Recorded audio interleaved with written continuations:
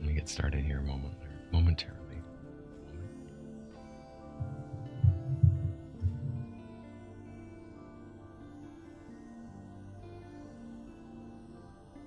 Okay, so I last left off fighting Lagon's trial, and I accidentally TP'd.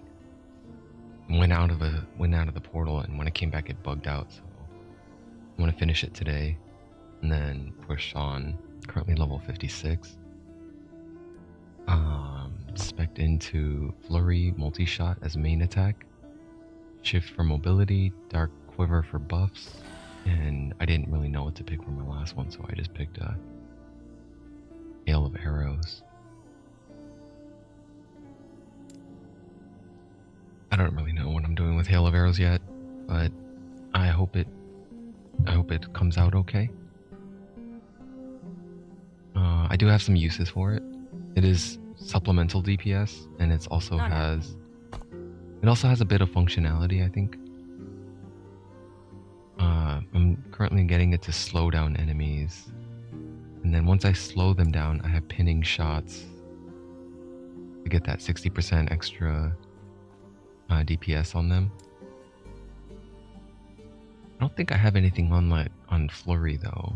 Flurry I didn't know what to do with for my remaining points, so I'm just dumping it into Adrenaline Rush for extra attack speed.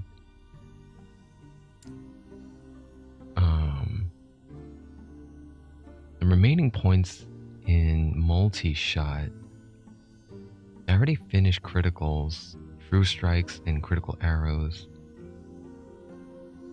I don't need more armor shred. I think I already have a fair bit of armor shredding. No easy way out is a possibility, but I only have 3 points left to dole out.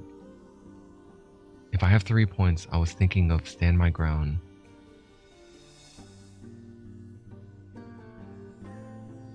And just put 3 in there. If you haven't moved in the past second, it deals 30% more multi-shot. Haste is also nice for 2 seconds, because currently my haste is only 1 second long. In any case, I think what I have now should be good enough. What's my crit chance though? 73 attack speed. My attack speed went down when I switched over to the longbow. Increased bow damage, 161. It dropped. It used to be higher. It used to be at like 189 or something. And then bow crit chance is at 29%. Dodge has also dropped. I'm not doing so well in terms of survivability. I don't think it's very viable, but I hope it's not too late to pivot and to respec. I think this game is quite forgiving in that regard, that I could just respec and get more survivability. It's over here, isn't it? Temple of Lagon. A bit of a ways to get there. The good thing is there are more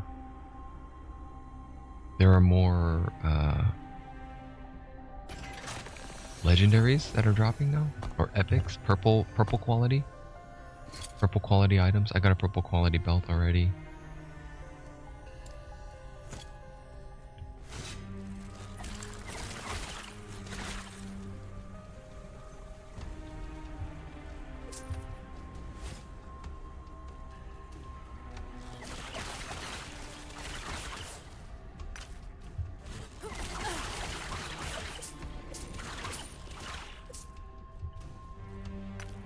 The other problem I'm having is I can't help but look at all the rares that are dropping, to examine the affixes and seeing which ones I can pull. I'm starting to think that it's meant to not be as big as a concern. Like, I'm pretty happy with. The only thing I'm not happy with is a ring right now. Chance to bleed. Increased damage while daggering. Hang on. I'm looking for a 10-2 for the opal ring. Keep my eye out for that.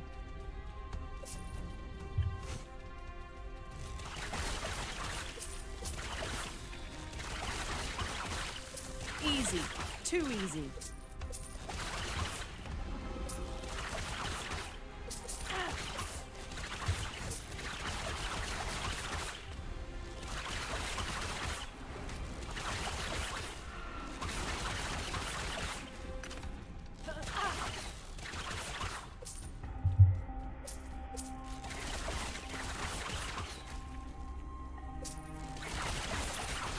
Copper rings are also pretty nice. I'm looking for, well, that's in a 47 percentile. It could reach a 50% critical, increased crit chance, increased mana regen, dodge rating, and poison resist, and 19 forging potential. I might be able to use that actually. Freeze rate multiplier, minion, lots of rings I'm seeing here.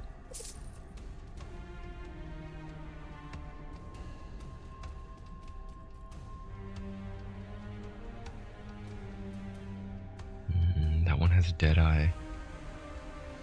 Attack speed, crit chance.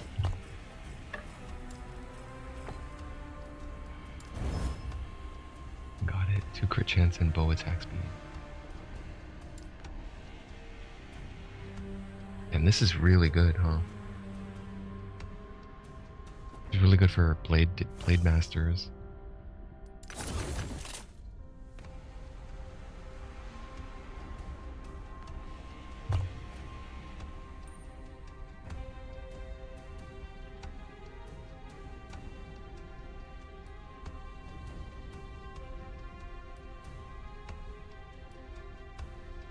It's not that much better, but let's go for it anyway.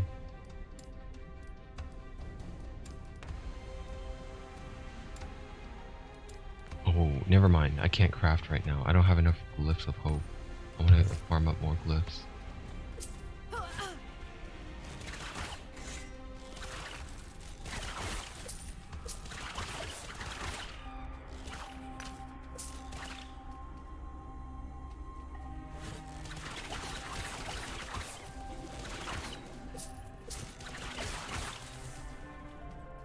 Alright, Temple of the Depths.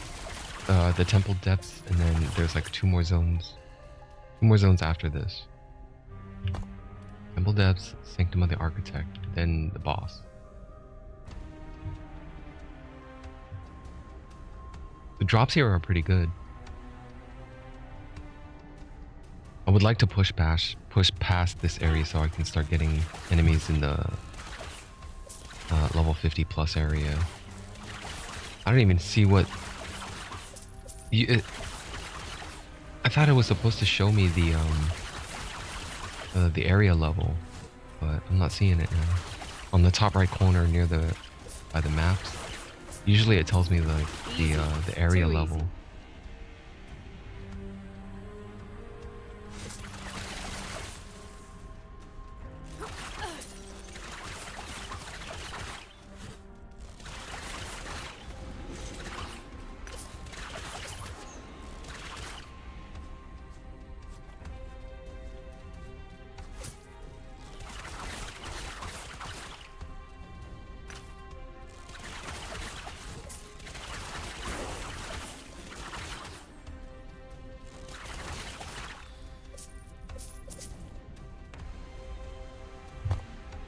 57. I finished Master Archer. Finished Death from Afar.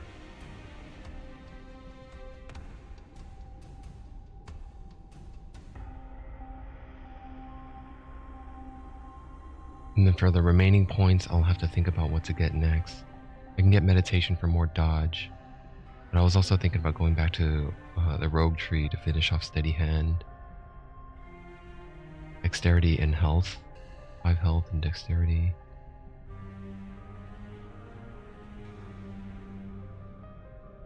Dodge and Parry and Thief Guard. Those are pretty important ones for survivability. Everything else here doesn't have any sort of survivability. So my only choices for survivability is to finish off Thief's Quiver. Actually, Thief's Quiver is pretty good. I might pivot and do that one.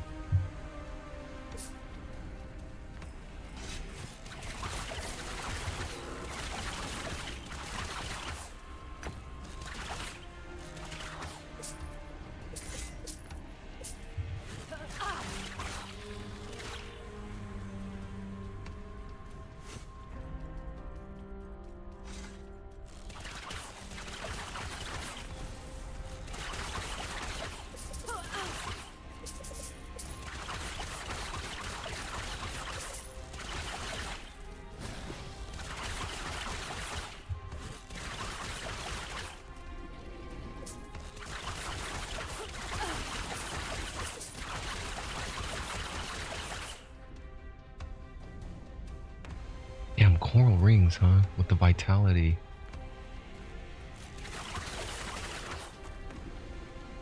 Minion health, increased physical damage, poison resist. That's probably, man, that's probably better than my 5 dexterity. I gotta drop the minion health is what's holding that one back. There's a 44 copper ring, but it's got other bad stats. Intelligence, I don't need.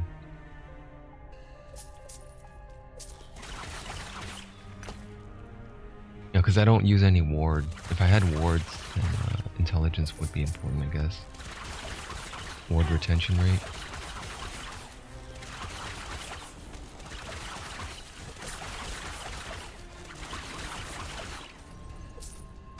I'm trying to get above. I would like to get back above 700 health, though.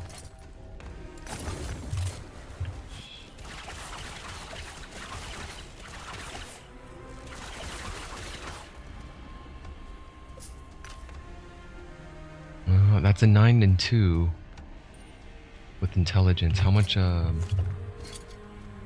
22 forging potential.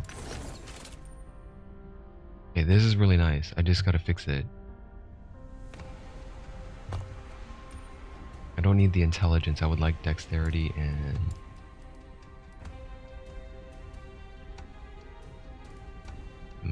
critical strike chance, physical damage, or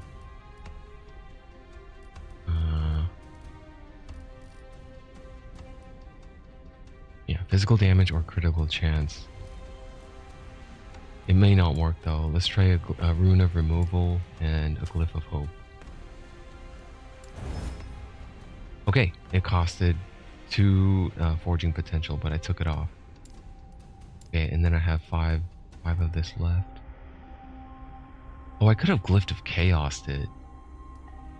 That was another chance, but I mean, then it would cost it a forging potential.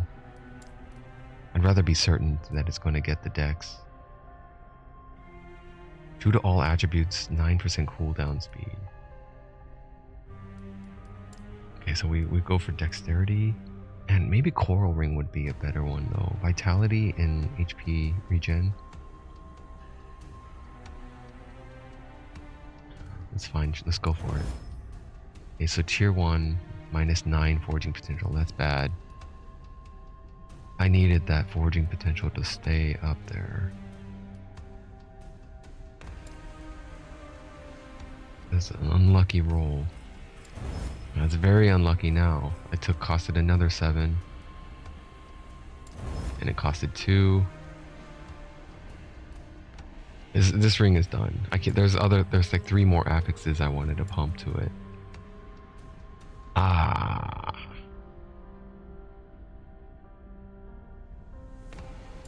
And there's the last 2. Okay, it took it all just for that 6 to dexterity. Well, I mean, I could still use it. It's missing a lot of other stuff. I wanted increased physical and health and dodge rating. So now if I swap it, I'll get more dex and I'll get 2 to all attributes in the cooldown, but I lose the dodge rating. I'm using it anyway.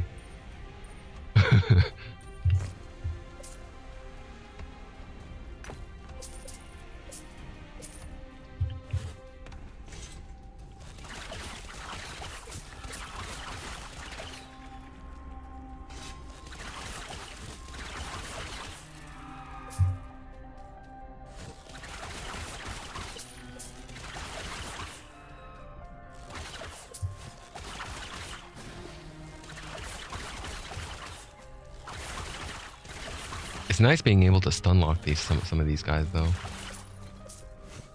Alright, here we are, Sanctum of the Architect. I don't need to farm out the whole area and do a full clear. I already full cleared it yesterday.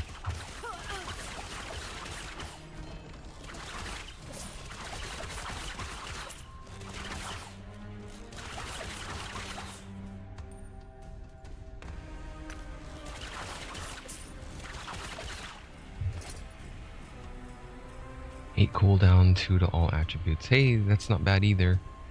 Spell damage, elemental overtime, endurance, and critical avoidance. And it's got 20. I could replace this one. But there's a lot of things I need to tweak on it. Let's see if I could just chaos it and get myself up there. So that's a tier 4 spell damage.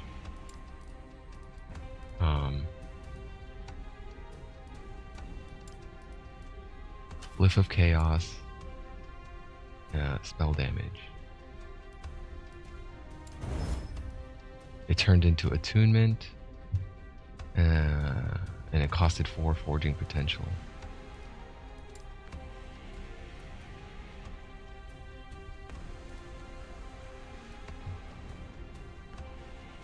And why can't I change the elemental damage over time? Oh, it costs an elemental damage over time shard, and that might be it. If I don't have, let me see, elemental damage. Yeah, I don't have it. Okay. Well, now it's attunement, and I can't push it any higher than tier 5. I was hoping it would re-roll into something I could use. Critical strike, physical damage, dexterity.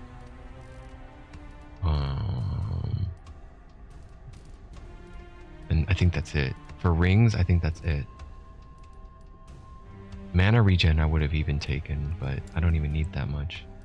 Alright, well this ring is kind of screwed, so I'm gonna shatter it. Take back the critical avoid, try to take back anything I can here. Critical avoidance. I only got 1 attunement shard out of that tier 5. Isidora's Revenge, level 39, Necrotic Penetration. All the set pieces are necro stuff. I don't really appreciate that. I have not seen a single set piece that is not a non-necro piece. Everything else has been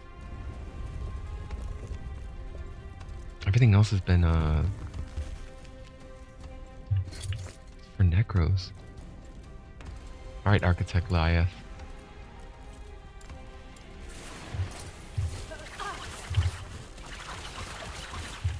Shoot.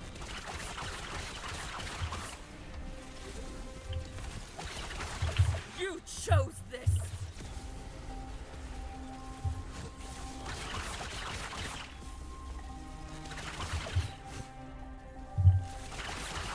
Lost.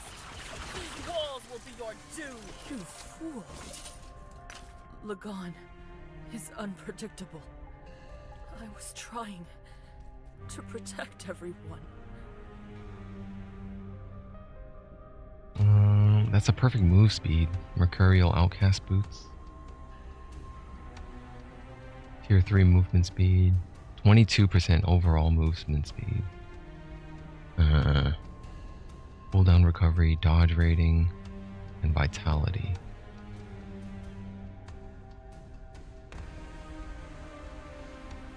Yeah, my dodge would go up quite a bit there. Let me grab those.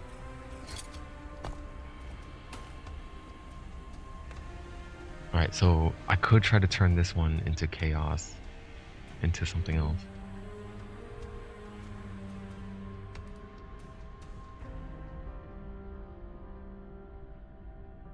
Yeah, it's superior in terms of dodge, and it's only got like 23 less armor. I don't really care that much about armor anyway.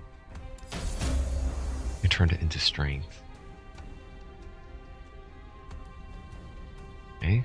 Keep going. Turn it into something else. Minion dodge.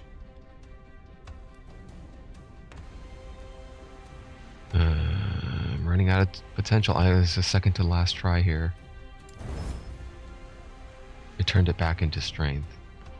Now I can't do anything with it. Strength increases... It doesn't do much for me at all. It increases armor.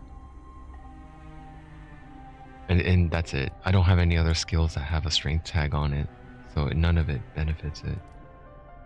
It's kind of bullshit though, because any sort of bow user in real life needs a balance of strength and dexterity. If you don't have strength and you're all dex, you can't physically endure pulling on a bow on like a, you know, a big ton or whatever, a big pound bow, 250 or 300 pound bow, the draw strength of it. You can't fire off that many shots before you're just tapped out. Anyway, that was worth a try. I could still keep it and roll again at level 58. Next level, I can roll it one more time. Jade amulets, moon daggers, trident, farwood quiver. That would be pretty nice if I was a cold elemental. I was thinking about running cold elemental as well, but from what I can tell here, there aren't that many opportunities to... For skill-wise, there's not that many opportunity to go into it. The only other opportunity is in the Marksman tree, and that's elemental arrows here. And that's lightning and fire elemental. Like, what if you wanted to go cold? It's shock and ignite. I think there was something else here that says cold, fire and steel, arrow storm, missile mastery. No, there's no passive or skill that changes it to cold. So it seems like if you wanted to go archer, marksman, there's not an opportunity to change into cold elemental. I mean, there is here for certain other skills, just not for flurry and multi-shot. Let's see, does the multi-shot have any? Rain of Arrows does. Crystal Arrows converts it to cold. That's fine, but if you don't have the passives to back it up, like these passives right here, Thorn Fletcher, Elemental Arrows, those buff fire and lightning. So if you're using Hail of Arrows and trying to go cold here, you're not getting the support from the passive tree for Elemental Barrage, Storm Fletcher, Elemental Arrows. None of that benefits cold damage.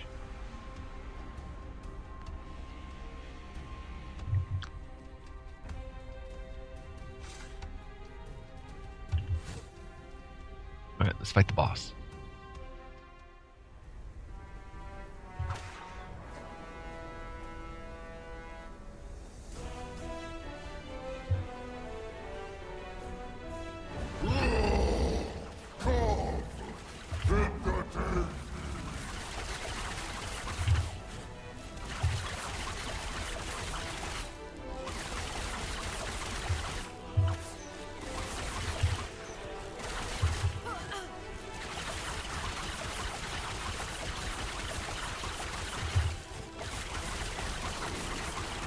Am I supposed to do something about... Shoot, man, I can't figure it out. I'm so dead. My only hope is to leech back the life that I lose every time I take a hit. And it's like not even that fast, my life leech.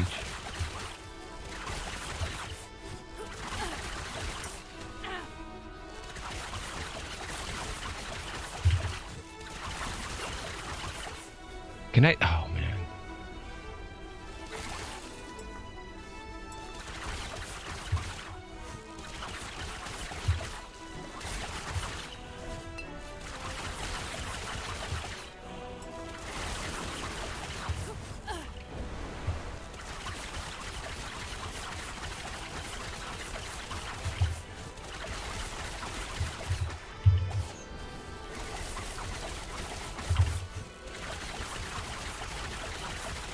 Can you survive my scores?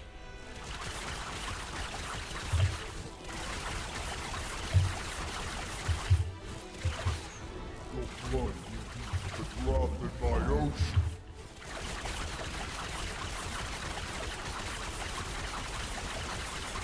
Enough! I am grown tired of this. Your skills entertain me, and for that you shall live. Now, why have you come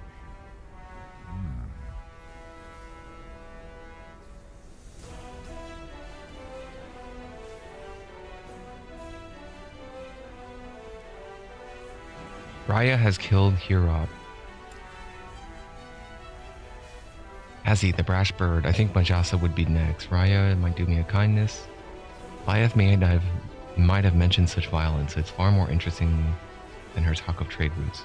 Will you give me your blessing? The lance of Hirop? His lance? So he finally brought it out again. And he gave it such a tiny mortal. How entertaining. You're an amusing little thing, traveler. You may have my blessing. The god stares down at you impatiently. You don't seem concerned about Raya, should I be? Even the temper would never reach beneath these waves, but that bitter snake Majasa she is exposed in her deserts. I have no doubt she'll be next. That would be a shame to miss. And Lyeth? I had to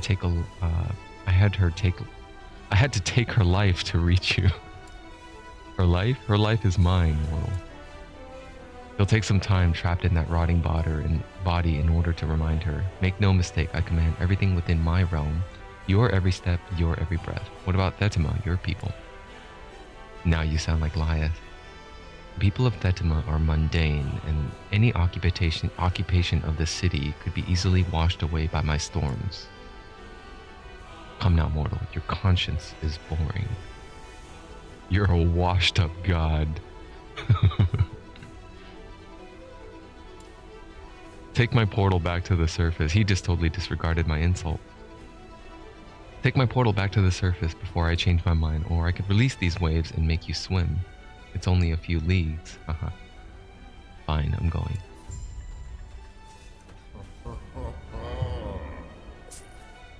No epics? A lot of caster stuff. Crit multiplier quiver, huh? What's the range on that? 30%? Low physical damage is nice.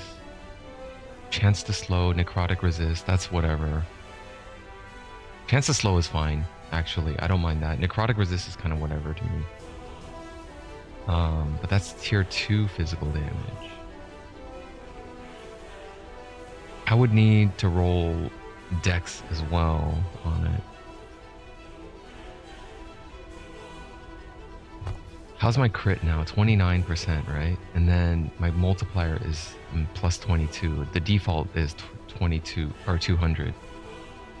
So I only increase my crit multiplier by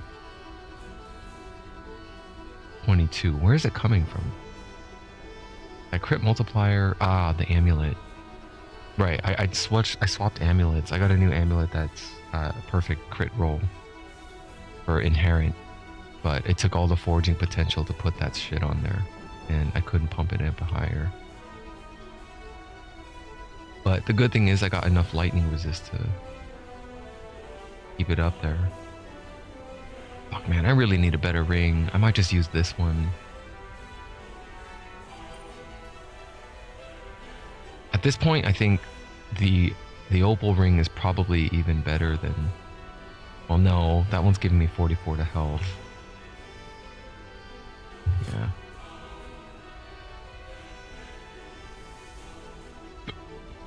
Hunting knife? That's a new dagger? Level 44. Okay, I'm out of here.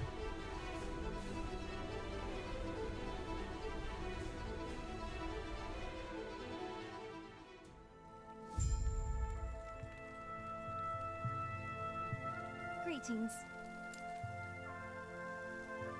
I may use that yet. Not sure. Not sure if I want it right now.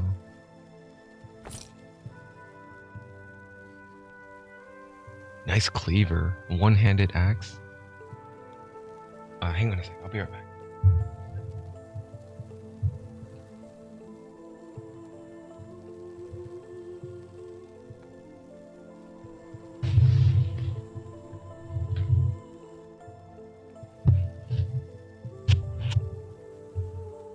Okay, sorry about that.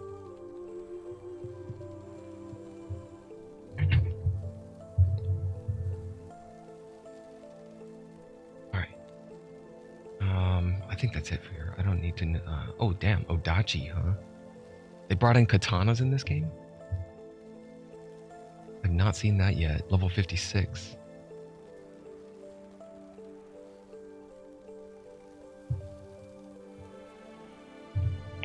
Ow.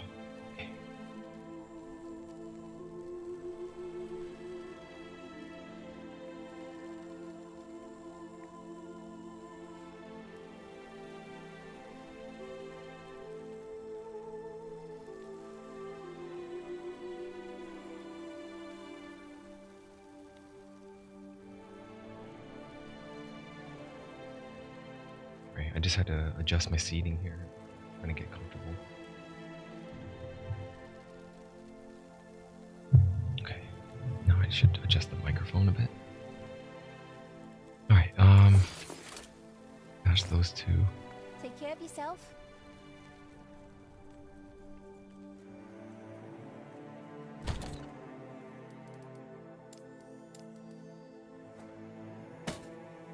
Actually, no, I didn't find only necro stuff. This is a primalist, I think. Or mage. This might be for mage, actually, this set. Elatria.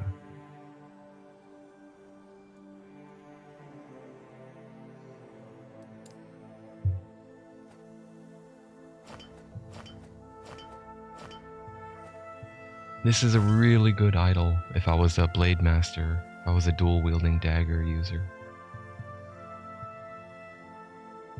I would imagine bleed is pretty damn beneficial for daggers. There's probably a lot of for blade dancer. There might be a lot of bleed stuff.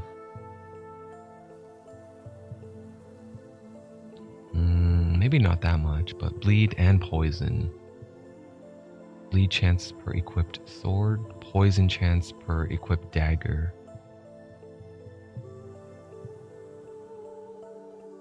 Increase melee attack speed while dual wielding. Increase damage while dual wielding. You gain a bonus while dual wielding depending on your weapon combo. Sword and dagger. 2 daggers, poison chance. So bleeding is mainly for swords and axes then.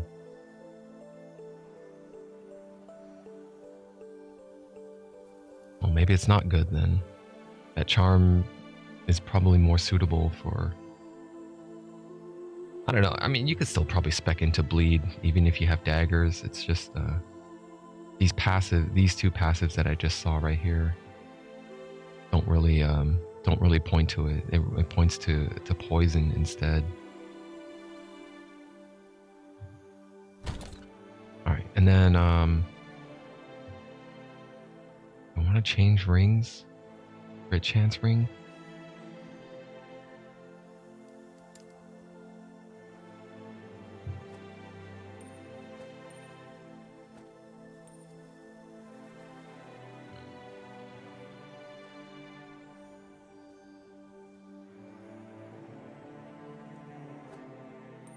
I'm gonna take a gamble here.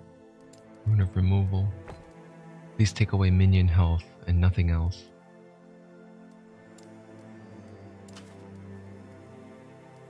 Glyph of hope.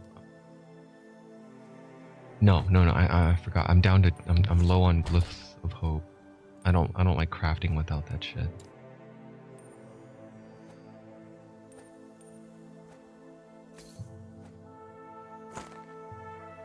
I could probably sell these.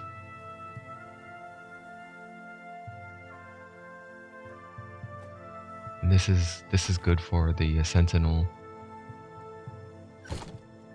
Well, maybe not. That has dodge rating actually. Dodge rating is not good for. I'd rather have armor. Speak with Yulia and Grail.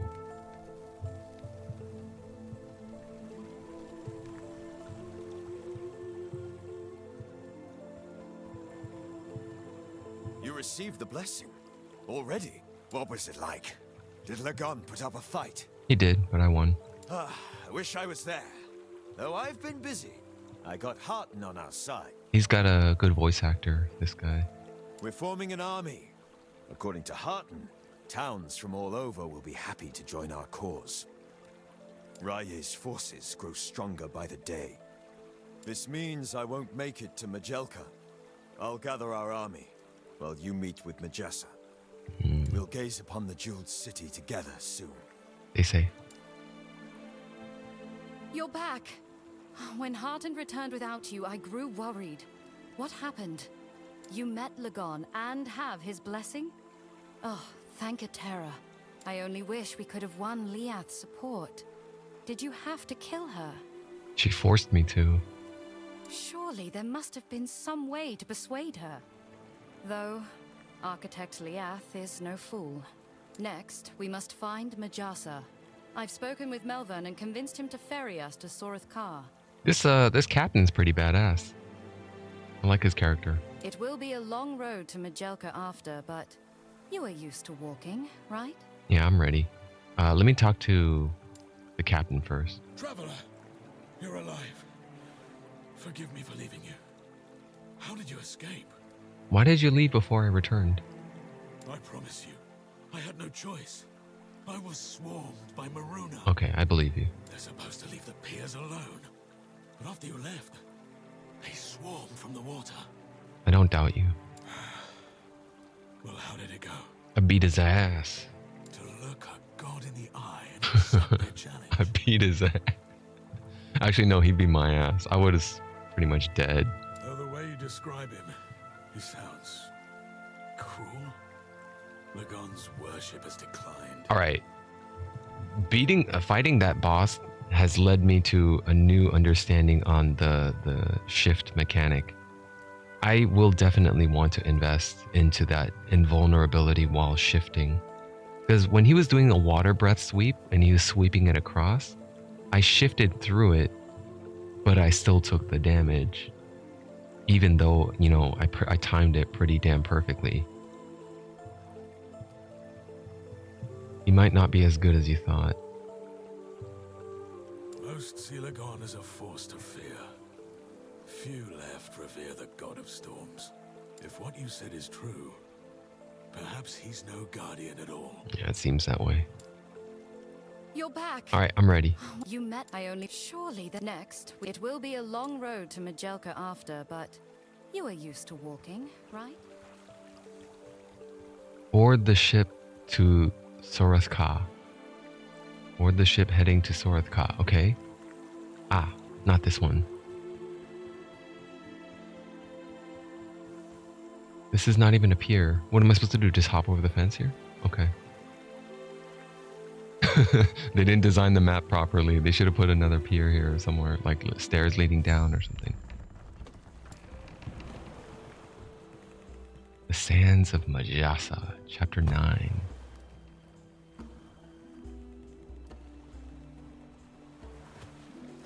Well, I was up there earlier. This is like near the beginning of the game. The Keeper's Camp, the fortress walls. Yeah, this is the beginning. This is where the game first starts in the old road. I'm just down here now. I appreciate this artwork. The map design and the art on the map is really well done.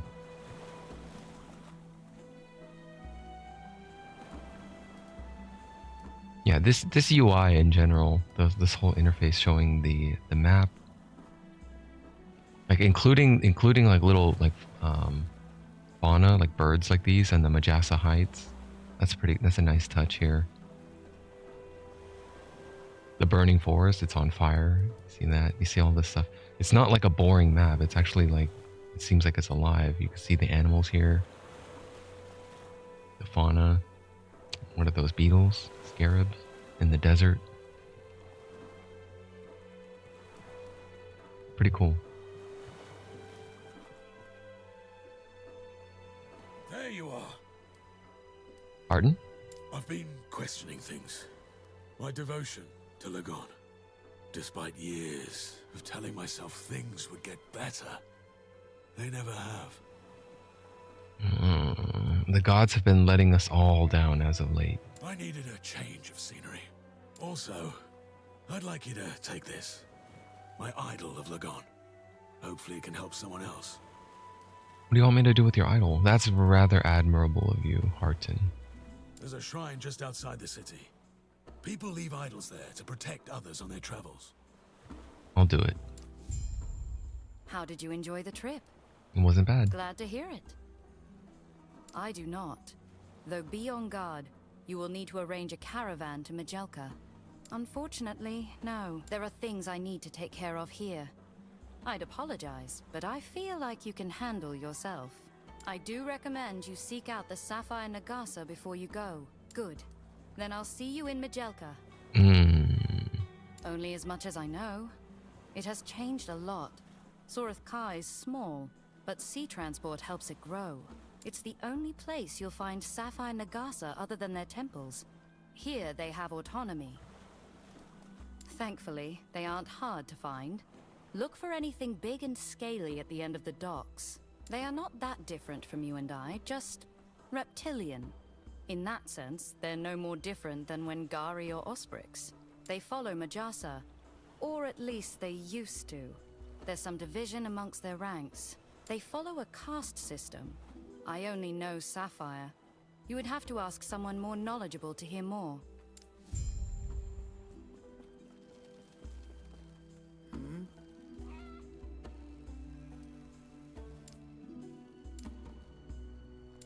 Farewell.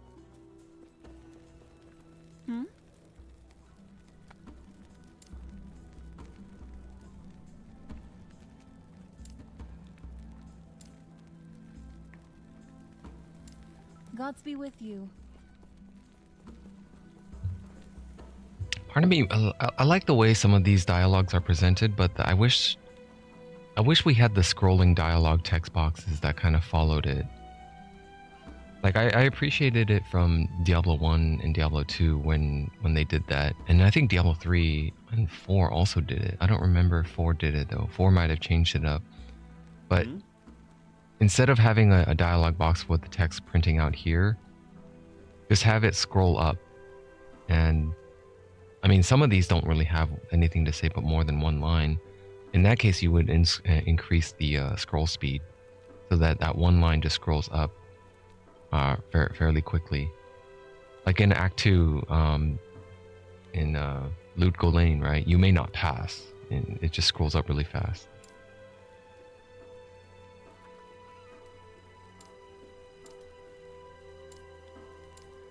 Farewell. Alright, I'm gonna check what kind of items they got. Can I help you?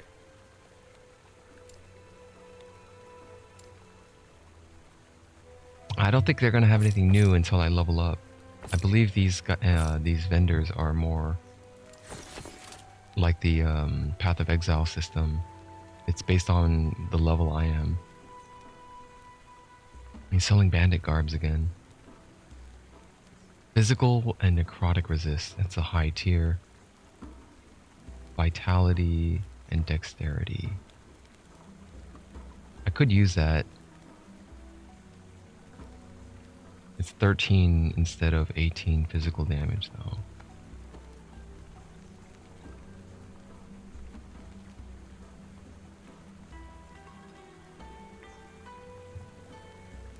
Three to 5. Northern bow.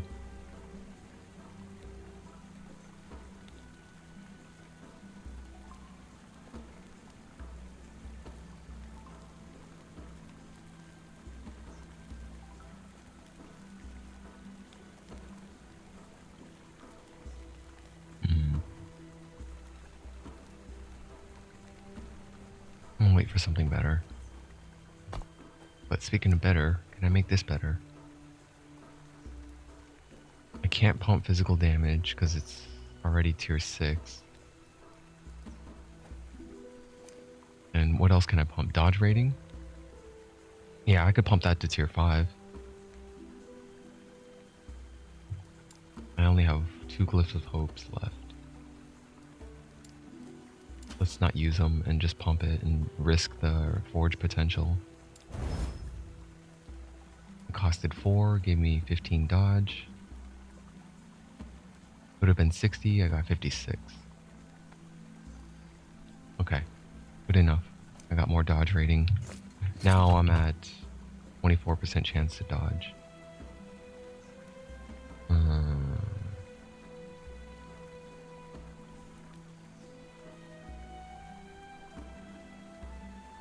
Everything else is forged out. I did get another crit chance and attack speed, so I could pump that one up to tier 5 now. And this one probably will be worth... wait. What is that? 4 to 4, 10. Okay. Glyph of Hope.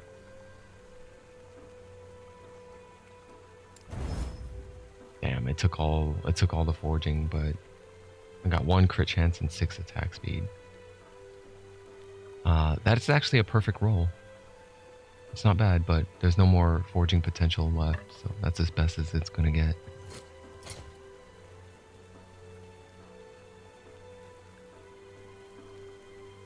Okay, so now my attack speed is...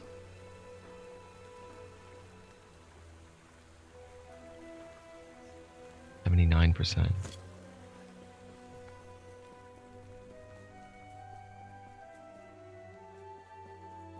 I'll head for the next objective.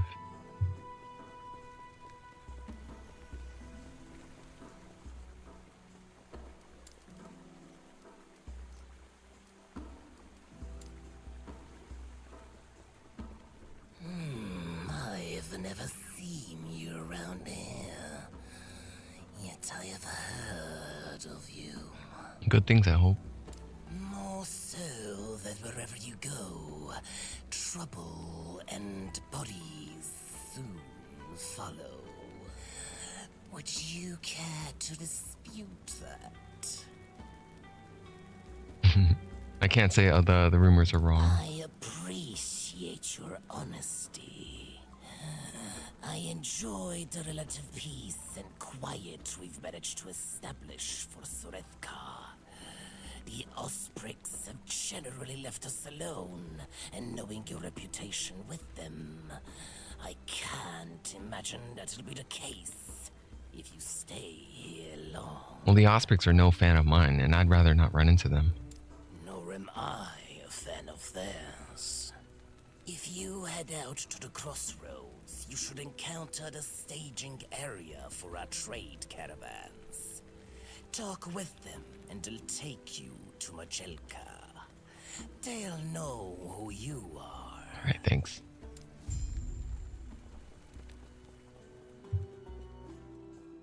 Yes?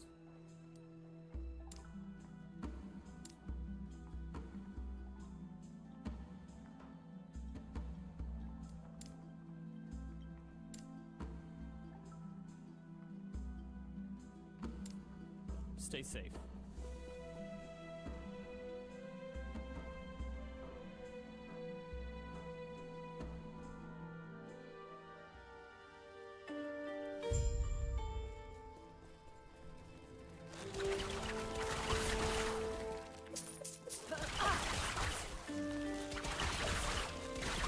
Ah, they're dealing poison damage here. What's my poison resist? 13. Death is imminent. That I'm still deathless, but it's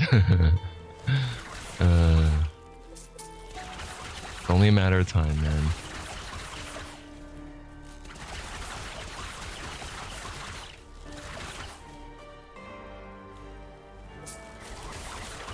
What are these, hyenas? What the hell?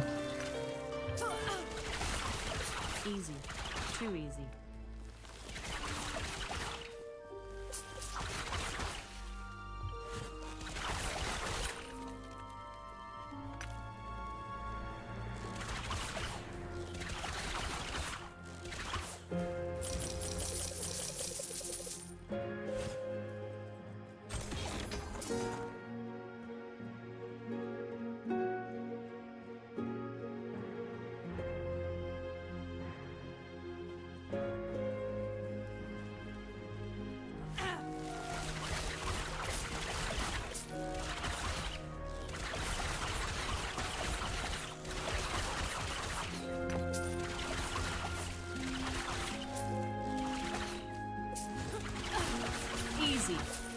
easy.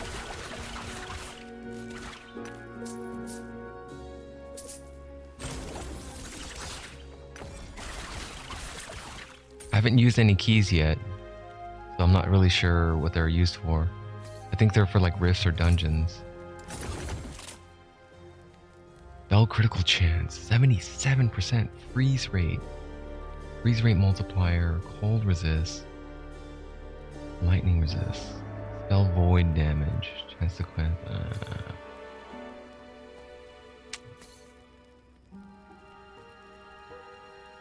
The freeze rate doesn't really synergize with void damage.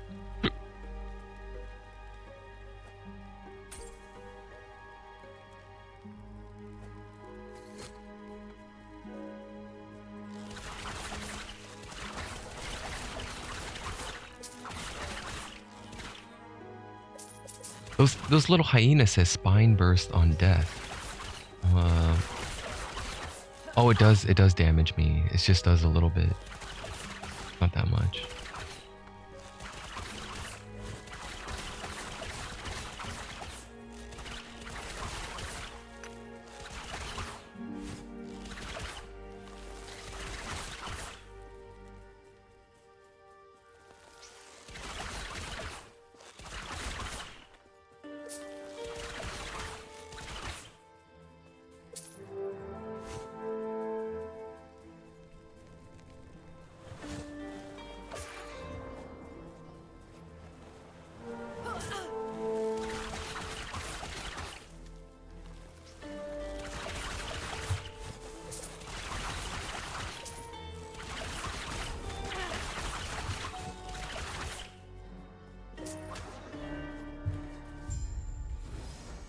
The shrine stands before you. The candles are lit, but it is lacking in idols or tribute. Place Harten's idol on the shrine. Okay.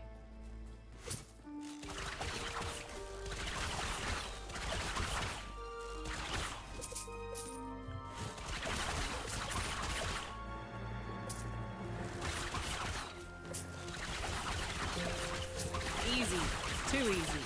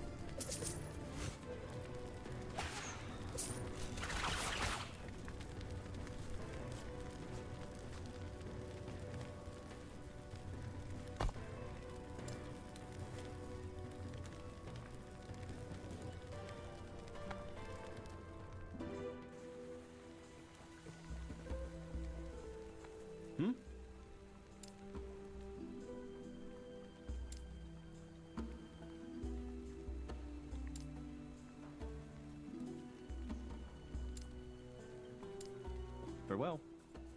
Hello.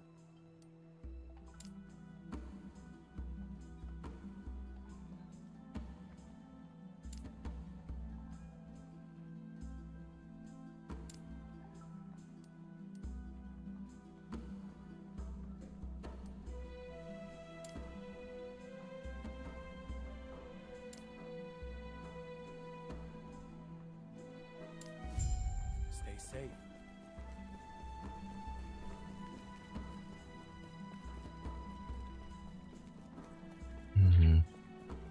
One of the things I do appreciate about these quests are they do seem a little bit more, they seem a lot better written than Lost Ark and World of Warcraft. World of Warcraft has some menial tasks that it's not really interesting to see those way the quest logs are written. But this one so far, All the side quests seem like they're okay. I can't believe the Ospreys would destroy the crossroads. Sorethkar doesn't have a standing military. They're here on Raya's orders. Is that what he wants? I wonder, have I been blind to it? Have the gods always been this way? I suppose you're right. I'm not sure. So much of my life was devoted to Lagon. And now, no, not yet. And I think that's okay. Don't you worry about me. I'll be fine. Things will turn out how it's supposed to. I suppose dodging Osprix is off the table now. Fortunately, there's another path, but that puts us in Scalebane territory. They're a group of glorified bandits, organized.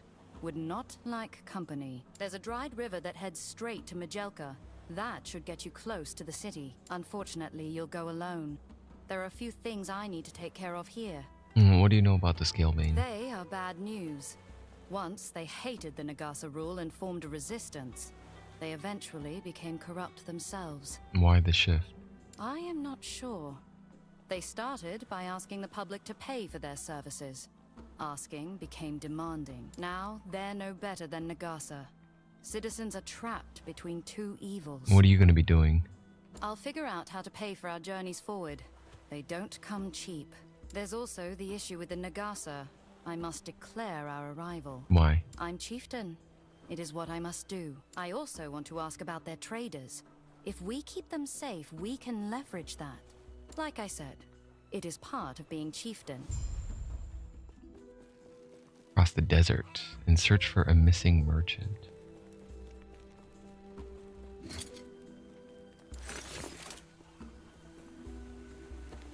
Can I help you?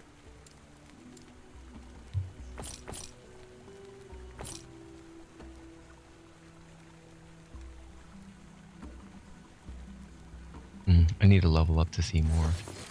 Not happening.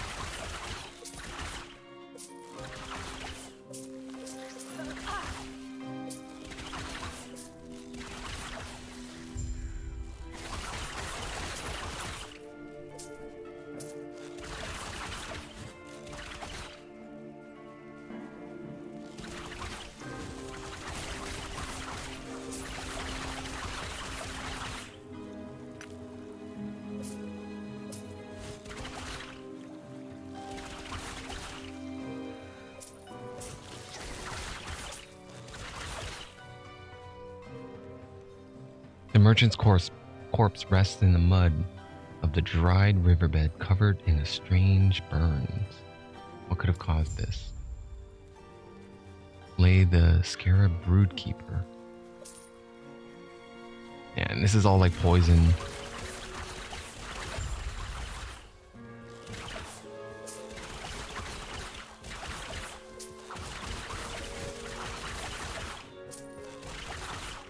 Like the dead merchant's delivery to Majelka, across the Majasan desert.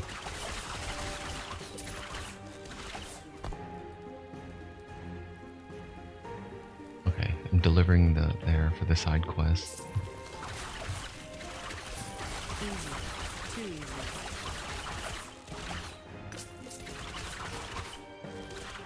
Silver ring. No, I can't use that.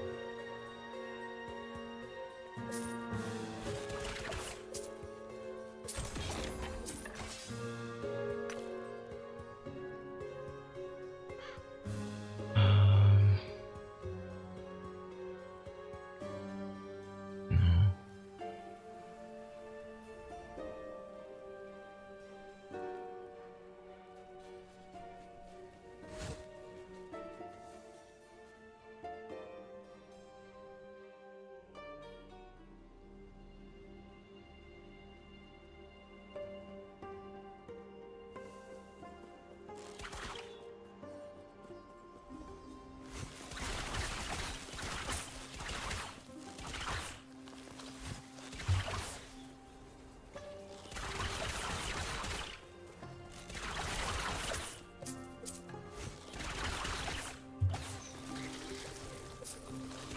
Easy.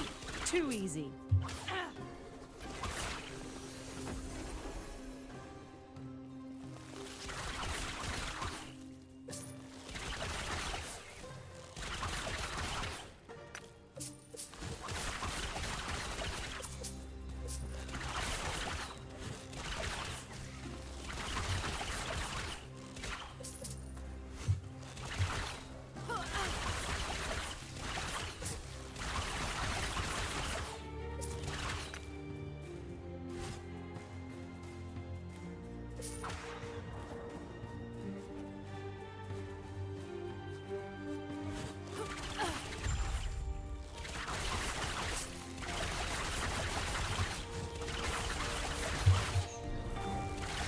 Whoa! What the shit? I'm dead. I'm so dead. Oh my god. Oh my god. That's a crazy ass move, huh? You got a little poison tornado on you. Not so hot now, huh? Not so. Oh man.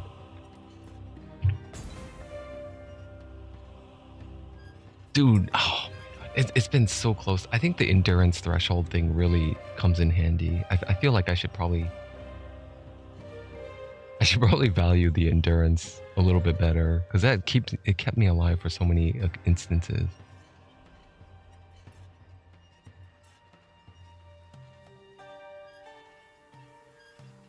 I mean, I could have just bursted his ass down. I could have just stood still instead of running. Sometimes it's probably better to just stand my ground. Thank you for the assist there. I was in a bind, and you got me out of it. I won't forget it.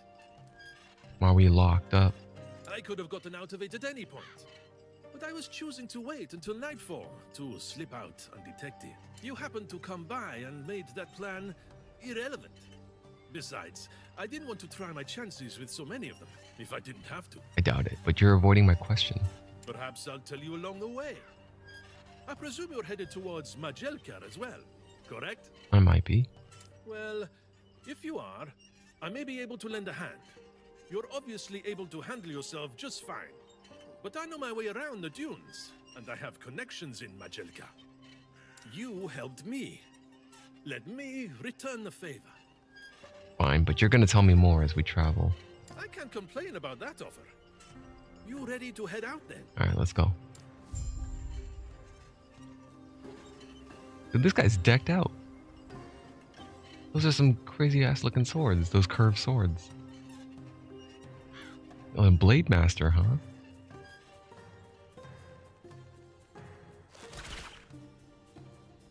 The Scalebane were never meant to be common thugs. The Scalebane used these to stage ambushes on people and trader caravans.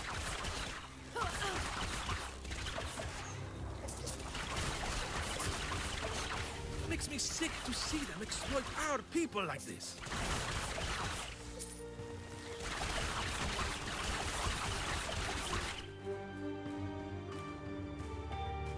Damn, that's a high crit chance.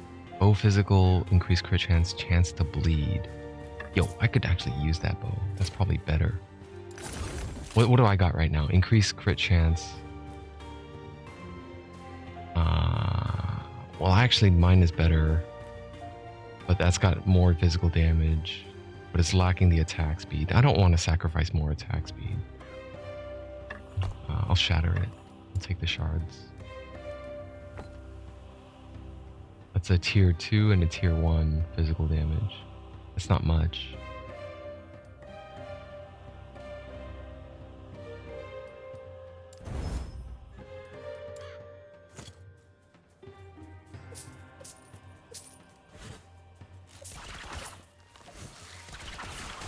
Yo, this dude's a rogue also. He's got that shift skill. The same shift skill I got.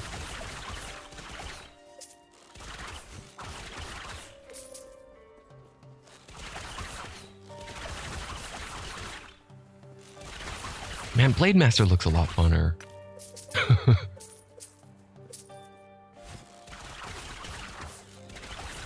But, I mean, Marksman feels a lot more efficient. In terms of kill speed and clear speed, I think it is better in terms of that.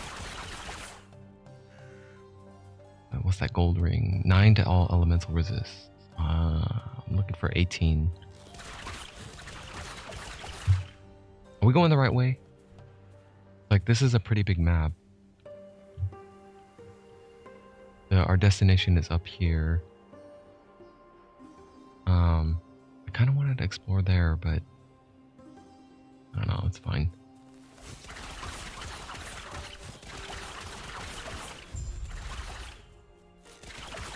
Enter the tomb hidden among the dunes. Zarek, you want to go in with me? I'm going in. I got a skill point to level up here. Hail of arrows. So I already got max frailty, max volley, blot out the sun, steady. I didn't get steady. I'm getting pinned down. I want everyone to be slowed when they're in the hail. It also shoots a barrage. It costs too much. This already costs a lot, so I don't want to get that.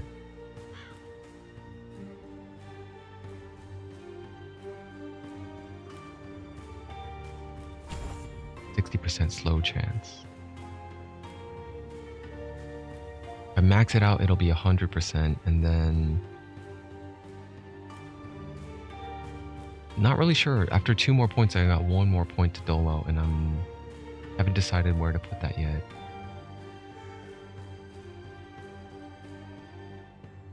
I would like to get this. It's just I don't have anyone. I'm a solo account right now, so I'm never going to use it. I won't party with anyone. These tombs supposedly hold untold levels of wealth. Yo, so I could have missed you, and I could have went in here first, and then he wouldn't have had those dialogues. It's nice that he came in here with me too. Look at all the shiny gold on the ground. Look at all that. Look at all these coins glittering on the ground.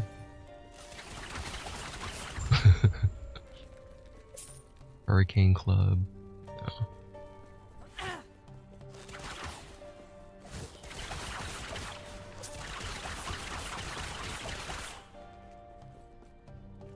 A gold elemental seems to be guarding an ancient Nagasa relic. Someone in Majelka may know how much it's worth. I'd love to clear them out at some point, but we've got far too much to do right now. Well, we're not done yet. There's more to be explored here.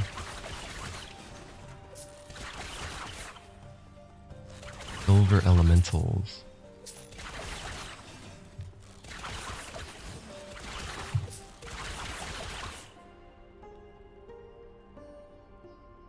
That's a +1 to Dark Quiver. Health gained on glancing blow. I'll stick with my current helmet. I want the dexterity.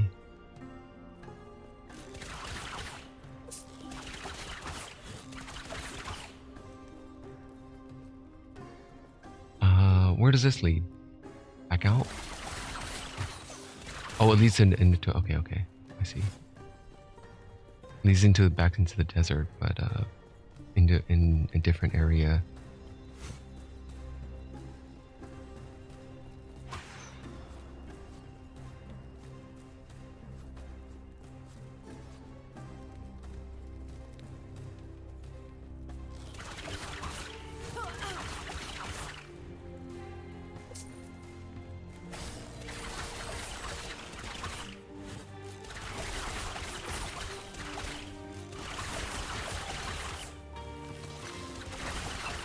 God, that poison almost killed me.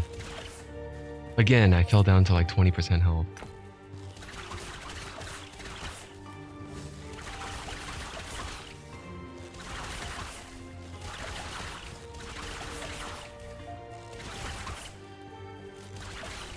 Opal ring. It's a 9 cooldown, 2 to all attributes. That's good. That's what I'm looking for. Dodge rating, lightning resist. I could use this. It could replace this one, but I just gotta crank in a lot of dexterity to it. 19 foraging potential. I only have 2 glyphs left though. I would probably put dexterity and crit chance or physical damage. I have 14 physical damage shards. Crit chance I have 10, and dexterity I have 16. But first I want to get more Glyph of Hopes so I can preserve forging potential. Because whatever I put on the 2 prefixes slots here, I would have to crank it up from tier 1 to tier 5, and then it caps out at tier 5. So that would be a total of 10 crafts. 19 forging potential is not enough. I would maximize that by getting more Glyph of Hopes, so it doesn't eat up forging potential.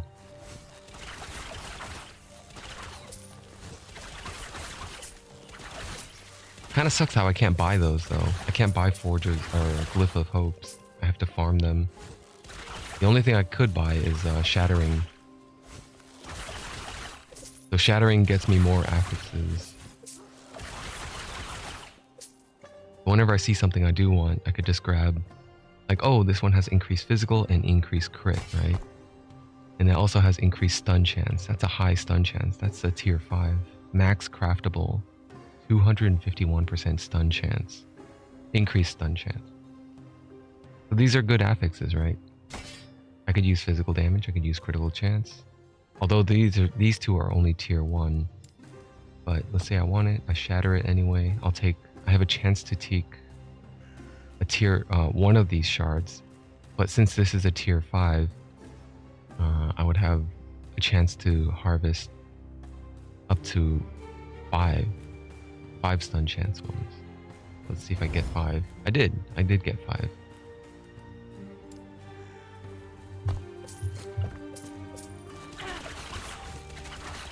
They don't deserve these statues. There's nothing to celebrate here. The Nagasa rule over their people. Do nothing to help them. The snakes in Sorethka are the only redeemable ones, but not by much.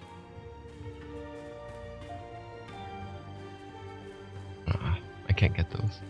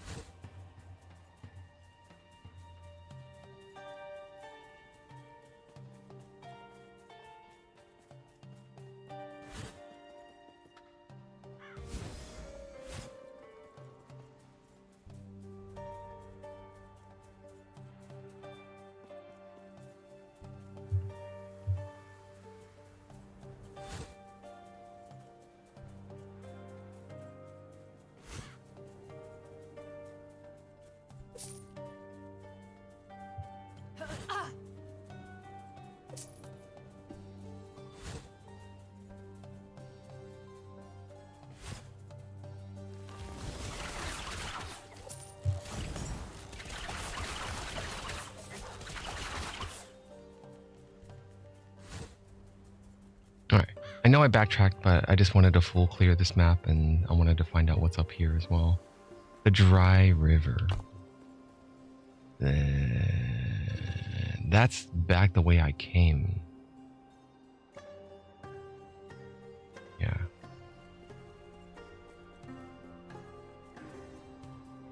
Kind of weird though, because when I entered this zone, I came from around the waypoint area.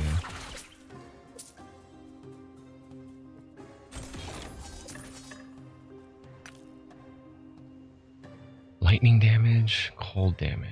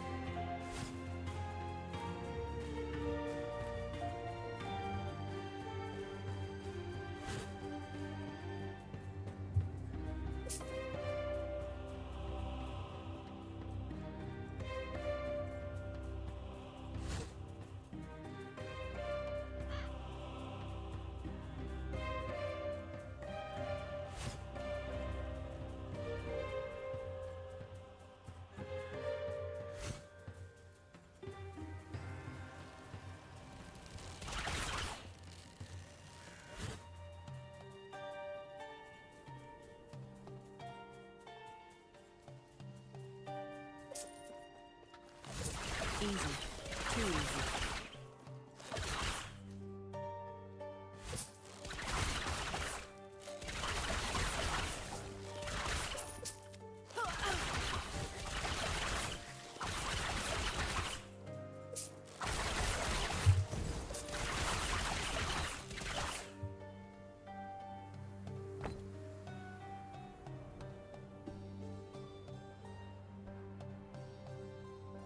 Damn.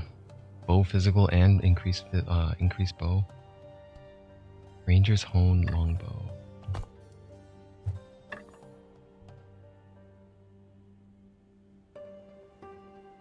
They're tier 1.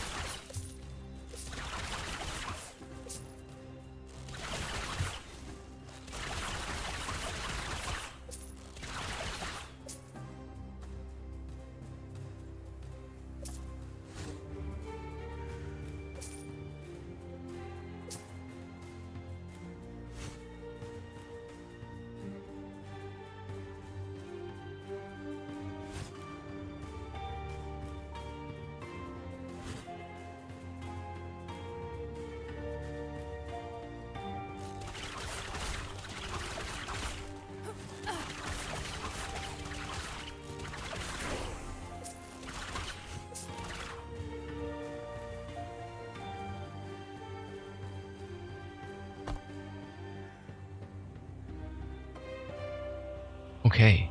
And you use a skill that costs 0 mana. I don't use any skills that cost 0 mana. Everything has a mana cost. Okay, so I can't get that one.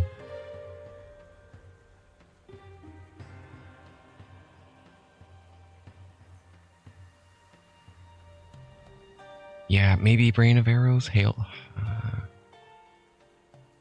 Arrow Storm? 3 seconds of what? Increased attack speed? Silver Shroud. When you proc Arrow Storm, you gain stacks of Silver Shroud. Silver Shroud is a buff that gives you a 100% chance to dodge the next hit. Dodging a hit with Silver Shroud consumes all... This is like Tailwind from Path of Exile. The Pathfinder, or not the Pathfinder, the Sharpshooter. Or the Deadeye perk, the Ascension Tree has something like this, Tailwind. But it doesn't build up as fast as Tailwind because I can only get a Silver Shroud every 10 seconds.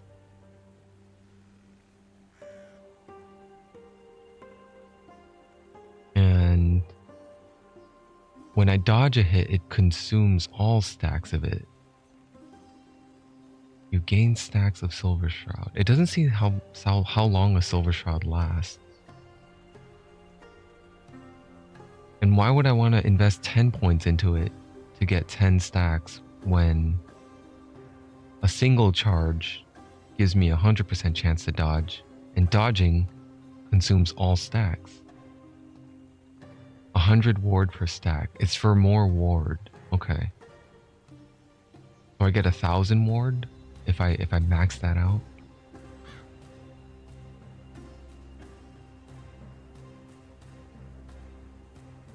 That seems pretty good then. But I don't have a lot of ward retention. That's another thing to worry about.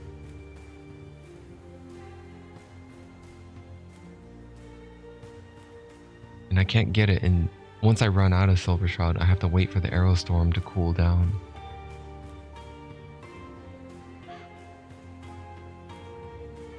Six points, 60% increased attack speed for 3 seconds every 10 seconds. I don't know about that. Adds a chance to cause a rain of arrows to descend upon your target when you proc Arrow Storm.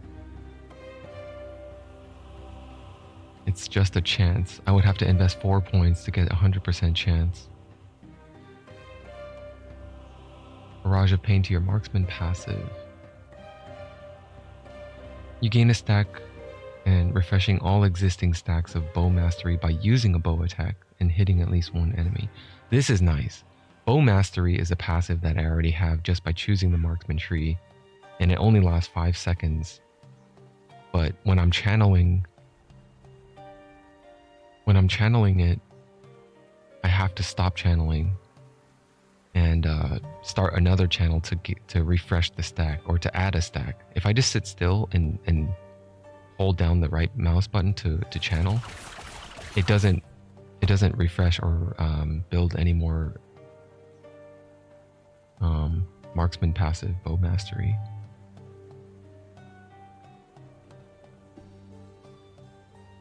Refresh all existing stacks. So you gain a stack. Using a bow attack and hitting at least one enemy refreshes that stack. And it's for, what is this for? Maximum barrage of pain stacks is 5.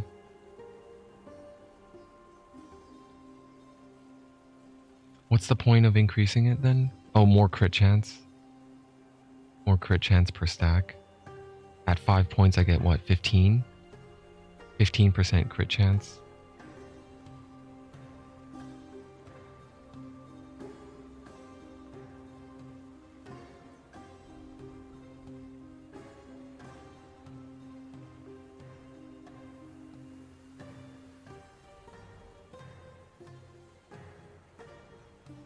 So,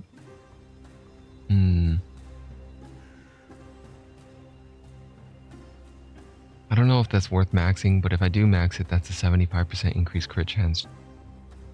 And I think I'm hoping it would allow me to just hold down the right click and to channel the flurry shots. And I would be able to just build up Bow Mastery innately. But I don't think so, because when my attack speed changes, and my attack speed does shift a lot, it increases by a lot the more I move and fire and move and fire again. But if I lock it down and I hold down fire, I don't believe the game allows me to change attack speed until I let go and then rechannel it again. It doesn't dynamically adjust my attack speed as I'm holding it down. It just locks it and it snapshots the attack speed that I have in place while I'm channeling it.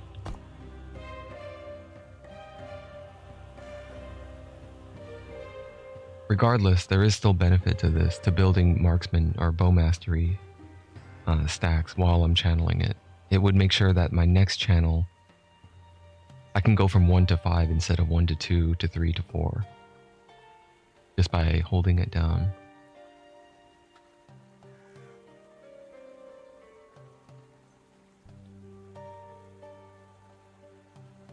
In theory, I don't know if it counts multiple instances during one flurry channel. So I would have to invest and check it out to see how it handles that. Perfect aim. Each stack of Bow Mastery with Barrage of Pain also grants additional critical multiplier and health gain. Okay, that's something I want. I want the health gain and crit multiplier. So it caps out at 15. And when I have 5 stacks maximum, that brings it up to 75. So 75 health on crit is nice. Plus 75 crit multiplier is excellent. I think this is what I go for next then. It looks like I won't be going back to the rogue tree to get dodge and parry, thief guard, steady hand, or thief's quiver.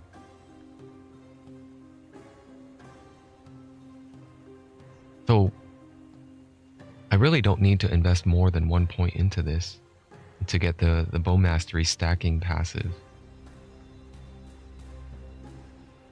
At least that's what it looks like. Any more investment into this is just more crit chance.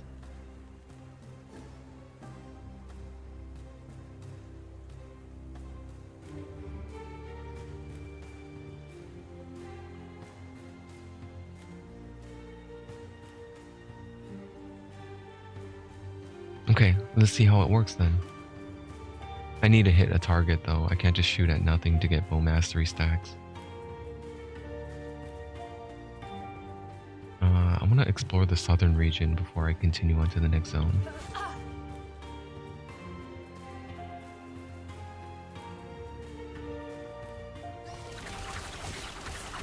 No, it doesn't. It doesn't seem like it. I can't just hold it down and get bow mastery stacks.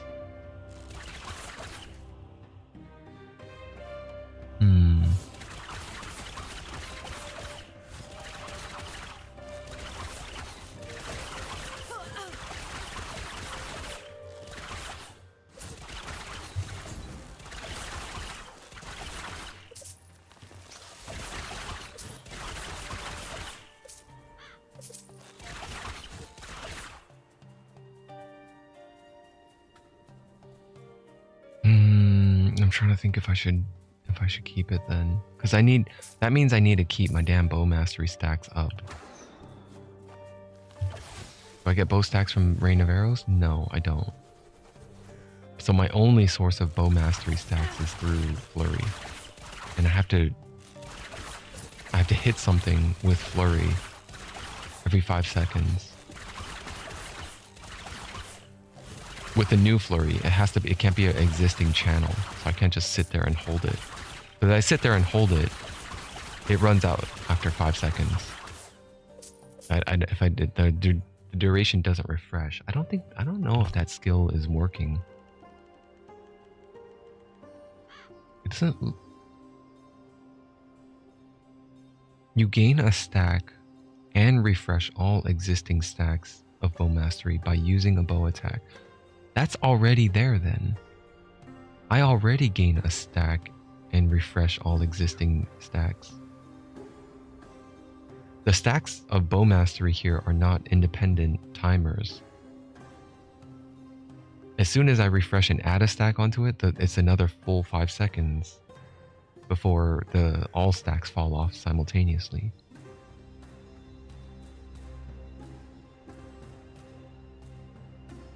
It says recently, so I'm thinking it confers to 4 seconds, not 5 seconds. That makes this less valuable. I really wanted it to work with the Flurry channel.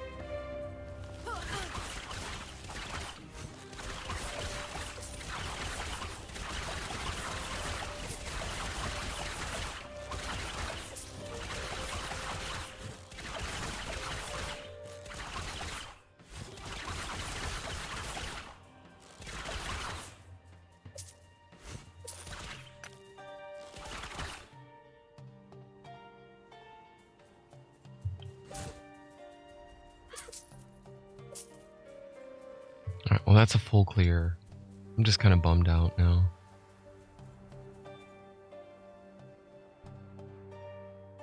Damn, I really wanted that to work.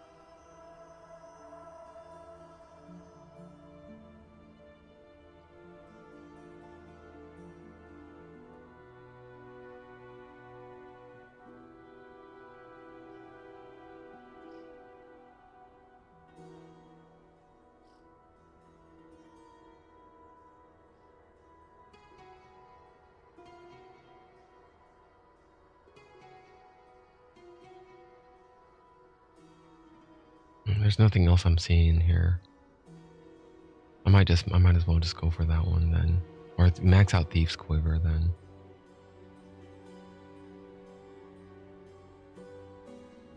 Yeah, this doesn't do anything for me right now. That 1 point investment at 5 stacks grants me a 15% increased crit chance.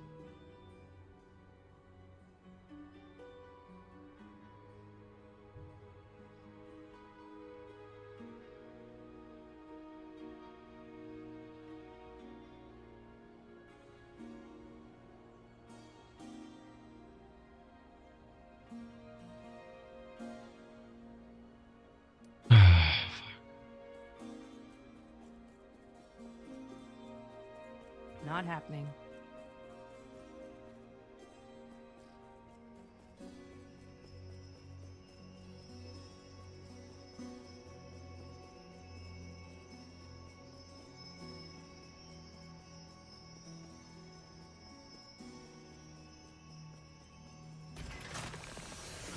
Fuck, man, I'm gonna look this up. Is anyone else talking about this?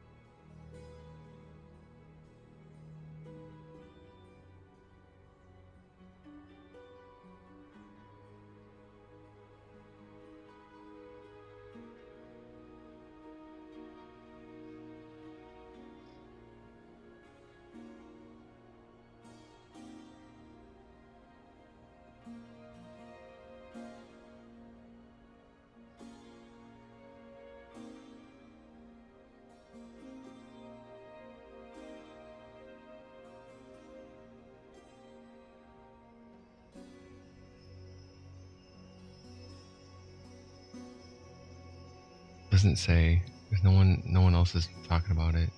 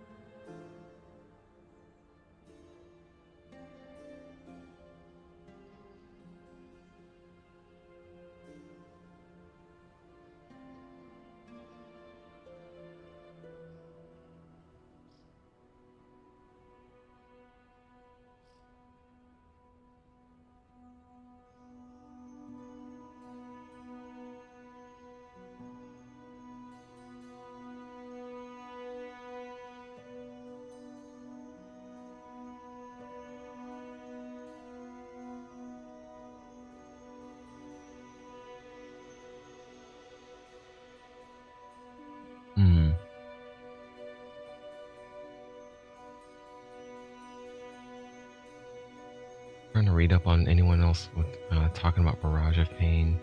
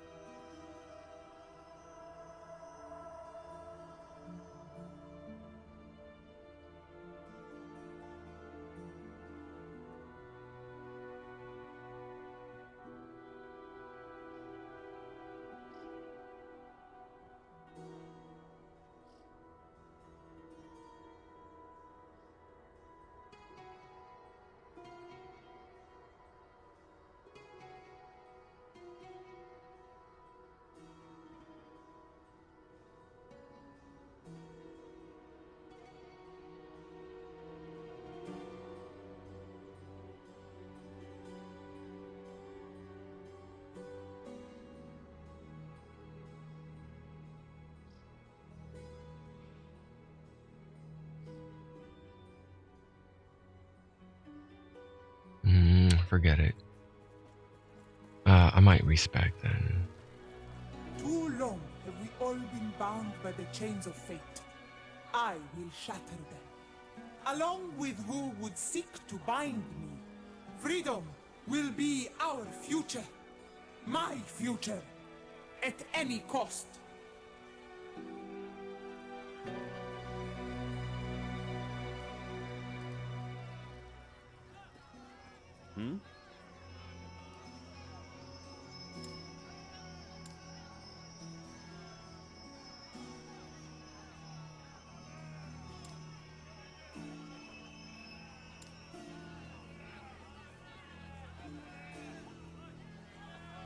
Can I help you?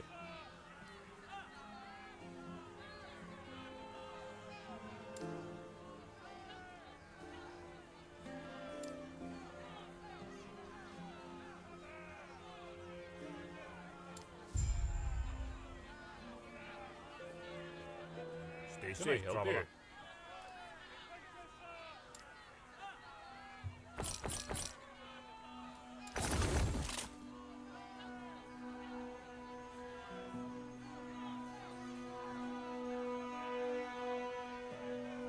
Yes? Hmm?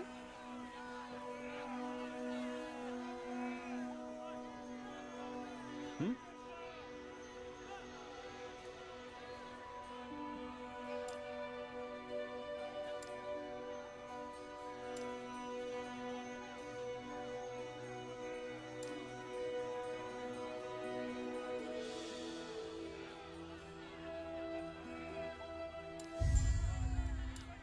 Hmm?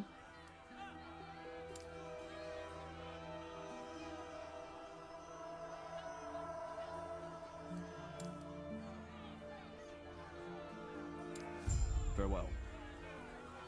No one is permitted inside the Temple of Majasa at this time.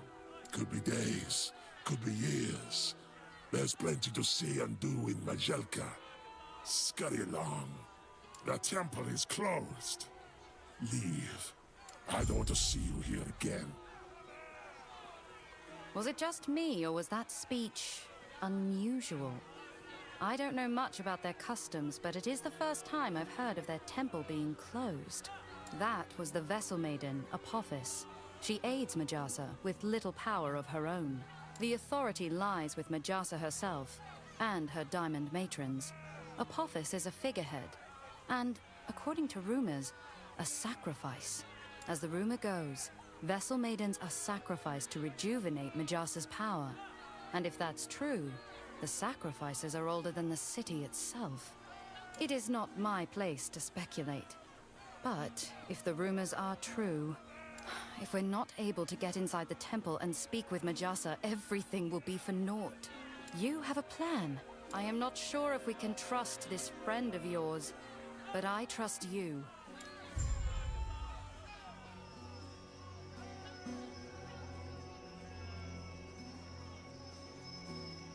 I overheard your conversation with the cute brunette over there. I might have a mutually beneficial arrangement. Given how you have no real connections here, I do believe I'm your only option. While I obviously appreciate it, I really need your help. Afterward, I'll owe you one. Deal! All right. I want you to help me take over the Scalebane. You've seen what they've been reduced to. They're nothing but common criminals nowadays. They were established to help people. But now all they do is prey on the citizens they were made to protect. They're corrupt. And I intend to fix that. A full rework of what the Scalebane stand for. Cutting down on crime and establishing ourselves as an organization that will fight for the common people. After that, I'd like to remove the Nagasa from the equation. They've always taken advantage of their people, and I'll do my part to stop that. But that'll come later, after we've given the populace a bit of hope. It's well within your abilities, I assure you. I've established quite the reputation for myself here, and I should be able to insert myself into the role of guild leader with relative ease. But we have to dispose of the current guild leader first. Absolutely.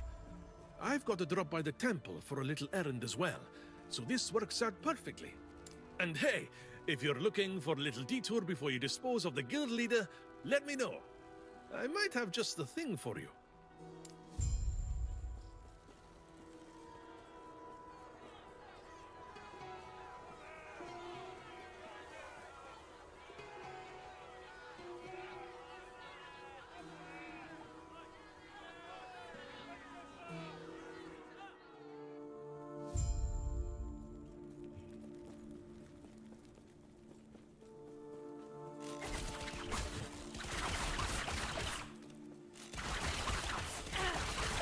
The hell? We're in the city here, and the lower district is full of bandits and shit and criminals.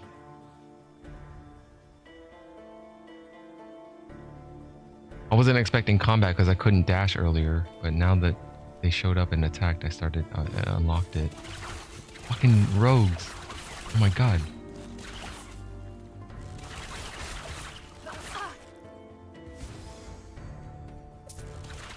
What am I doing here? Search the Oasis, Arjani, the Ruby Commander. Search for the contact hidden within the Majelka slums.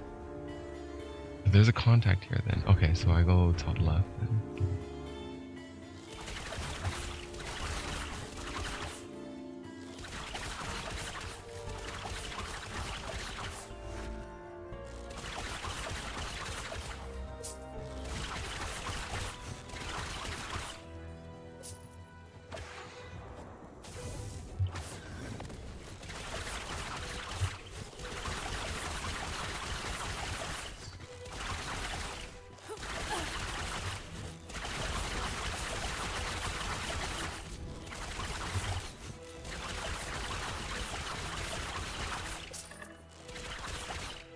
Belt.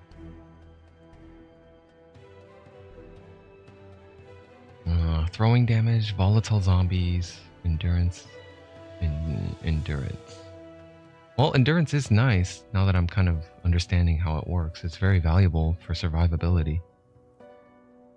But I don't want to give up my 86 physical damage yet.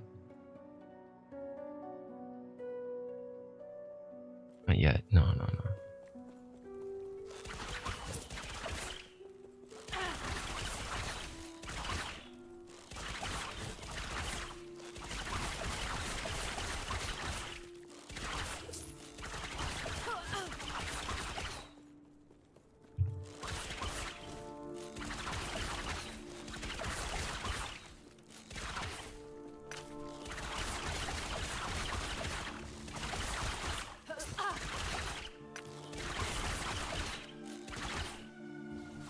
Bleed on hit with shurikens.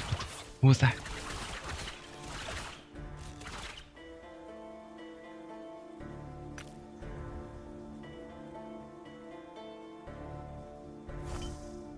Bleed on bow hit and bleed on shurikens.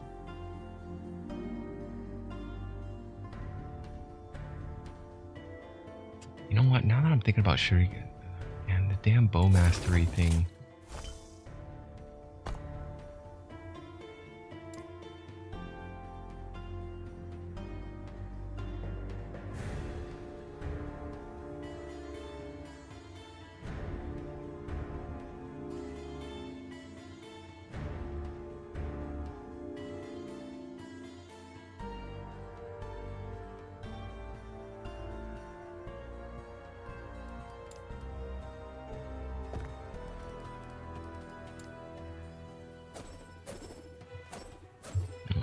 weak.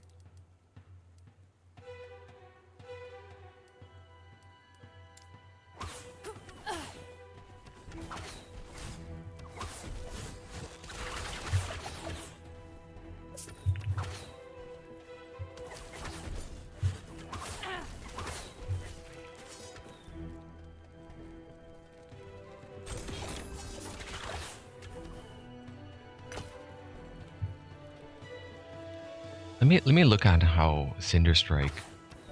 Cinder Strike might be a good way to.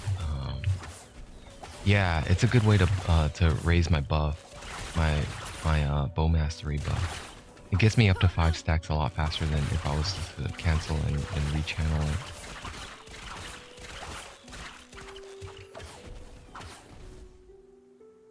it. Duration poison damage. Should pass on that.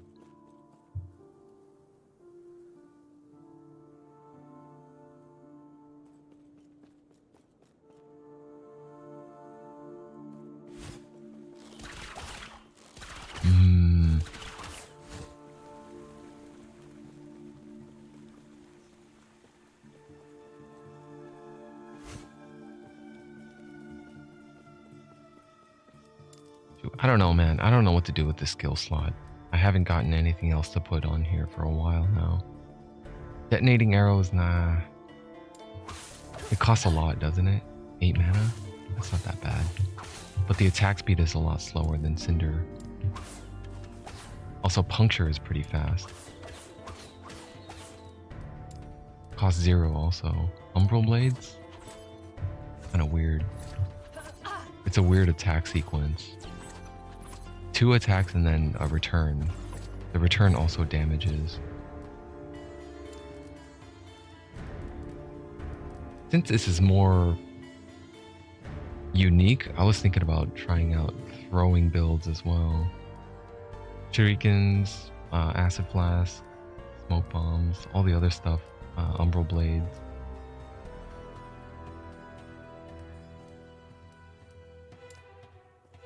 Plus the itemization and the passive that I've been seeing, a lot of the stuff has been like, it seems like it's pretty in depth.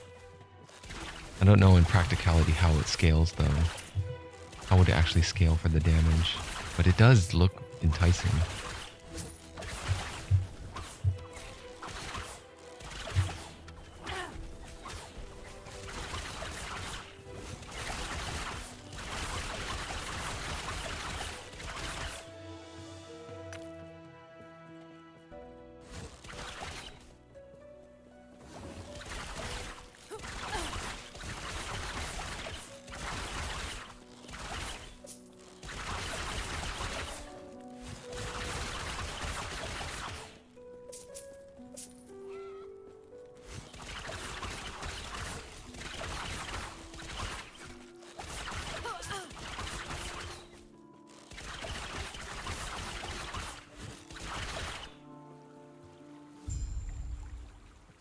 Find the Scalebane hideout.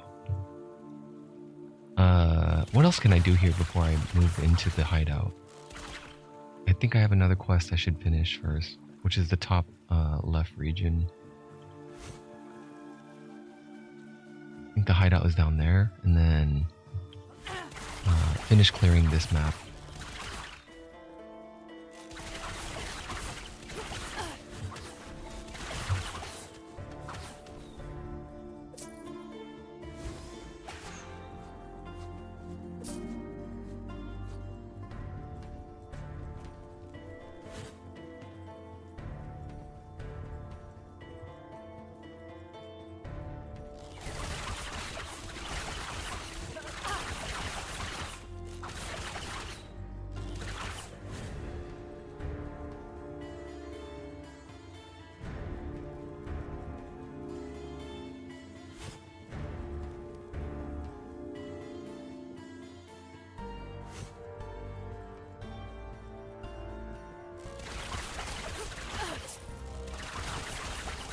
Oh, a new shield type? Frostbound shield? 16 block chance, or 17 block chance, freeze rate multiplier. Block effectiveness.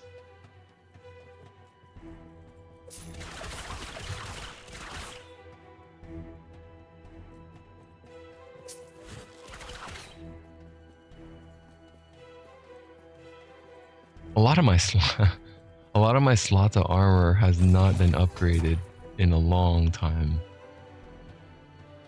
Most of this stuff I've been past, like the relic, I think I had that since like level 10. Or not level 10, level 20-ish or something. Because this one had the flurry on it, so I just kept it.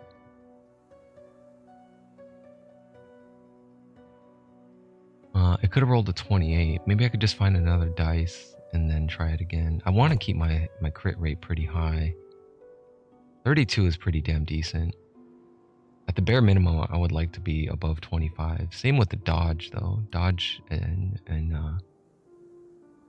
crit chance.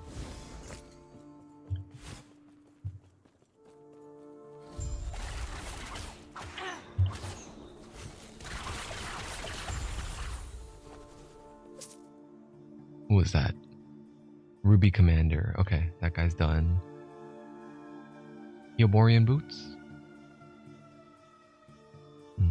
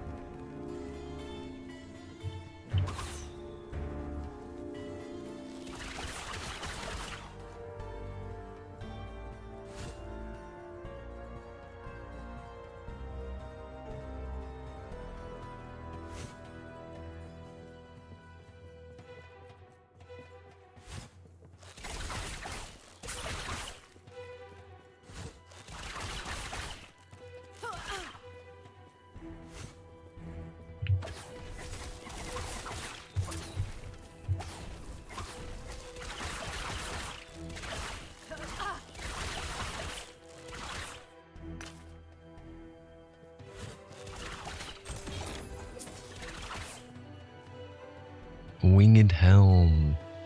Oh man, this brings back Diablo 2 memories here. The Winged Helm reminds me of the Ariete Helm from the Barbarians in Act 5. Increased movement speed, 110 armor. Mana gain. What's up, Ghost Camilla? You're at 16 hours at work yesterday. A breaker blew up while you were doing your power study. Oh shit.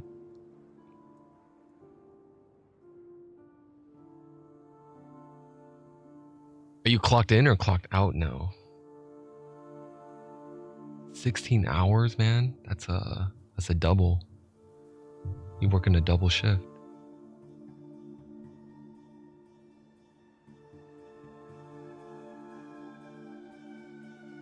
Oh, you are clocked in right now.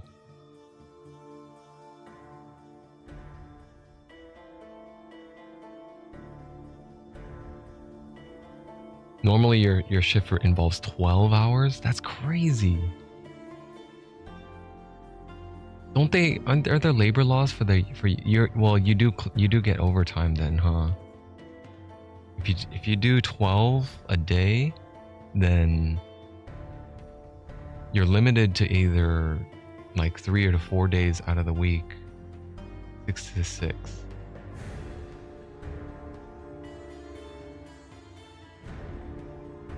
How many days out of the week? 5 days?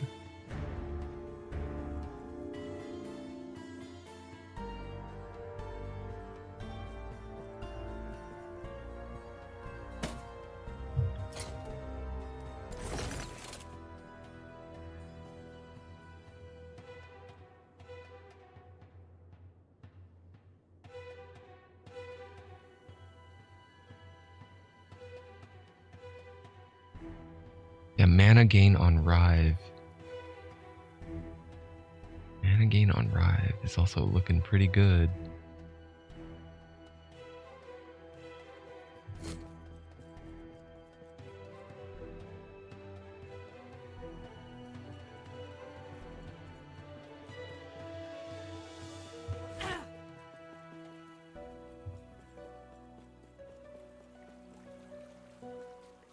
Oh, you're 2 days on, 2 days off.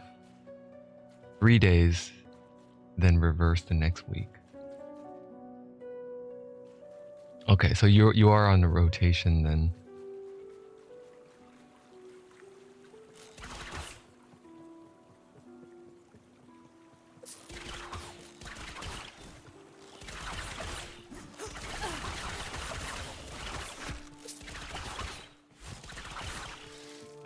That's pretty brutal though. But I'm sure you rake in a lot of lucrative rewards for doing those long hours. Or at least I hope you do. It sounds like you might be in a part of a union also, right? You work half the month.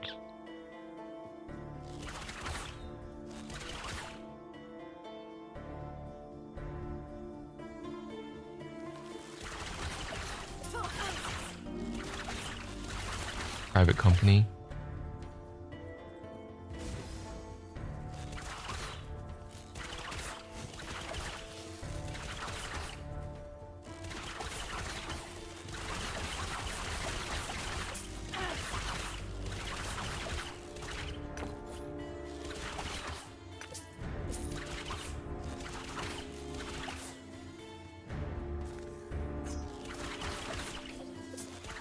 Well, if it's private, then yeah, there would be no union, but it also probably means you get decently compensated. Hey man, good for you. That's admirable work.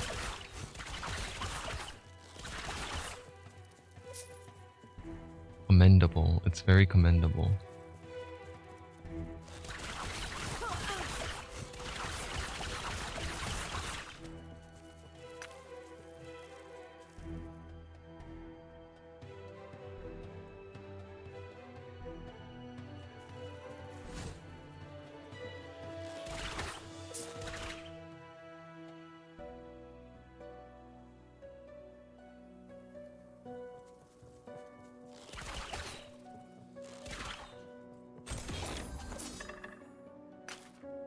You're in your 4th year now?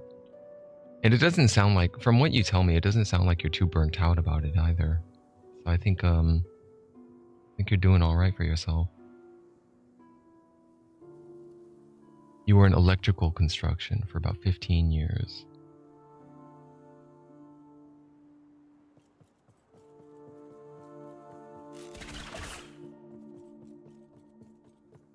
Can I help you?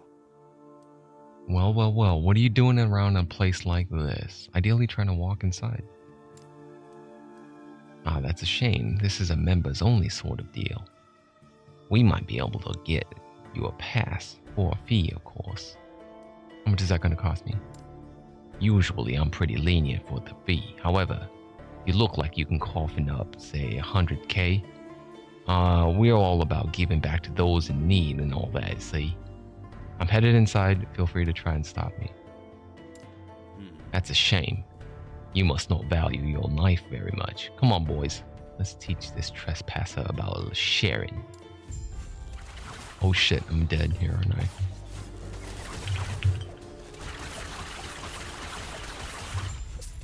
Oh my god, that was scary. I almost died again.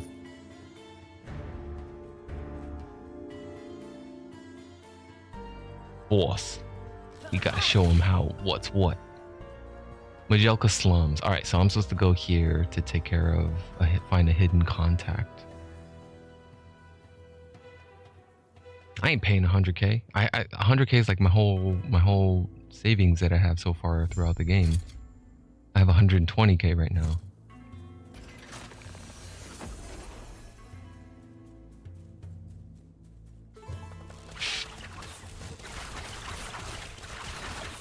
And these rogues are pretty cool enemy types though. I like how they can like shadow step, and they got like, they would poison, they got daggers.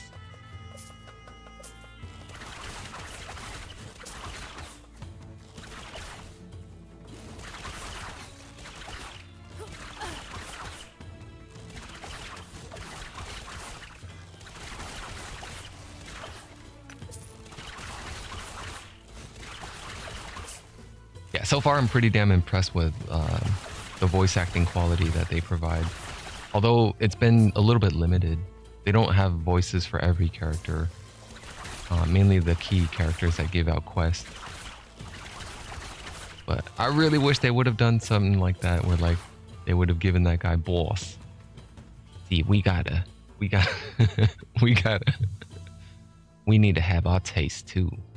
Like a 1920s gangster, like a 1920s Prohibition era, Boardwalk Empire type of guy. Yeah, see. We got balls.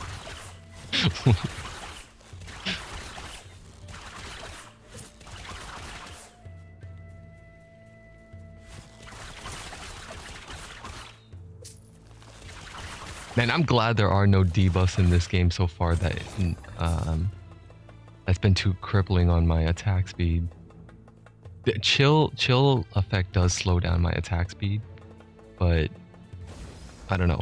I just went through an icy area and it wasn't too bad. I went through the whole damn ice zone with like 8 cold resists and survived. Easy. Too easy. Check it out. My character is still deathless. I still have the deathless deathless title on my character list up here. Not dead yet, but it's getting very close. They're getting really, really close to killing me every damn time now. Increased crit chance, elemental resist, that's a good one. Hey, Big Tony. Get little Tony to tell him to take a look at this schmuck. Schmuck. Hey, Tony. What are you kidding me? That's not how you spell citizens. Forget about it. And chance to inflict plague. Forget about it, see? Armor, lightning damage, stun chance, health on kill. Oh, primalist adorned idol, 30% chance or 10 or more mana spent to cast lightning. Dodge and poison, I'll take that one. Chance to shock with lightning skills, that's for a mage. That's a pretty high chance. I probably won't even... I don't know, man. I think all of this stuff is going to be irrelevant in about 4 days. 3 days now. The game launches on the 21st, so...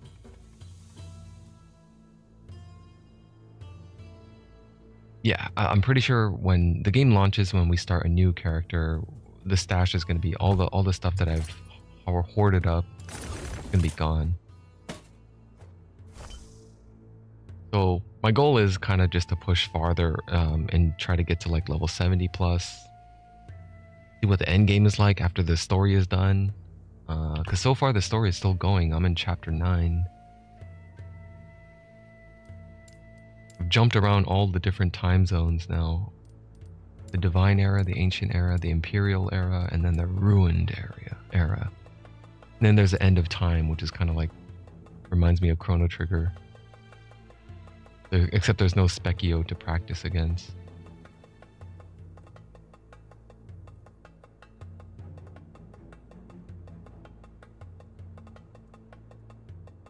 I have not been to all of these different zones. Reign of Dragon, Blood, Frost, and Death. The Stolen Lance. I think I might have been there already. All of the Outcasts. Are these all like dungeon areas that I need to spend keys to play? Because I got some keys. Temporal Sanctum opens the door to the Temporal Sanctum dungeon in the Ruined Coast. The Ruined Coast can be reached through a time rift beyond the door in the eastern cliff, facing cliff face in the Shining Cove. This time rift links the Divine Era version and the Cove of the Ruined Era. Right, so I definitely want this. Yeah, it definitely reminds me of Diablo 2. But I think all of these ARPGs, they try to do a desert zone. A desert zone, just because we all remember the Act 2, the storytelling, and going into Act 2, the loot go lane. And then when you wander out through the desert sands, seems like it's endless.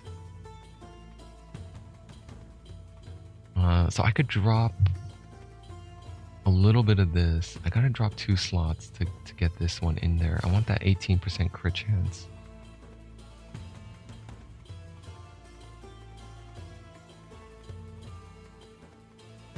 I'll drop this. Yeah, I don't get that much elemental resist. I drop stun avoidance. I want to keep that physical resist high. So maybe, yeah. Maybe this. There. This area is for like charms. It's the own charm inventory. This is not that valuable. Alright. 15% increased bow damage, black arrows.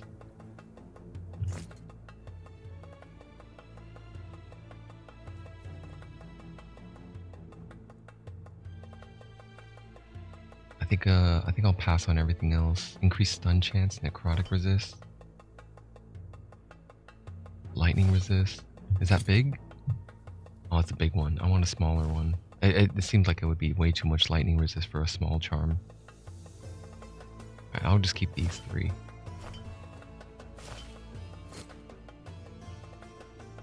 I'm not playing any mages or primalists right now. Acolyte?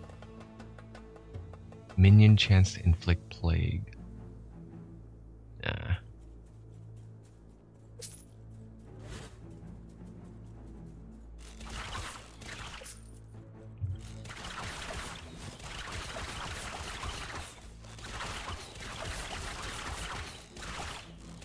Did I ever mess around with the hero editor in Diablo 2 days? No, I didn't know there was a hero editor. What can you edit? I didn't. Oh, is it like a third party, like a cheat engine kind of thing that you could do for testing and stuff, like skill testing and that kind of thing? I don't think I did. I don't think I ever messed around with those. That would have been nice though. I probably should have if I knew any better, because I made a lot of failed builds in Diablo 2, although I had fun with all of them. Most of the fun was because I had a buddy that I trusted and played with all the time. Was very patient and generous with all the bullshit that I did.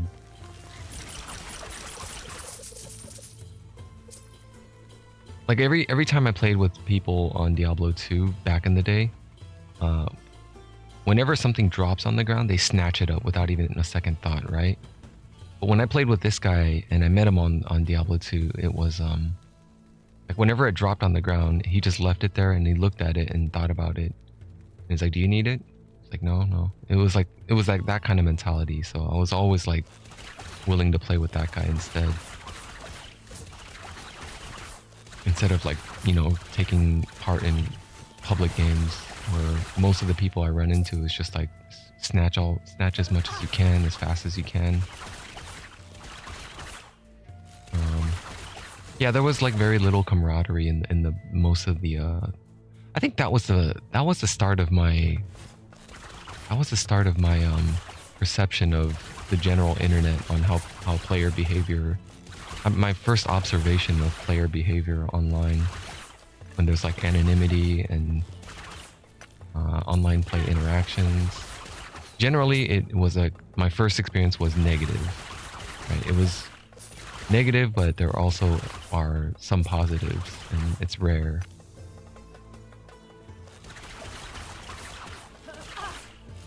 Completely broken charms. Oh, well, no, I didn't mess with it, but I think I understand now where that came from then.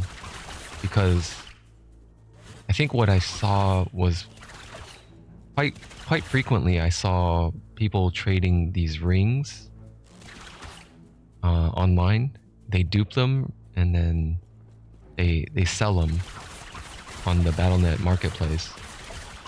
And what I noticed was it was like a white ring, and it would be like broken as fuck. It would be like 100% move speed, 100% attack speed.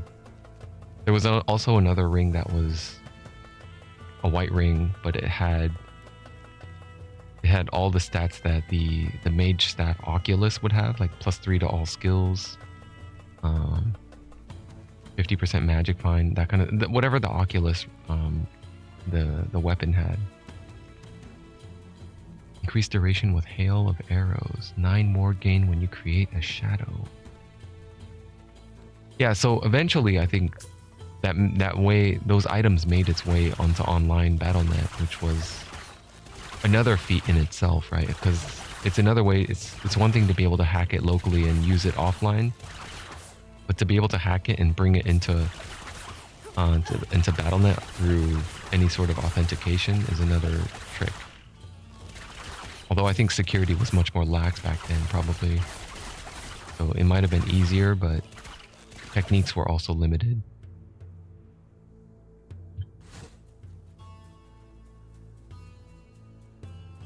What I liked about Diablo 3 is everyone got their own loot. Yeah. The instance looting became... That was their...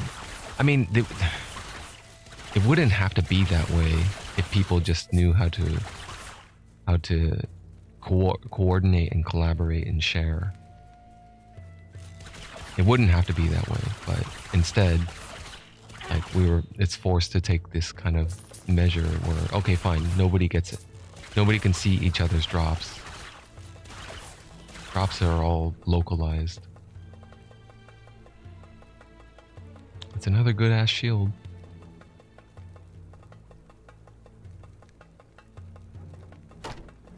I'm gonna shatter that. 23, block effectiveness, increased melee physical damage. That's a good ass shield.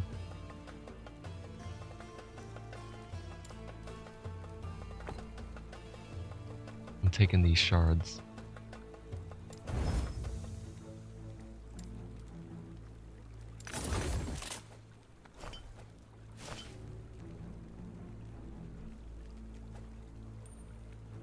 How many scrolls of hope do I have? 4? Not enough.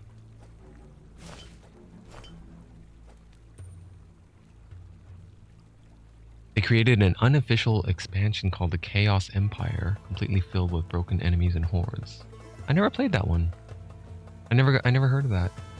But I did play, like a few years ago, I started playing Median XL, and then I tried out Path of Diablo. Those are like community-made mods that were balanced. It wasn't like completely unbalanced and broken or anything like that. So it was fun.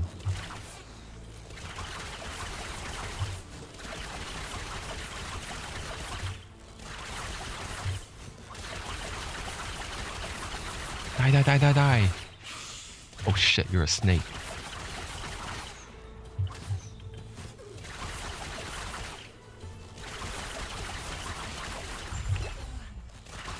I got poisoned. Oh.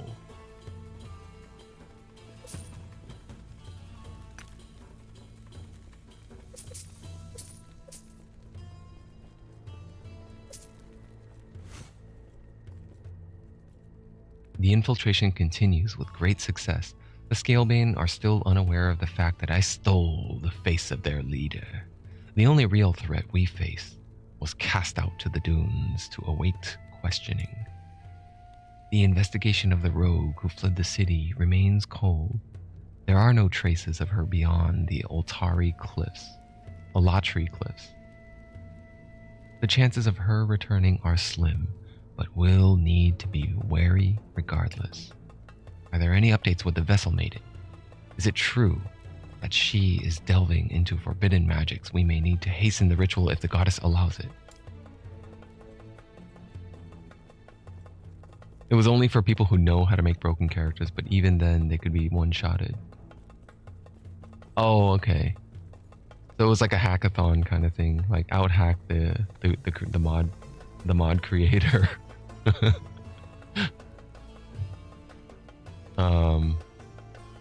Here, hold on.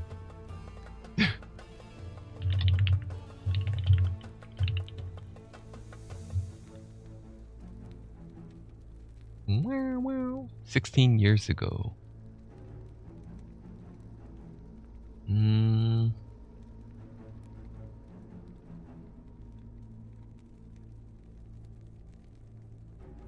Check out this video. 16 years ago uploaded, huh?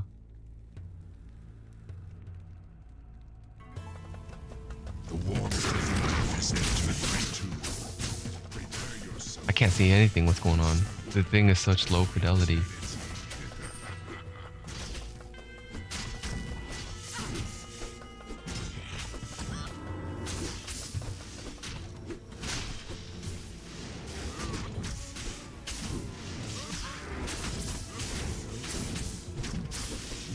Damn, 20,000 health, or not? Yeah, 20,000 HP.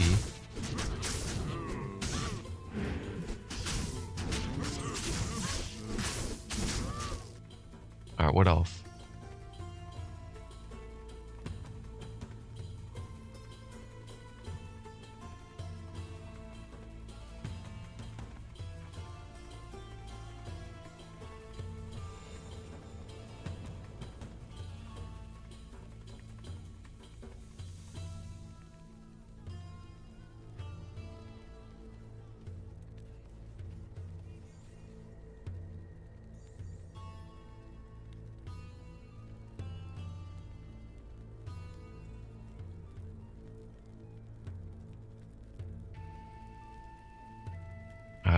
Wow, what the hell's going on? You just click a button and items pop out? That Herodra cube is huge. Herodra cube.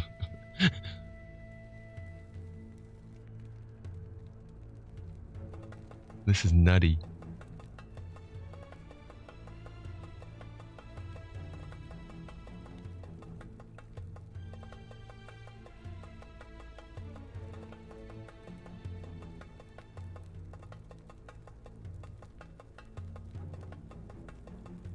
He's doing some sort of trick to get full rejuvenation potions or something.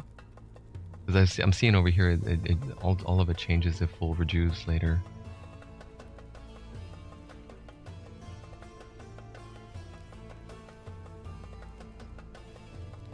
Or maybe not. I don't even know what he's doing.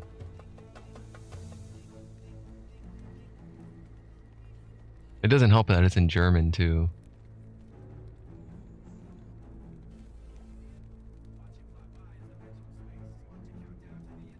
Well, this is a whole series. Look at how many videos this guy uploaded.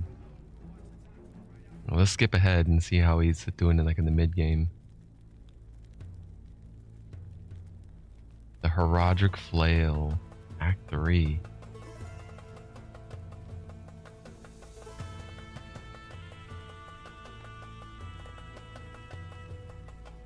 That looks pretty normal. That doesn't look like broken. Although it's taken a long time to kill that guy.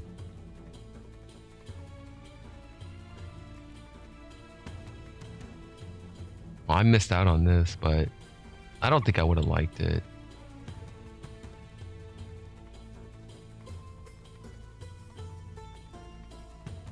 Mainly the reason probably why I wouldn't like it is just because I wouldn't understand. The back end of it, how to where's like the list of the formula, what do I combine to get what item. It would have to be like experimental, figure it all out myself.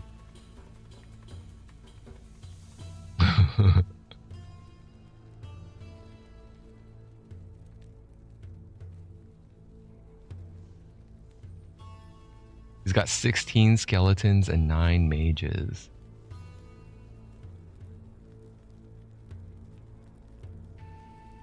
And those mage skeletons are, one of them is shooting like a lot of teeth. That teeth spell. Actually, maybe not. I saw a teeth spell somewhere. It might have been an armor proc or and item proc. Hero Editor was a hack tool, and you could put it wherever you wanted on anything.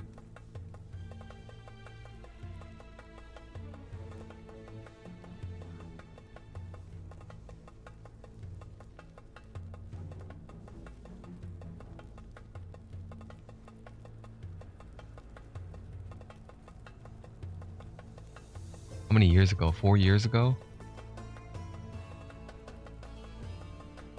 People still playing this people still playing this.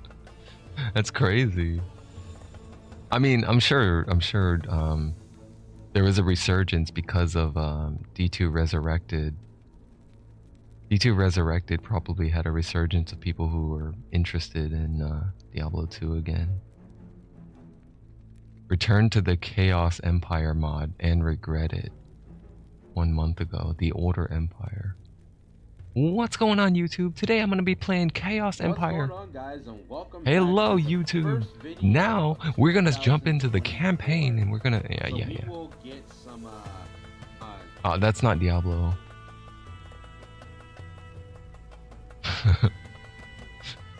It's only this guy on YouTube. Only Daniel Helmbrecht is uploading videos of this. The one I played replaced Quill Rats with the Shadow Diablos.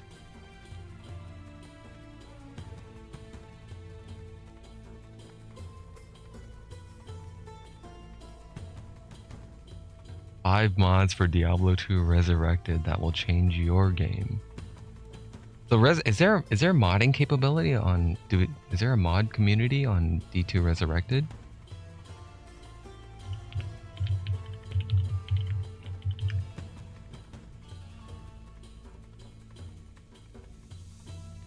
Nexus mods, D2 Resurrected, Barbarian expanded synergies,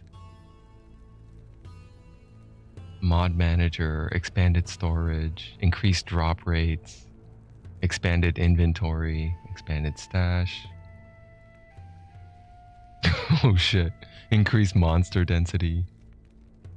Vanilla Plus aims to be the definitive vanilla version. Oh shit. I don't even own this game. I don't own D2 Resurrected. D2R drop mods. Single player rune words.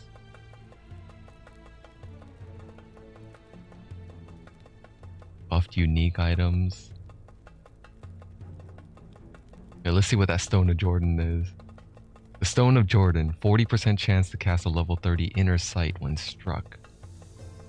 Level 5 conviction aura when equipped. Adds 1 to 20 damage. 24 to strength based on level, 24 to dex.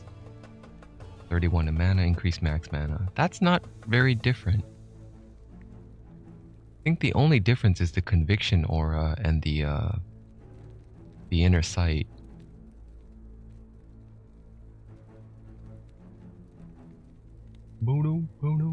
Buffed green set items. Alright, man. I'll see you in a bit. +3 to Sork skills levels, faster hit recovery, 20 to Armageddon, defense versus missiles, replenish life, and better magic items. That's the Oculus, but a buffed version of the Oculus. Yeah, the Oculus was always preferred over using... It sucks to use the Talrasha stave or the wand because the Oculus is so much better, but you would need the Talrasha thing to finish the set.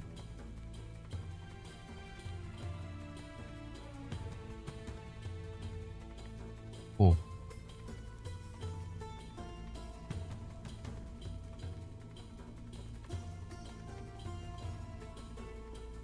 I think I'm done here. Finish the slums.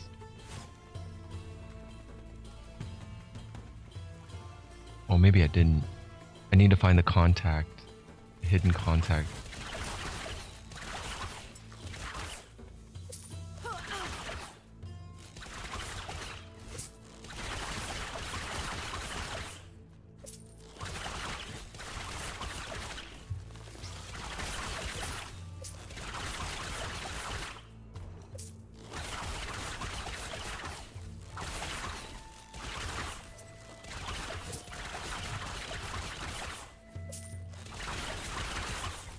Venomous Grand Majasan Idol of the Eagle. Poison and 40% bow crit. Poison and bow crit.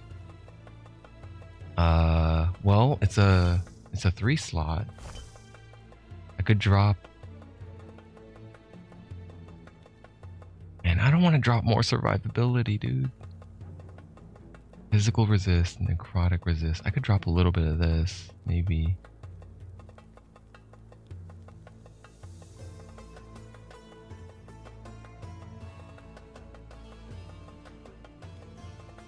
Increase physical damage.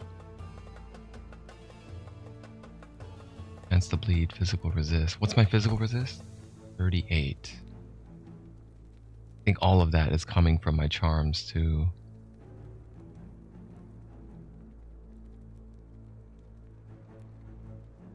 Let's drop this one. 7 to elemental resist. Man, that one's not bad though. I don't really care about chance to shock. That's why I'm feeling like dropping that. Alright, and then what else?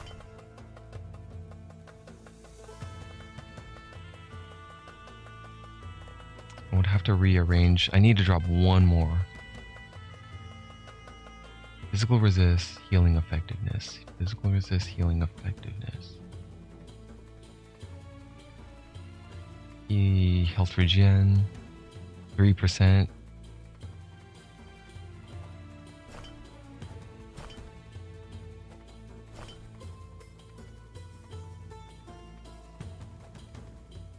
Okay, drop that one. I'll put it up here.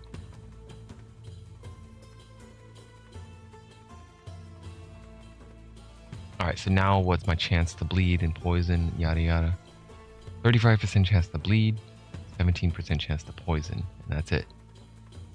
29% chill, 39 slow.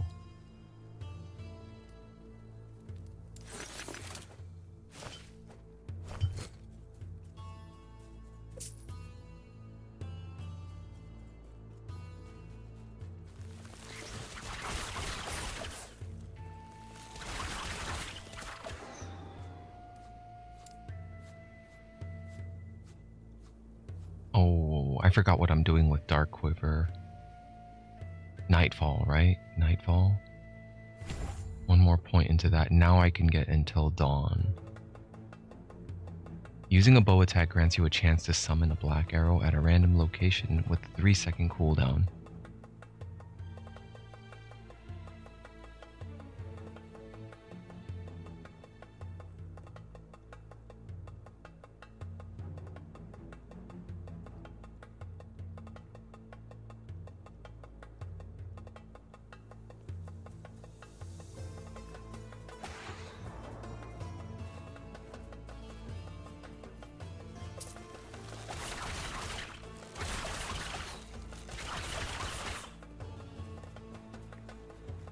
Alright, I think that's the map cleared.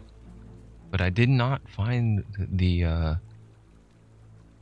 search for the contact hidden within the Majelka slums.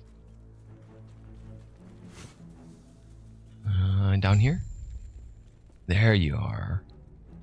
What brings you here? Oh my, I can tell by the sparkle in your eye that you've got something for me. Would you please let me take a look? Be my guest. The fence inspects the relic while, before turning back to you. Ah yes, my client would definitely be interested in this piece. Would you be interested in parting with it for, say, about 5,000 gold? I know a low offer when I see it. Let's talk it over. Would you insist? What would you insist a fair price to be then? 20,000. No, 80,000 is... I don't even know what kind of relic I have here. I didn't read the quest. 20,000. Alright. I think a price would make us both happy. Here, take your coin. Perhaps drop by and spend some of it on my shop later. Ching! What brings you here? Why, hello. I'm happy you've stumbled across my little shop. As you'd imagine, things have been a little slow around here, and the offspring terrorizing the place. Here with the offspring. What are you offering? A little of this, a little of that. I'm sure a few things would be of use to you, and perhaps you may come across some things that are of use to me. Anything in particular? Nothing specific. But if you come across any relics out in those sandy wastes, I'll make it worth your while. And if you're looking to fend off anything out there, I've got just what you need. What is that? Primalist armor? Ice Wolf garb. Right, give me your runes of shattering. I'll take those. Slinger sapphire ring. Oh, you got some dice. Fast speed, dexterity. I think I like this one. A little bit of necrotic, avoid, resist. These are all mostly tier 2. It is a perfect roll, but it's losing that flurry, that +1 to flurry skill. And I don't really care about mana regeneration now. But it's only got 16 forging potential.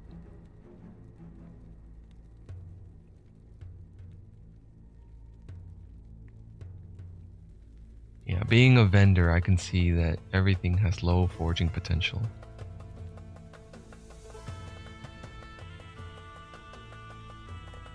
The Odachi.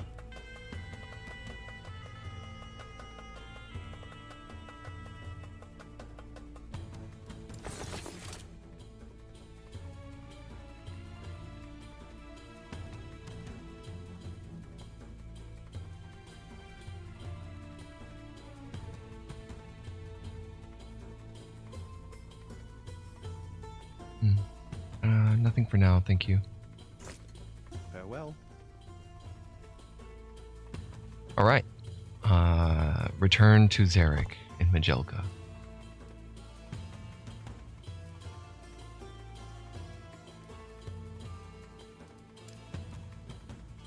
And then I'm off to return to Zarek with Arjani's head. I'm off to the Oasis after that.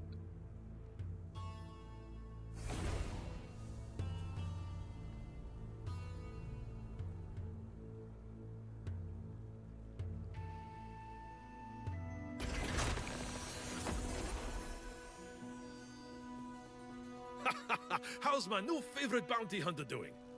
Do you have good news? That I do. Arjani isn't going to be causing any more trouble. I never doubted you, but I'm impressed nonetheless. Tracking Arjani down and dispatching him as fast as you did. I couldn't have asked for it to have gone any better. Enough of the flowery talk, what's next? I aim to please. After you're done with your business in the temple, I sure wouldn't mind having you around once the Scalebane are under new management. Plenty of jobs to do around here, and even more once I'm running the show. We'll give it some thought.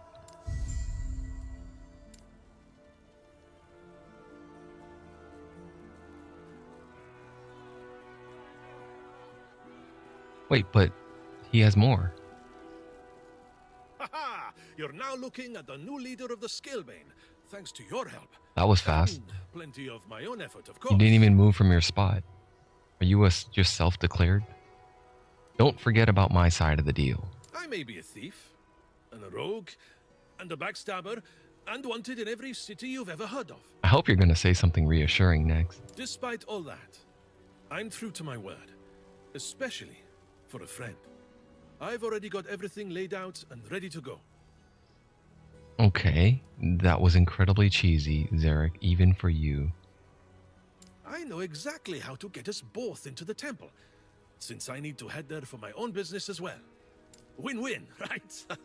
All we need to do is go on a little jaunt, then steal a giant eagle, and fly to our destination. Should be easy, right? I think I'm going to need you to elaborate a little bit. All right. Well, First off, you're going to stop by the oasis. It's a lovely place this time of year, as long as you don't mind hordes of desert beasts who are looking to rip you apart. Once you're done there, you should reach the crystal mine. Not many people go in there and come out breathing, but I'm sure you'll be fine. Thanks for your vote of confidence. After that, you'll be awfully close to the Osprix war camp. I'll meet up with you just outside of it. Okay, why there? Where else would we be getting a giant eagle? We'll have to fight an entire camp of Osprix. That's the plan. That's a terrible plan. Oh, come on. Where's that fighting spirit? It's going to work. It's not like you've got any other options. I guess not. I'll see you there. Alright, off to the oasis. We're going to look for merchants and a Osprix camp. I don't know why I kept this helmet. I just saw it and I thought, hey, maybe my sentinel.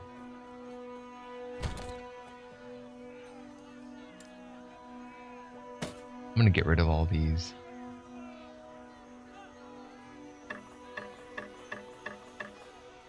I don't use them anymore. I could shatter them actually.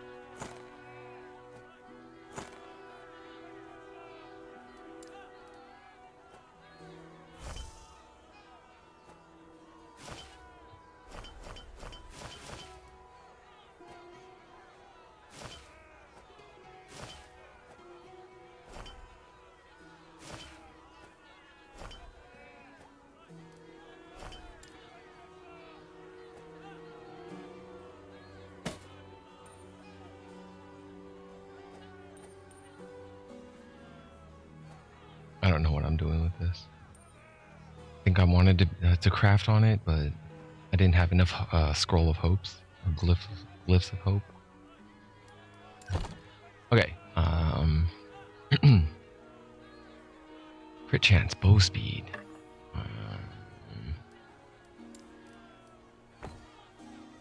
Tier 2, tier 4.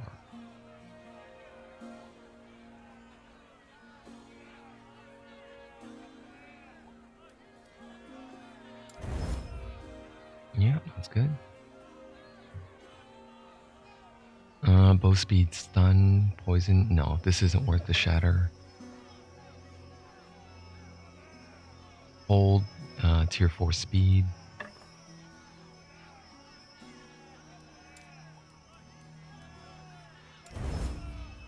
Okay.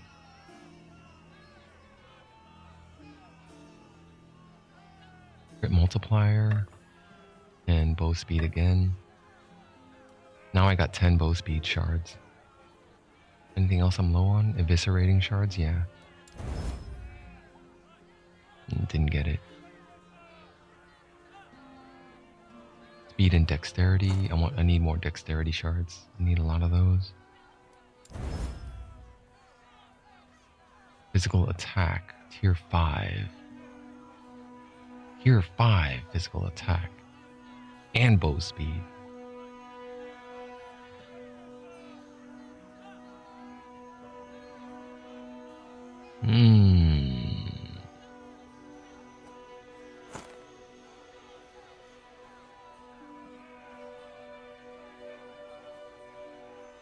Shatter it.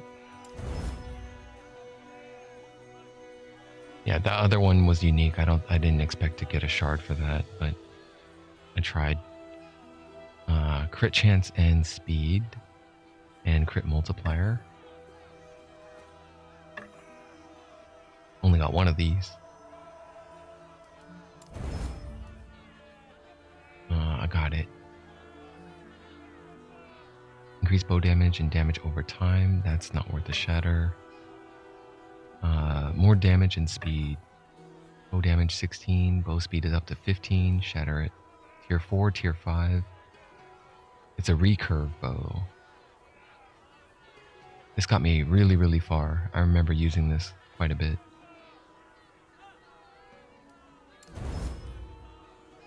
Okay, very good.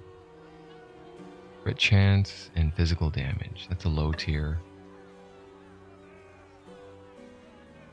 I think no.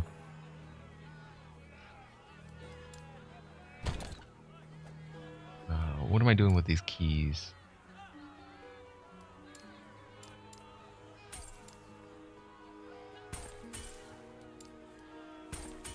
Don't know.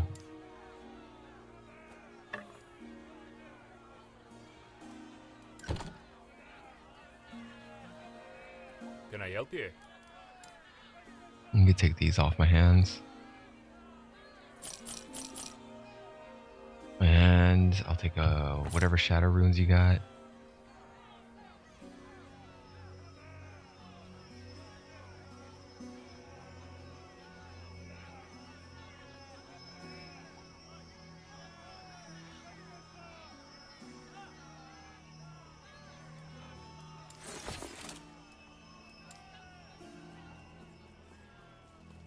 Okay, and then it's off to the Oasis.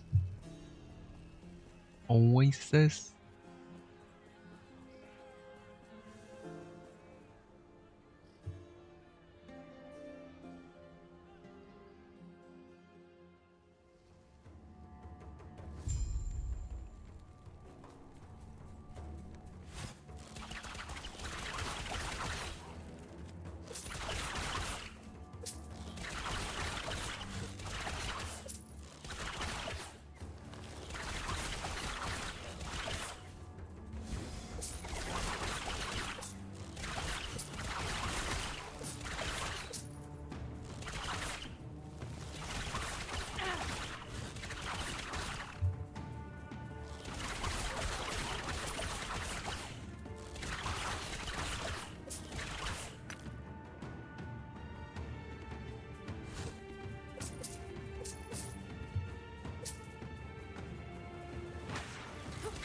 Easy. Too easy.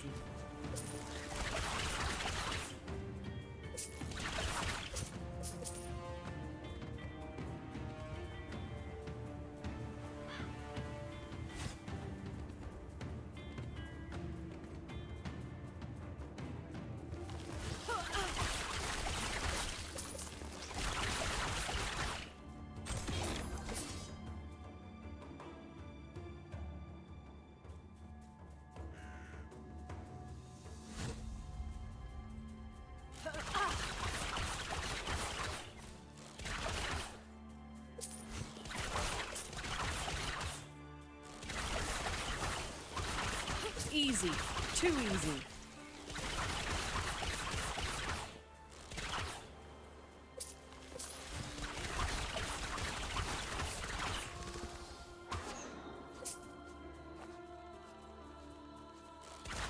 Easy. Too easy.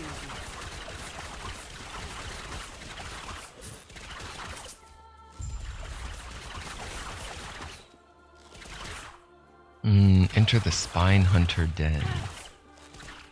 Oh, I found the merchant. It's dead. That's pretty gruesome. The whole torso is like split open.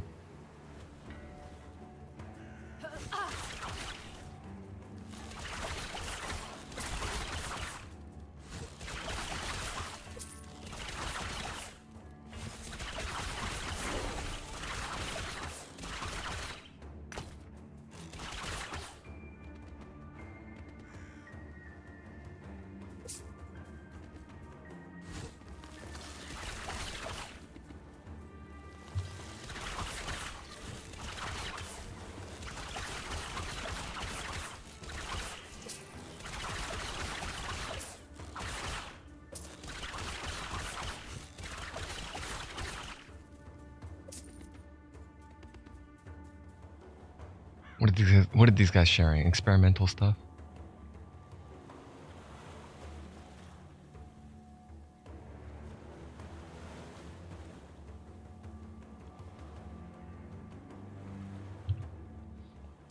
Alright, so I was a little disappointed in Barrage of Pain, but it's okay. I don't know. I haven't decided if I want to keep it. I think I wanted to keep it, but if I do keep it, then I go for Perfect Aim. Maybe just 1 point into it.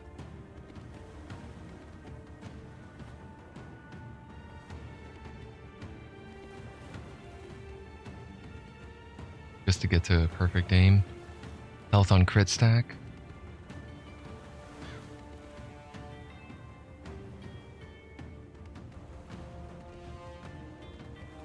I don't know. I feel like going for that bow damage leech. 5% of bow damage. If I max it out, I can get up to 5%. 80 to health, 5 to life leech.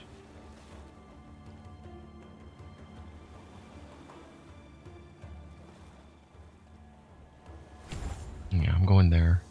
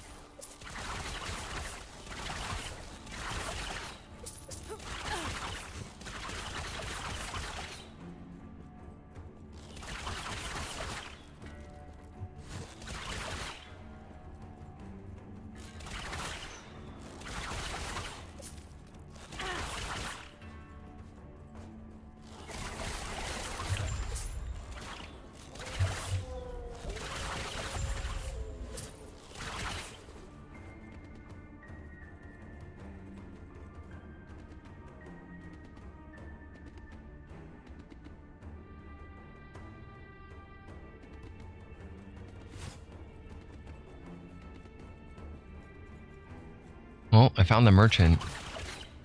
Returned to Majelka with the news of the merchant's fate. But now I'm heading for the Crystal Mines, and there's another quest up ahead.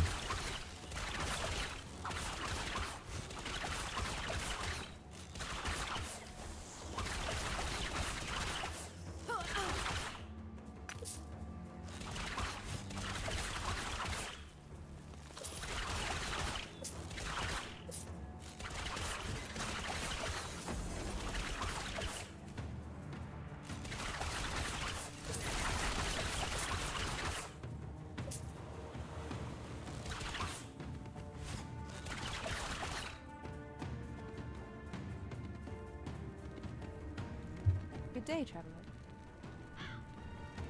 Maran Zabat. Do I know you? What are you doing? You got a weird animation going on. It's like you're tending a shop, but there's nothing in front of you. You know me? Of course I do. You helped Zarek take over the scale bait. He's quite forthcoming with stories about you. I hope you're as good as he claims. Why is that? Because I have a job for you. The pay is good, and it shouldn't be difficult for someone like yourself. Let's hear it then. Now that the Scaleband are back under new management, I'd like to restart our operations in the Crystal Mines. Where do I come in? Well, I moved forward with a plan a few days ago, but I'm yet to hear back from some workers. Would you go and find out what happened? What do you think happened? In the state we're in, I'm sure. You didn't really answer the question, but okay. Oh, well. I could actually go back to town first.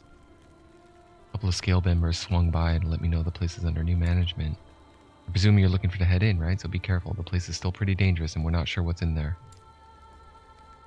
I'm gonna go turn in the quest first.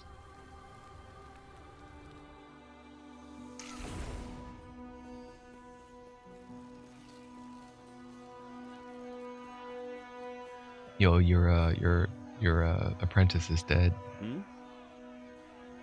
I see she's not with you. Did you find her? She met the same fate as the other merchant. Tell me, how did she die? I hope her death was quick. I think the spine hunters got a hold of her.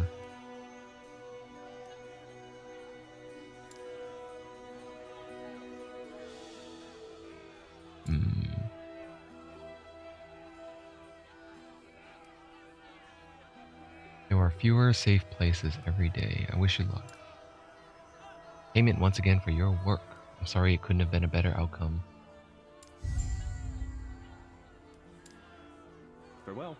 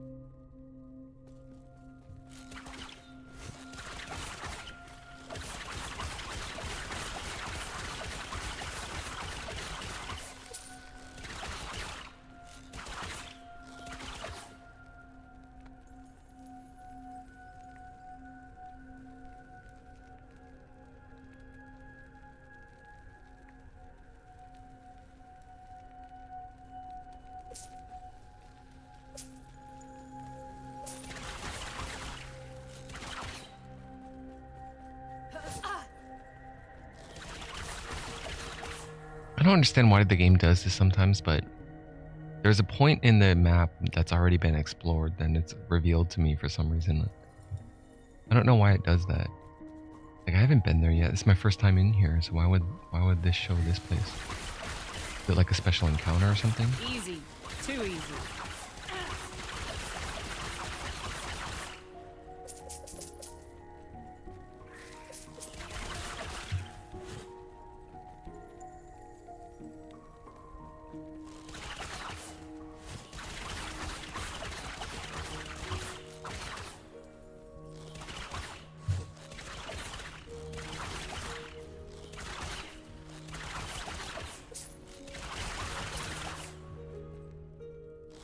Easy.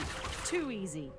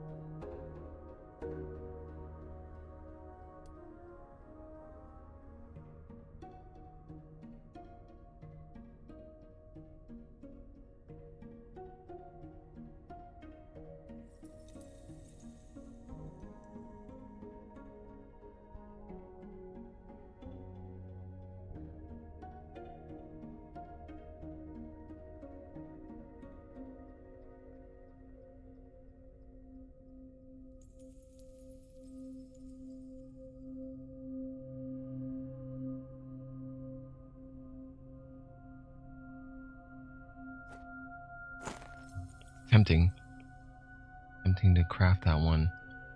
But it's 22% multiplier out of 30. It could have been 30. Still good.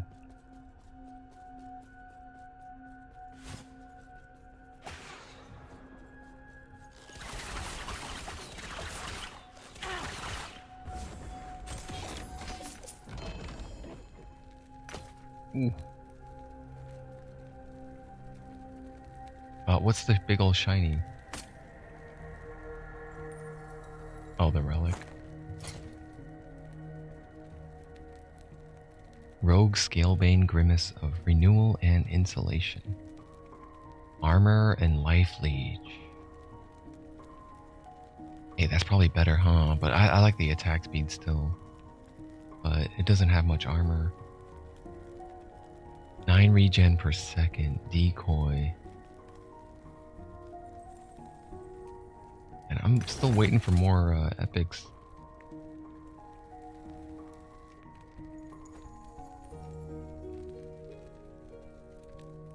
Increase Hail of Arrows duration.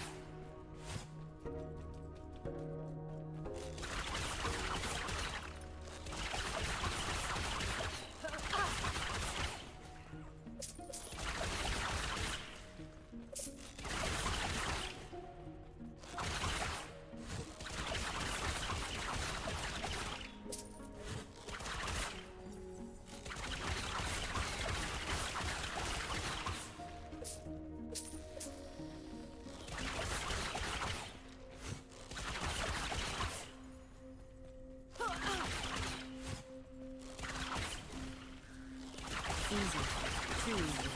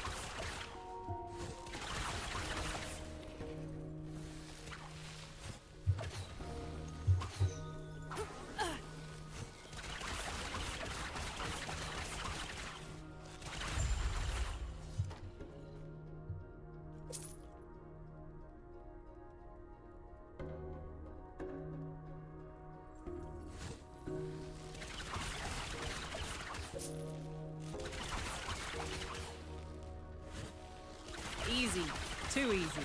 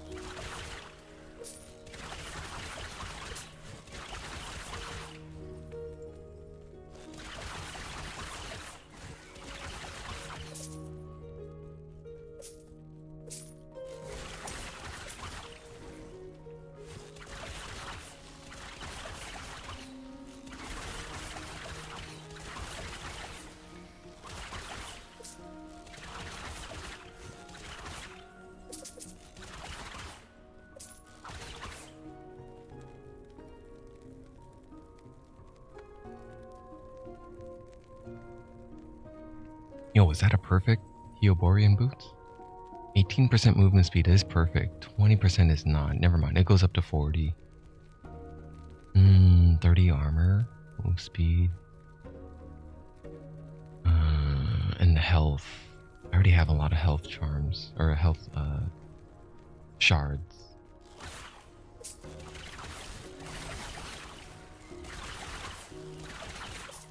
They're like one of the most common shard drops.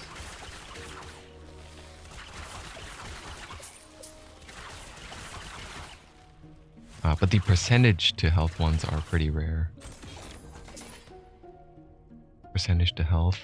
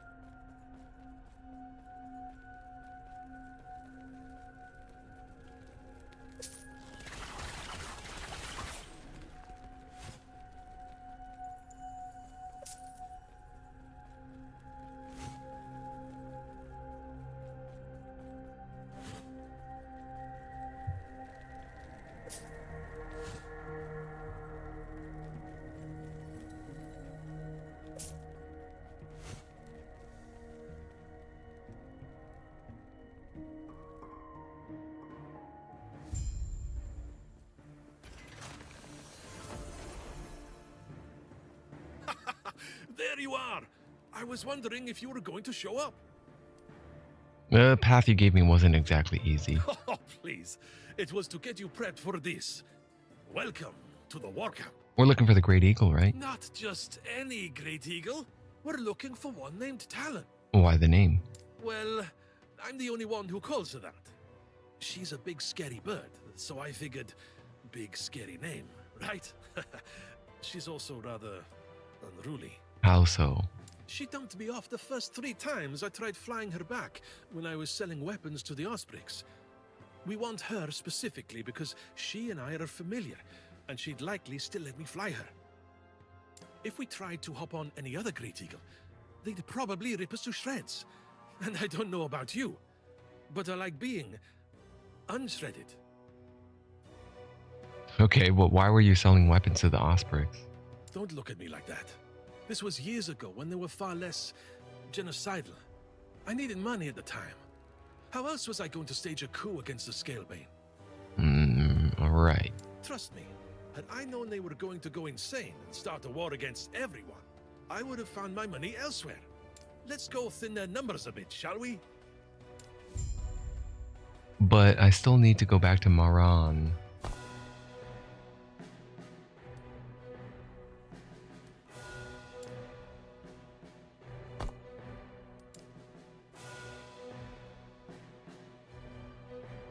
I gotta turn in the quest. I cleared out the mines. Good day, traveler. Yes, unfortunately they did not survive. Crystallized monster attacked them. Yes, it won't be hurting anyone anymore.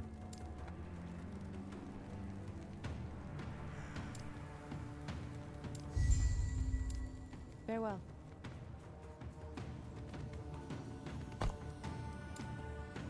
The Irie.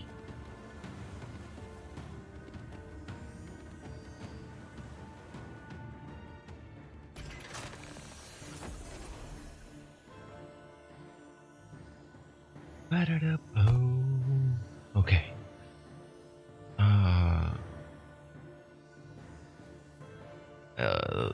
Those stats are not looking good for survivability.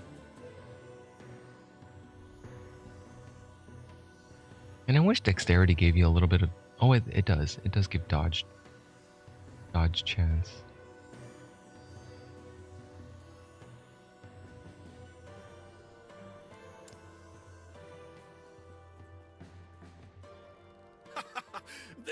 Not just she don't. If we try, let's go thin their numbers a bit, shall we?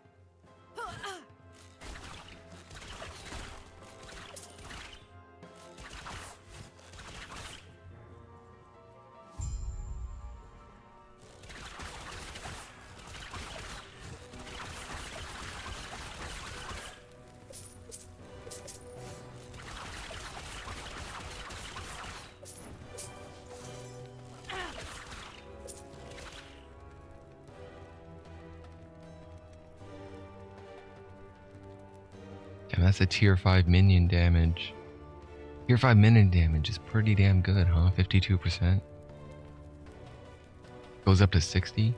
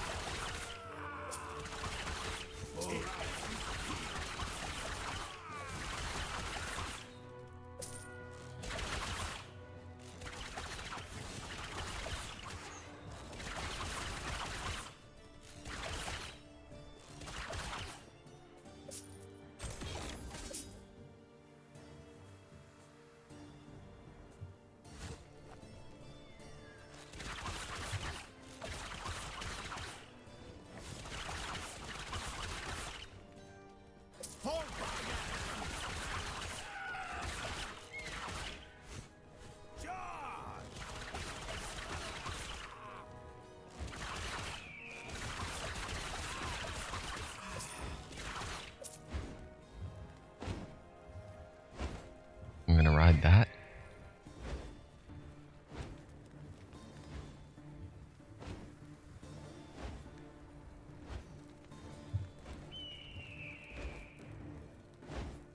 Yeah.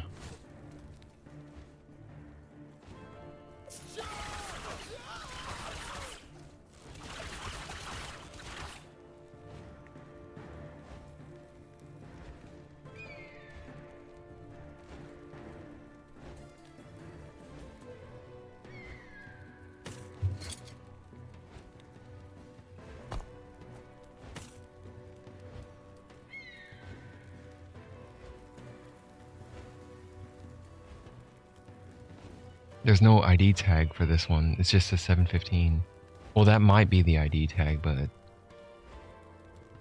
probably means I can't even extract it. 1 shard sent to the forge. It doesn't say even the name of the shard, but I did extract it then.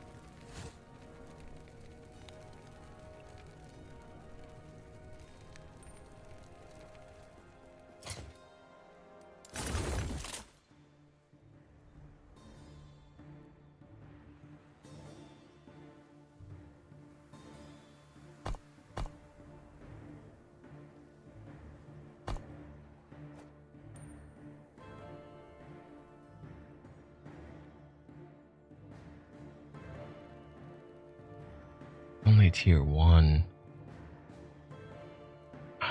It is a perfect native roll though, the inherent.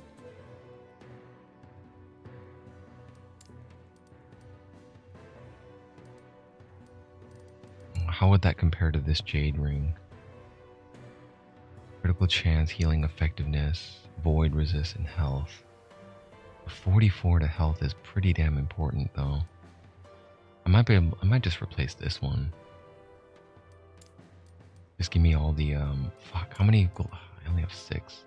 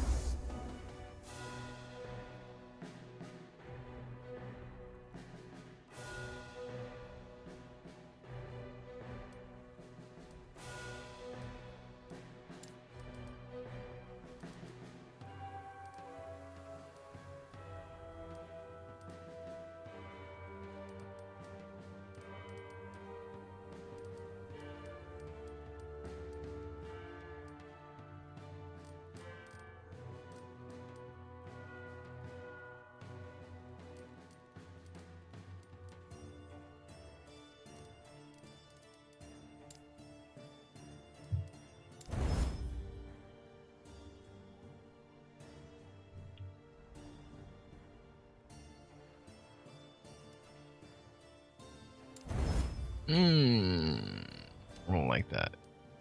Oh, okay. Okay. Oh my god, 3 left. Okay. It's up to 6 now. And it took all the forging potential. Well, it is better, so... And then we shatter this one.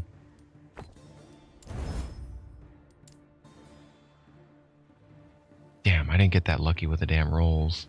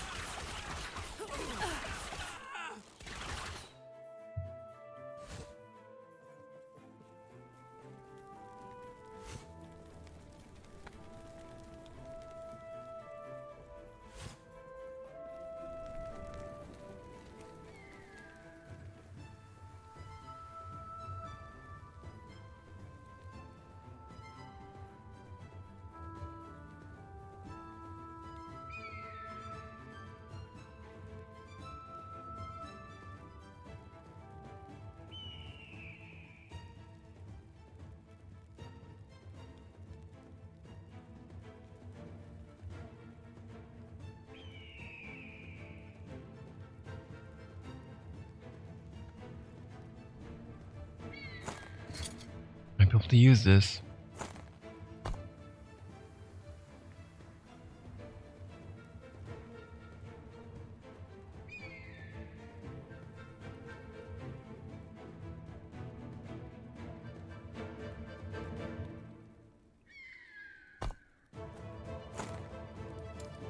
We left. Burn it. Tier 1 move speed.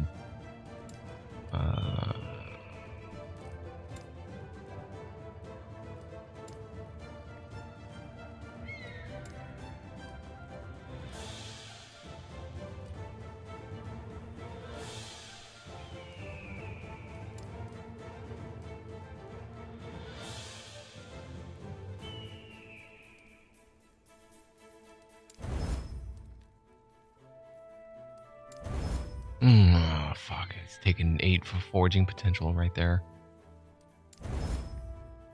Lift of Hope. I used them all.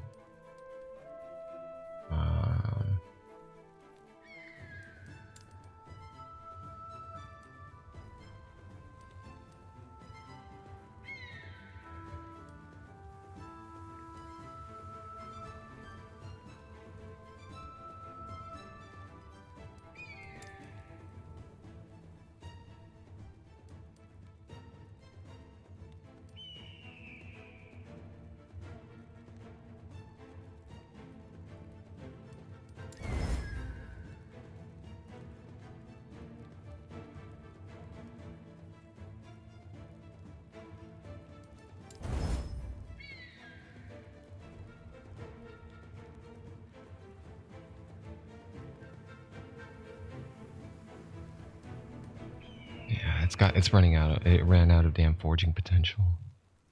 Yeah, I took the last one for the movement speed. That's fine. That's a slight upgrade, but I lose a little bit of dodge. But I get cold resist, physical resist, and health regen. And they don't look as ridiculous as those. That's paws. So they're pretty damn bulky. Those are pretty bulky ass boots. So I'm overcapped on cold now. How's my move speed? 38%?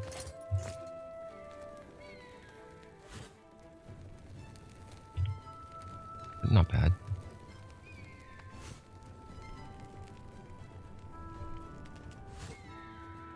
Ooh, what a workout.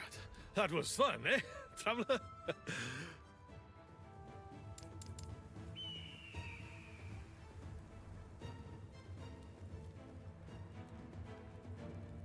Ooh. Like you don't. Okay, here's Talon. Well, it's been a few years. If she doesn't remember me, well, we're not in for a good time. On top of that, I never liked heights. Hey, plummeting thousands of feet may be a good time for you, but I prefer to have my own 2 feet on the ground. Let's hop on. Try not to fall off. All we got to do is steer Talon towards the temple, and she should take care of the rest for us. All right, let's go.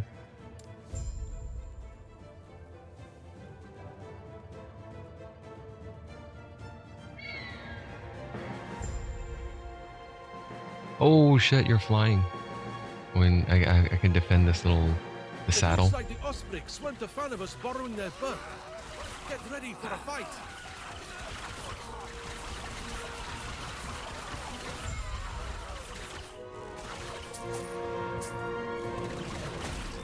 We're hit. Grab onto something. That was rather abrupt.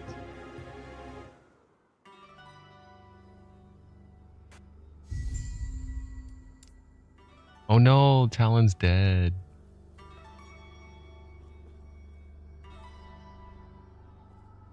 Well, that wasn't too bad. Poor Talon. Unfortunately, this is where we part. For now, at least. You have yourself a giant snake to catch, and I have a coup to continue.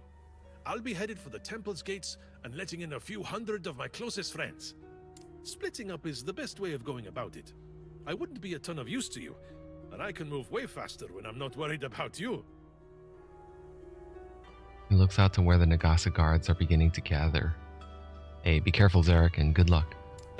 I look forward to seeing you after your chat with Majasa. You'll be 1 step closer to your goals, and I'll be about 20 steps closer to my own.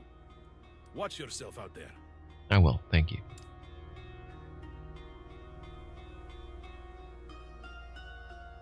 That was really abrupt, how the big old crystal just slammed into the thing with no indication of where that even came from.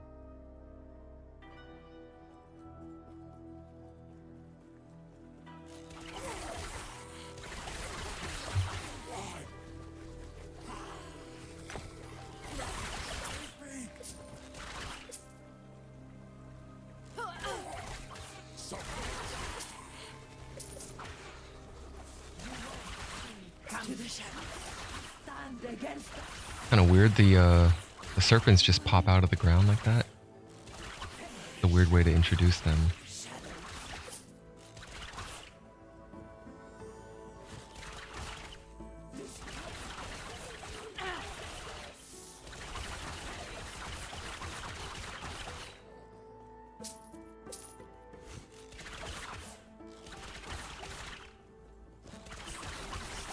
Easy. Too easy.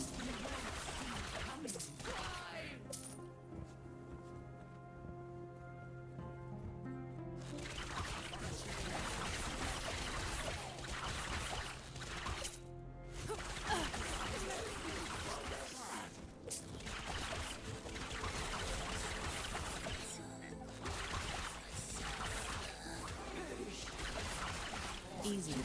Too easy.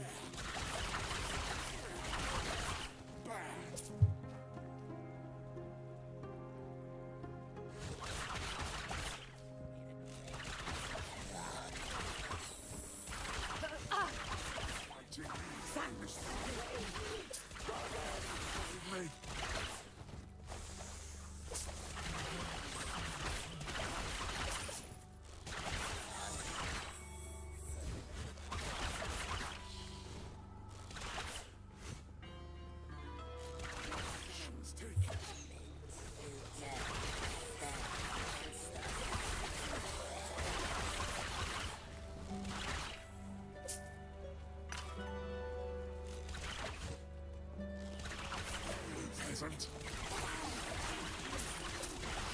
Shadows. Easy. Too easy. Stand against us.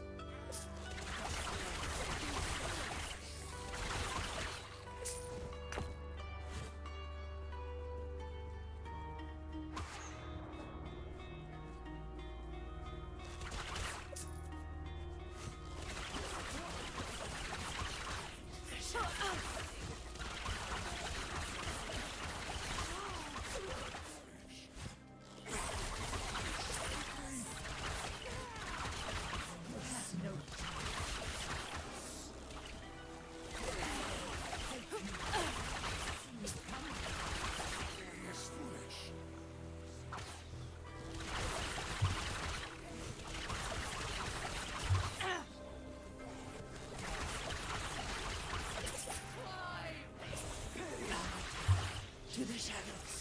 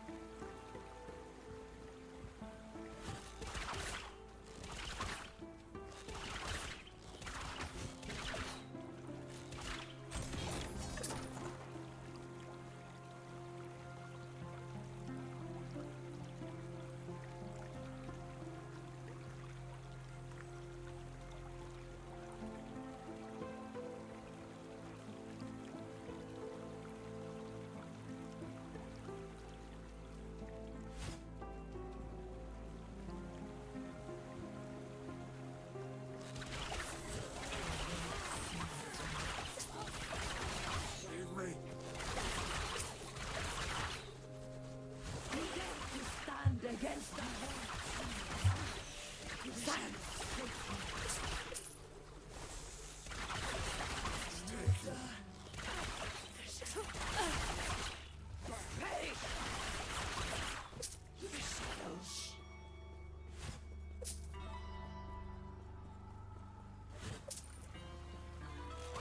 You won't see me come.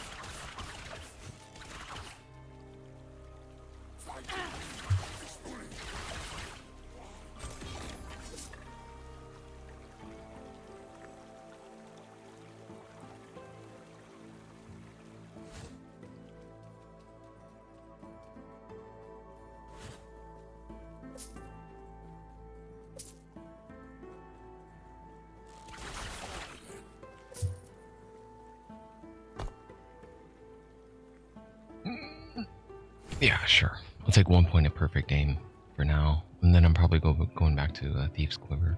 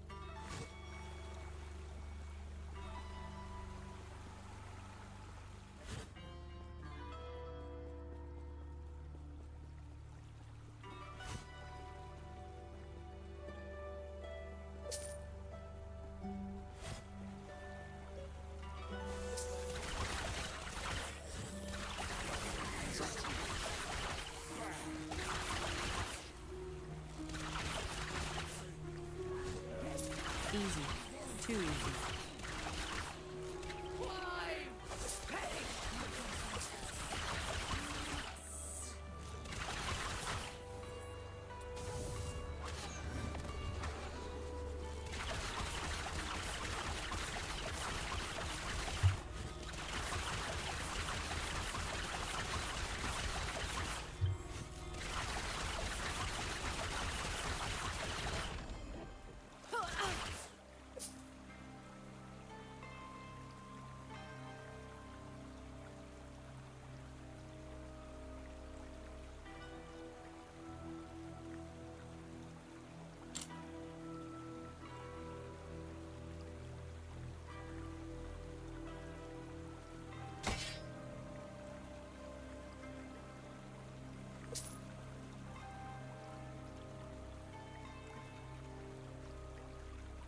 Oh damn, critical strike helmet on the mage?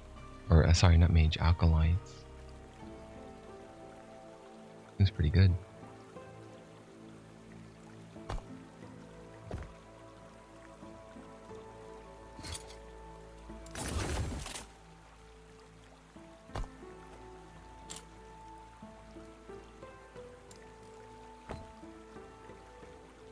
I don't have any increased leech rates.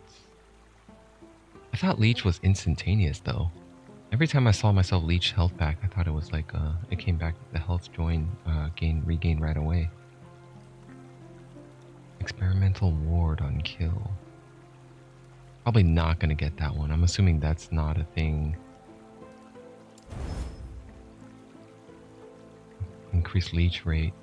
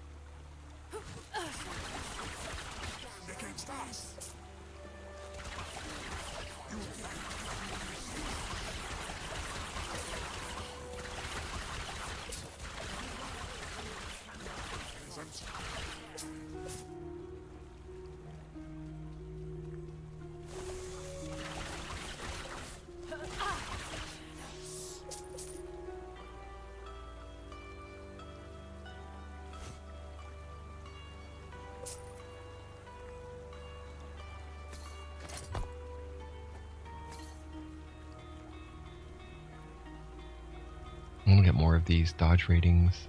Increased dodge rating is pretty valuable, I think. Nice.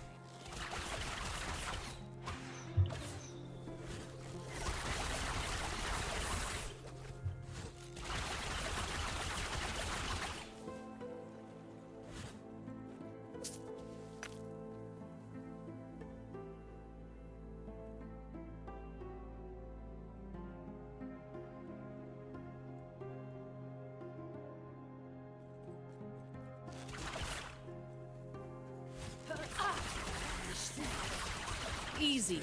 Too easy.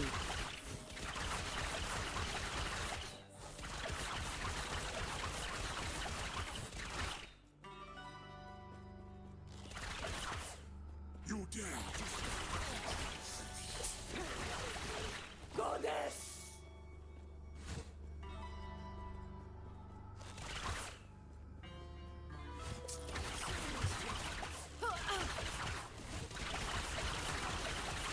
Against us!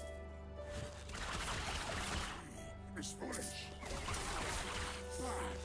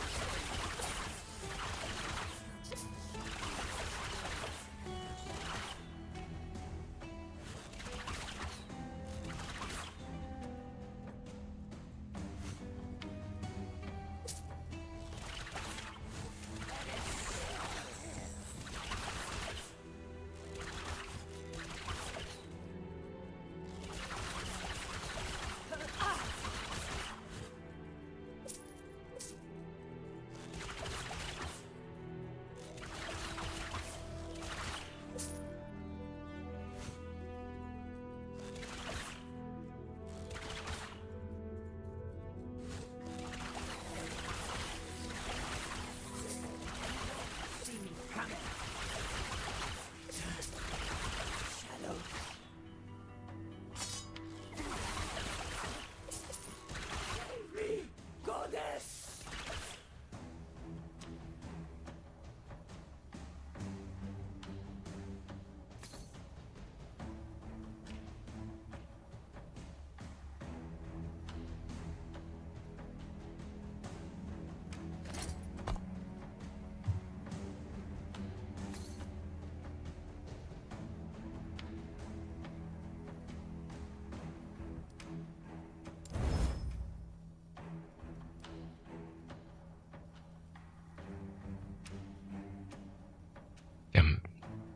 That was the second epic I found, and it's not something I can use, but makes me realize how lucky I was to find a belt that I could use. Increase elemental damage and shock. Chance to shock. Shock is like, what does it do in this game? Reduces lightning resistance and it increases chances of stunning by 20%. Stacks up to 10 times, lasts 4 seconds. 60% less effective against bosses and players.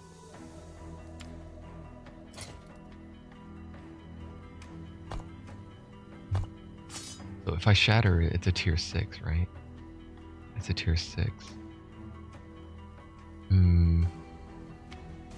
If I shatter it, that's a chance to giving 6 of those shocks. Yeah, I got 5. I got 5 of the shock shards. I don't really plan on using shock on this character, but stun is pretty nice.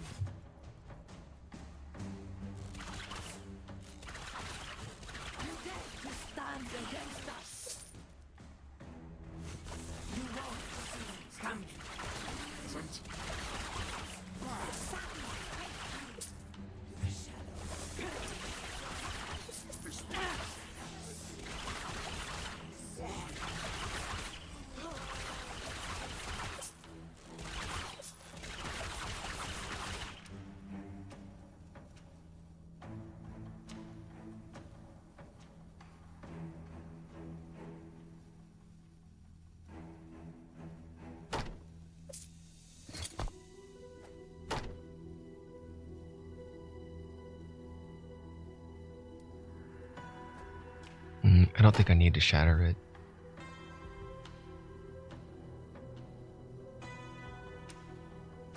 Wait, what was that, tier 2? Oh, tier 3 elemental resist. I have 35 of them already, though.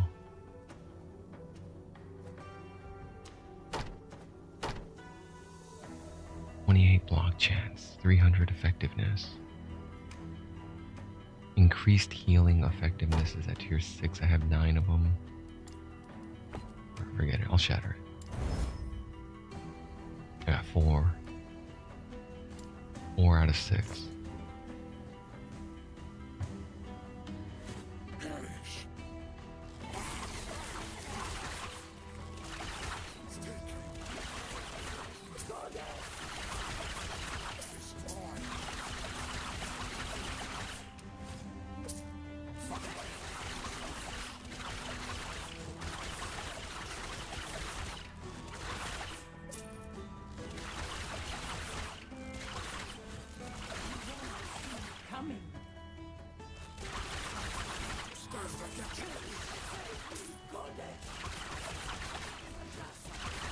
Easy. Too easy.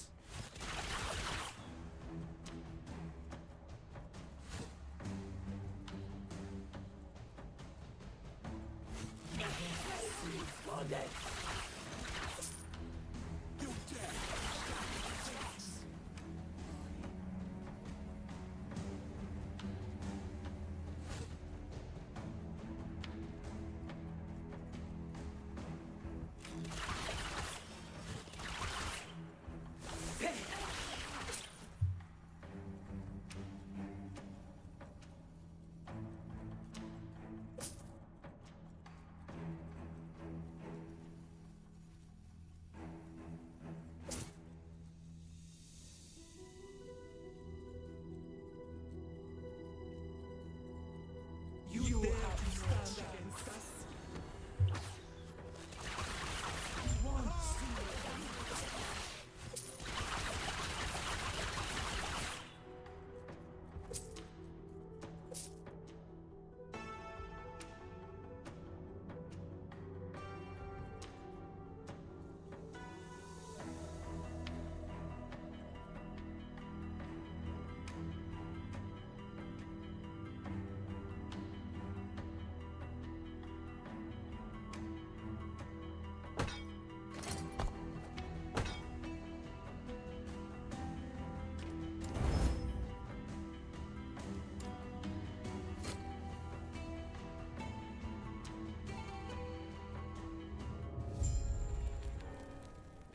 Were you hoping to find me just a human? All you will find here is your death.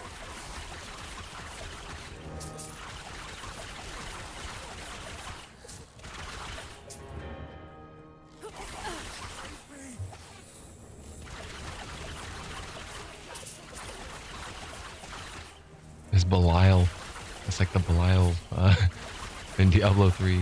This layout here.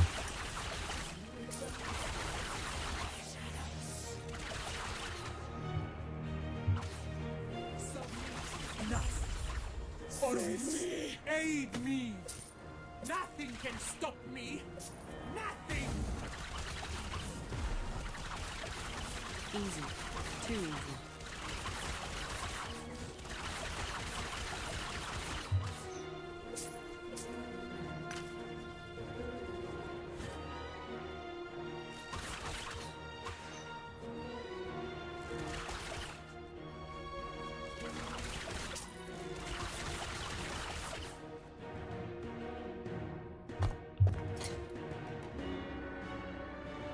Okay. Black arrows dropped by Dark Quiver. Increased bow damage. Nice. Increased damage of skills used by shadows. Damn. Dodge rating. That's cool, I guess. I want to take off that increased damage of shadows. I don't make shadows anymore. I took off that skill. But the black arrows is fine. I could use more black arrows. Dude, I would lose 11 to dexterity if I swap that.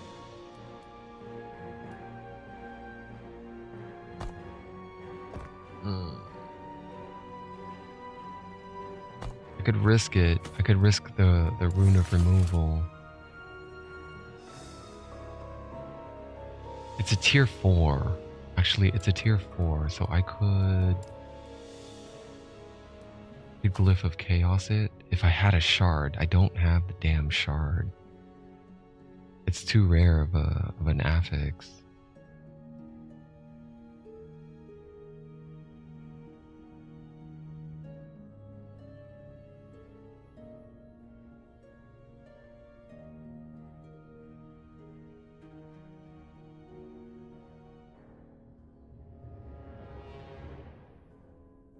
What's my increase to bow damage right now?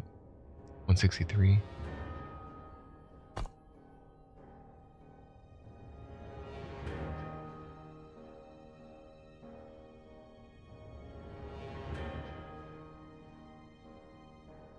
I don't even like Scale Bane Coat that much.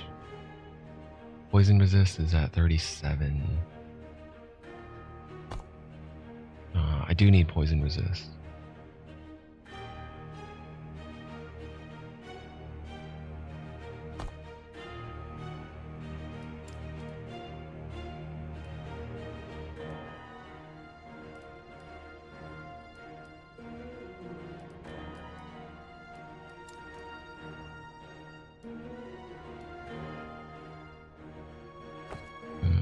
I'll leave it alone for now.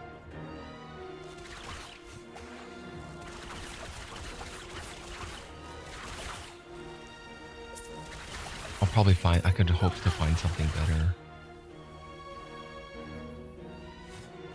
They're dropping a lot more frequently now. Purples. The Epic.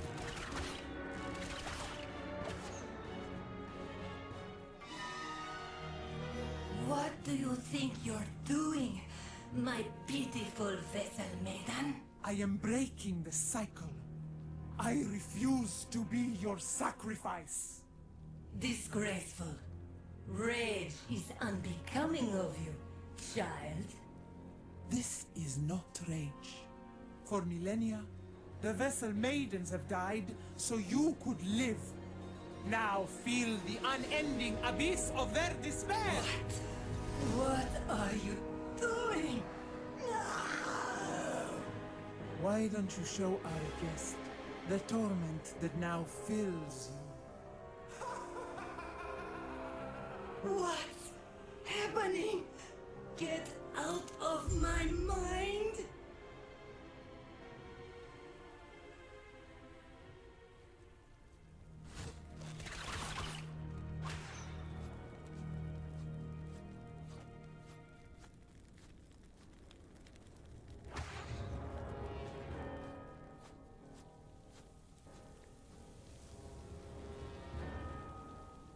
How?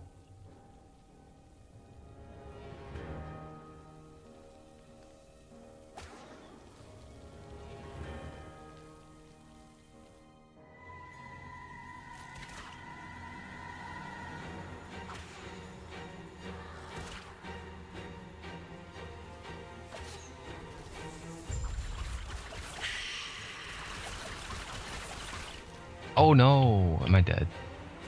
Please don't. Please don't die.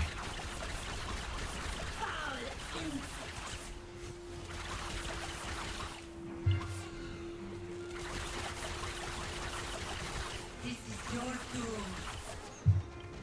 doom. Don't like that.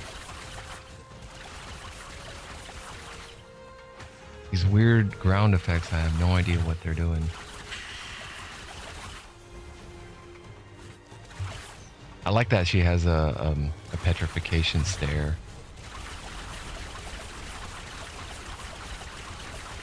This is your doom.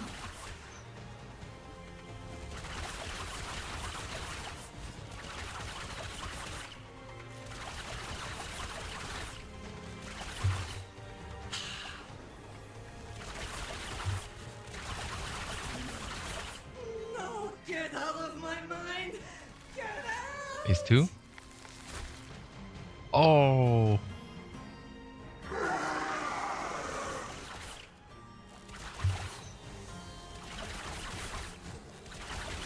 Ah, shit.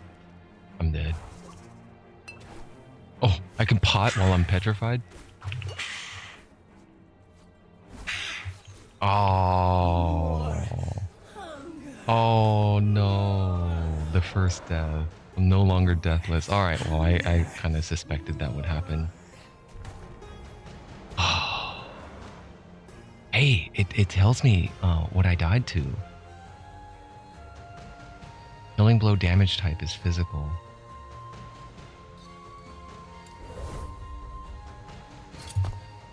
Wait a minute. What?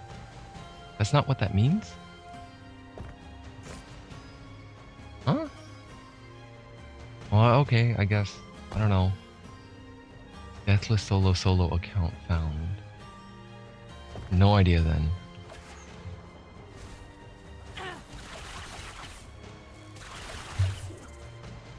Damn, dude, that's brutal. I need to have my shift ready. Not like this. So hideous. How come it died so fast? What happened there? How come I just melted it so quickly there?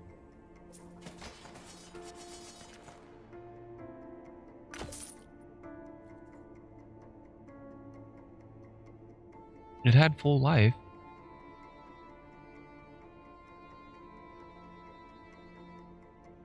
When I re-encountered it the second time.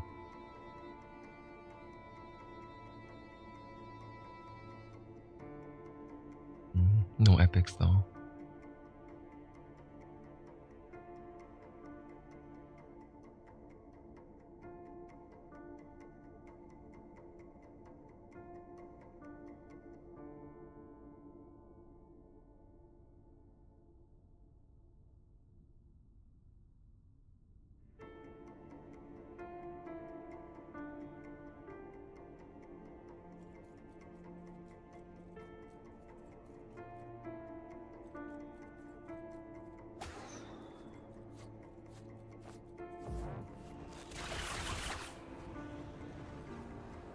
You think this is over? Orbis showed me the power of despair. And with his power, I will not die. I cannot die. You can feel the power of the epoch. You can feel the epoch's power fading as though it was being drained somehow.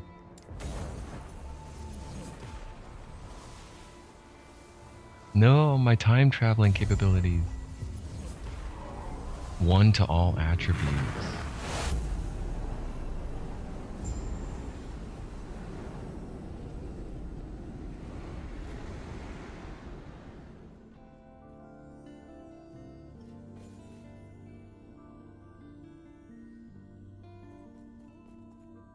What happened?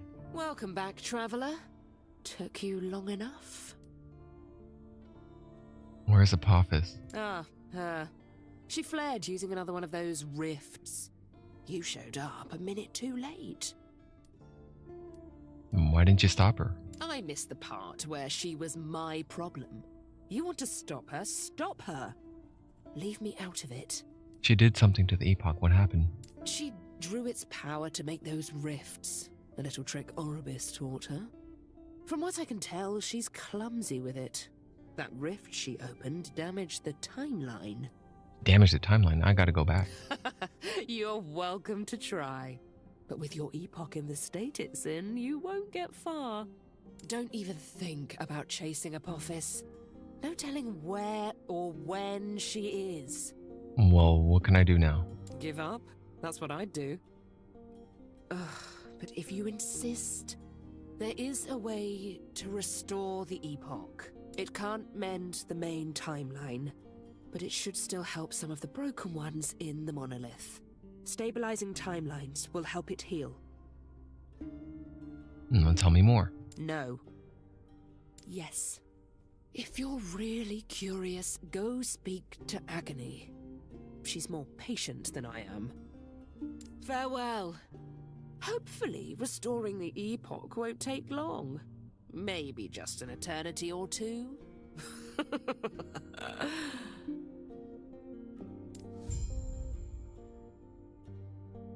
Stay safe.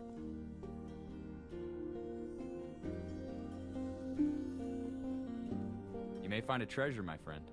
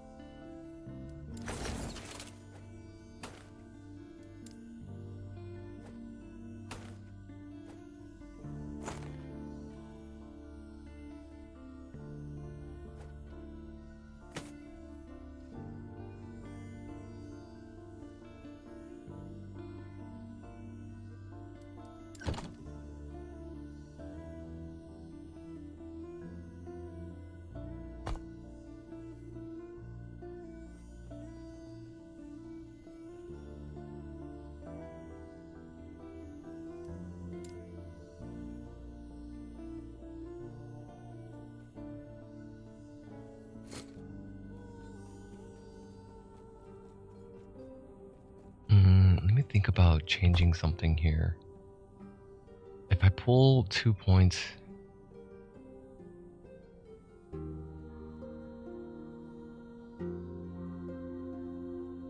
I think it's fine. There's not much to change. That makes it better. I'll get there eventually. I'll max out Thief's Quiver.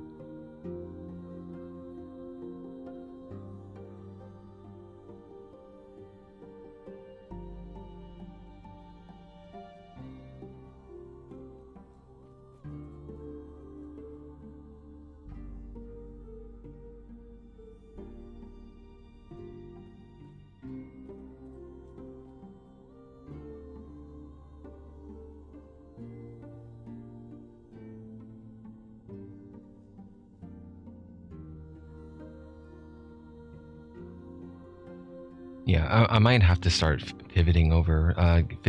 Maybe finish Steady Hand. Okay, so after Thief's Quiver, I think I might. I don't even know if I'm gonna max out Perfect Aim. After Thief's Quiver, I max that out. I could get max out Steady Hand and then start going Dodge and Parry and then Thief Guard. You have additional health whenever you receive a glancing blow. What are my chances of a glancing blow, though? 3% per point here. Right at the moment, I don't have any chance of glancing blows, do I? Glancing blow by default reduces damage taken by 35%. And I don't think it's actually shown here. Oh, chance to receive a glancing blow, 0. Critical strike avoidance, 35%. Now, I have 0 right now on the glancing blows, but Dark Quiver or Dark Shroud or something, one of those skills that I use,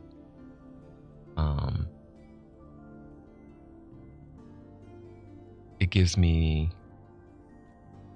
Dark Shroud.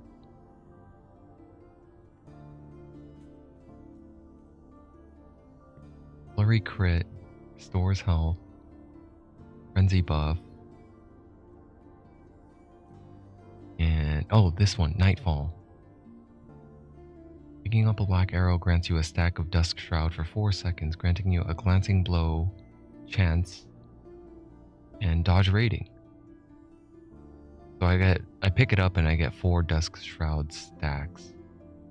This effect can stack. Although my next point in Dark Quiver I might go into until dawn.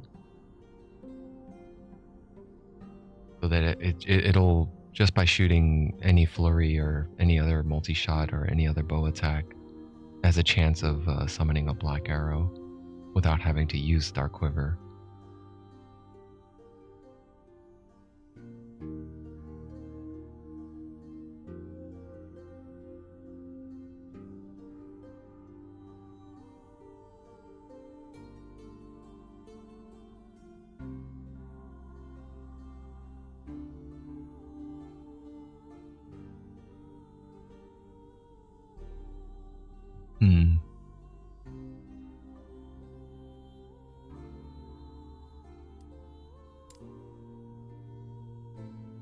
Hail of Arrows also grants me Dusk Shroud. You have a chance to gain a stack of Dusk Shroud for each second for 2 seconds while inside the area, granting you a glancing blow chance and dodge rating. Dusk Shroud chance, so when I stand in it for 2 seconds, I'm gonna get a stack of Dusk Shroud for sure, and there's a 25% chance to get a second stack. Does not scale with the points allocated. Glancing blow chance, 5%. Hey, I should actually have 5% then. That says it's like a passive. Maybe that might be misrepresented then.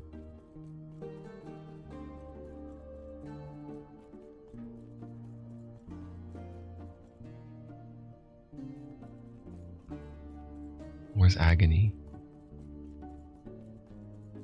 I don't remember who Agony is.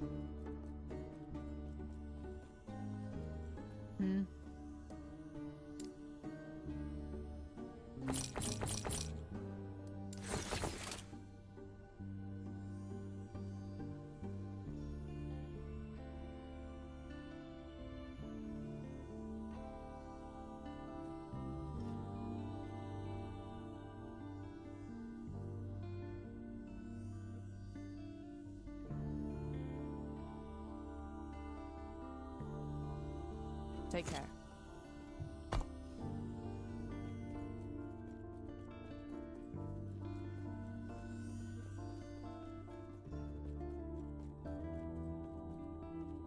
Oh, yes? I heard from one of the others that you had reached a temporary end to your quest. Worry not, there are more than enough challenges to brave in the Monolith of Fate. The way past the continuation of the story will come soon, do not worry. The Monolith of Fate? Monolith of Fate is a medium through which one may explore the many alternate timelines that may branch from ours. I see now that you are ready to explore the winding paths of the Monolith. Be careful though, through each turn, each choice will make your journey more strange and perilous. Do not lose yourself, traveler. I'm starting to think that this is the end of the campaign for now. This is the end, isn't it? There's no more content for now. Everything else is just the grind on from here on out. Oh, yes? I heard from one of the others you had to reach a temporary end. Yeah. What's the fate? Yeah. I see now that you're ready to explore the winding paths of the Monolith. Be careful though. Yeah. Okay. Farewell. Oh, here?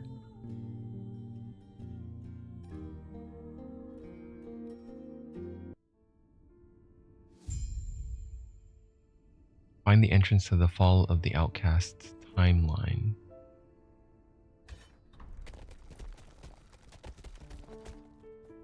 A think that's probably where they're gonna leave it for now. I think they're gonna be like, stay tuned for further updates.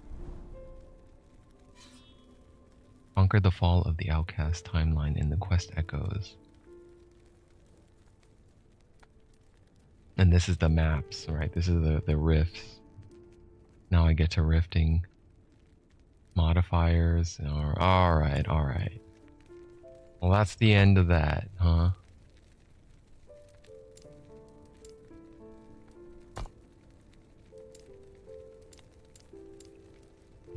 Is there, let me see, is there a way to hide that? Like, I don't need that to be on the screen then anymore. Because I'm no longer...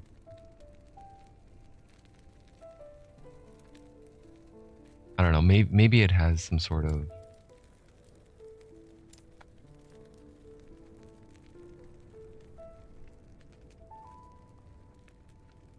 No, there isn't.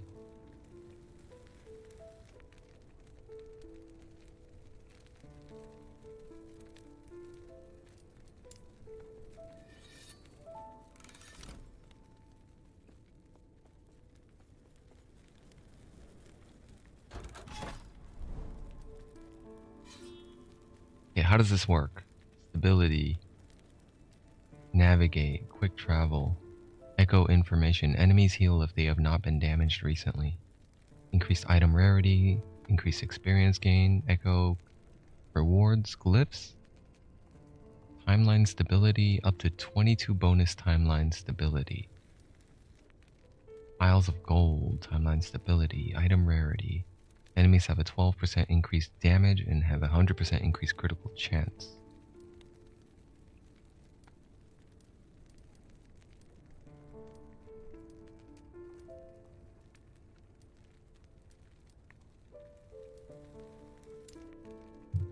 Level 58. This one seems like it's more lucrative. But I do need more glyphs. Start the Fallen Harbor. I'll do one and then see what's going on here.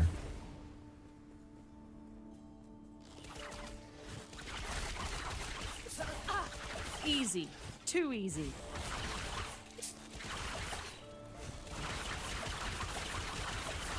Those guys love to block.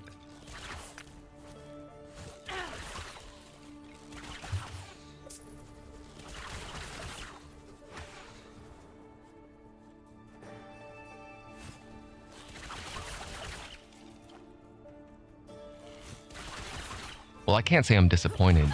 Even though there was no like kind of solid resolution, they leave it open-ended. The amount of content there was pretty good. I think that's a pretty fair amount of story content in the campaign already. It's clear they have more greater ambitions and they want to make it further. They want to extend it to go a little longer.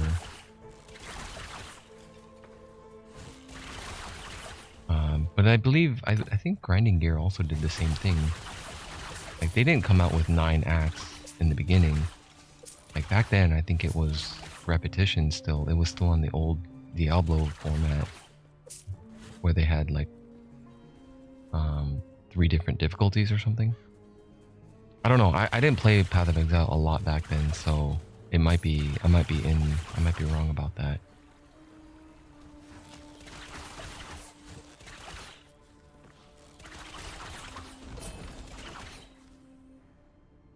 Brigandine? Who's lobbing that shit at me? Is that always gonna keep falling? I can't just chill here and look at my inventory. Am I timed? Increase movement speed. Throwing critical multiplier while at full health. Increase movement speed. Critical multiplier while at full health. Melee. Increase leech. So it's for melee or throwing. It's a rogue set though, isn't it? Seems like it's... Well, it doesn't have to be rogue. But anyone who uses melee or throwing... Potions no longer heal you, but instead grant necrotic damage to melee and throwing attacks. and mark you for death for 4 seconds. What? Increased chance to find potions. Less poison and necrotic damage taken. In games of power, you win or you die. Game of Thrones reference.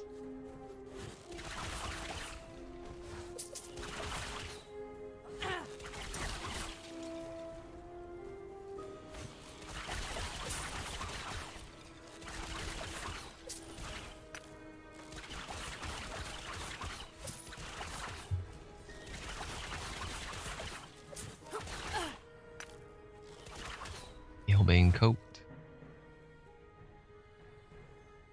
I might need to shatter that one.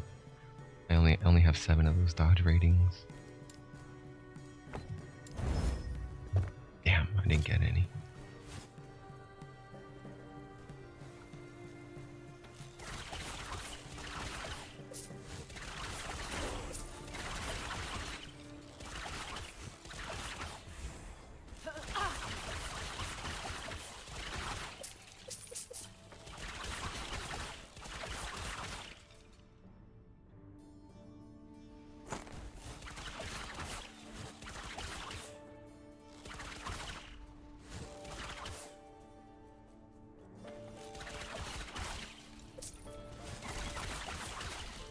Easy.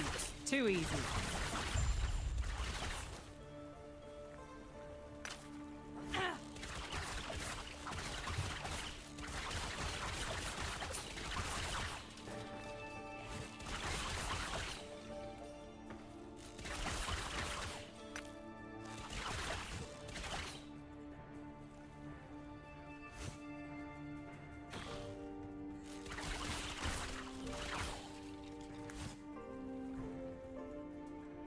Okay, that's it. That's the map.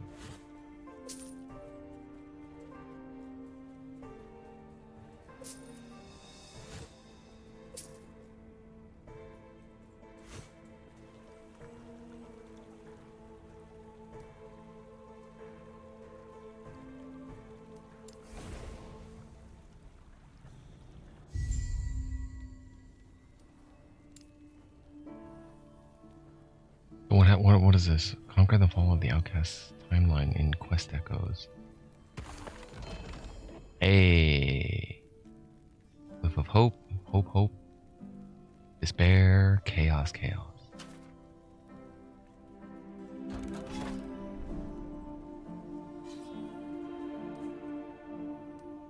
Okay, so what does that mean? I conquered that one and then it branches out.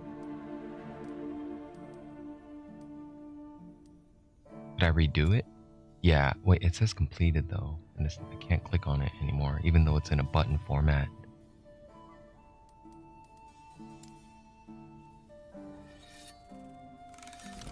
What's this? There's more loot.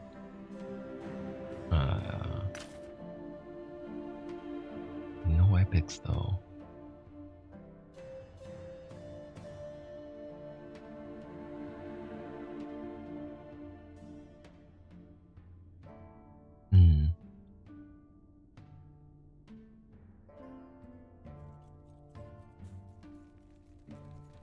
Yes. I was thinking about crafting this light quiver. It's a perfect 10% attack speed, but it's gonna be hard getting it to tier 5.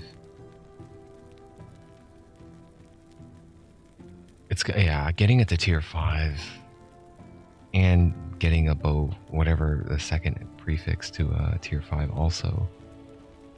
Not gonna be easy.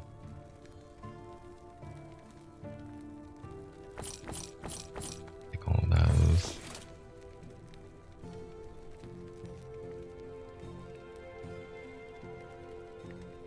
Damn. All right. Well, I'm glad I finished the campaign before the game launched. Now I can do it again once the game launches.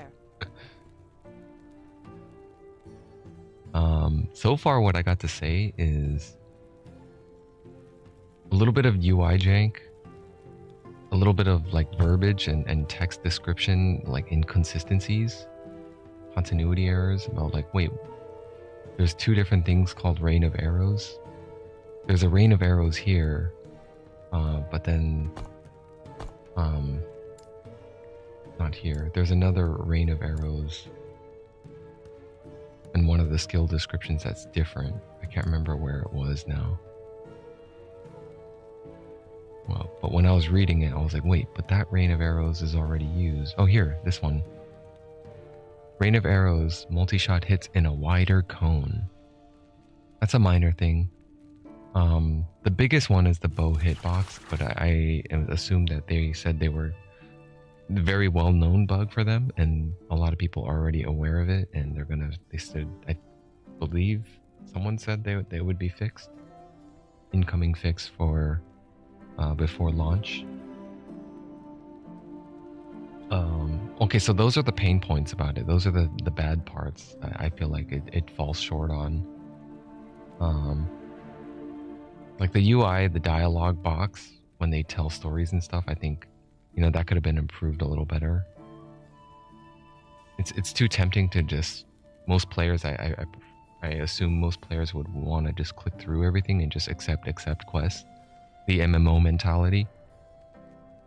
But what this game does very well is sound design, music, voice acting, and visuals are actually pretty good. I would say visuals are not that bad either. They could be a little better, but for its resource demand, like you don't need a super high-end system. I think Diablo 4 has much higher system requirements.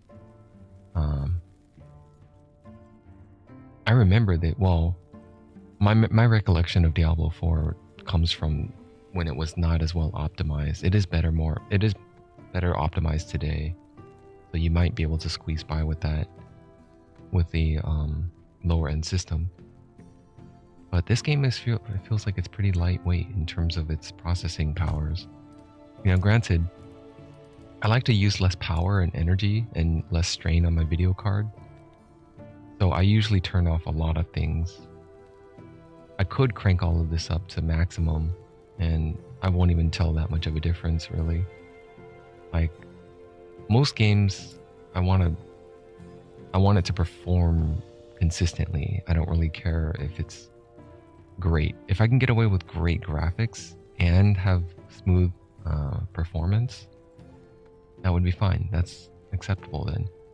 But I think that's up to the programmers and the optimization graphics cards and the guys at AMD and Nvidia to all work together to make little tricks and hacks to make it better. I don't know if I need to do anything else at this point. I finished at level 61 and I did, as you saw, like the way I played. Oh shit, I'm no longer deathless. I lost my deathless.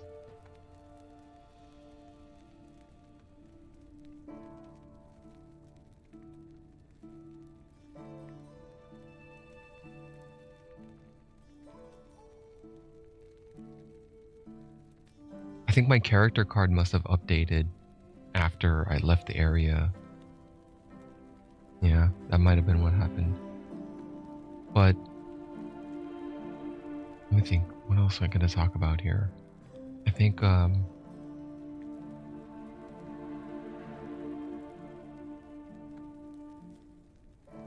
I finished the game by going through every area and clearing almost all the maps. Very seldomly on this character did I rush through and just go for the waypoints on the map, even though the map does give you, looking at the map, when you have a quest indicator, you could press tab and then the map shows up and you can move it around. It's very quick if you just go straight for objectives, but I do full map clears where I explore all the walls and make sure it's all revealed. But speaking of revealing maps, I think the other pain point, or not pain point, the other negative side of it is the map will reset once you leave the area. It doesn't remember your discovery progress. So if you come back to an area, it's not going to be randomly generated.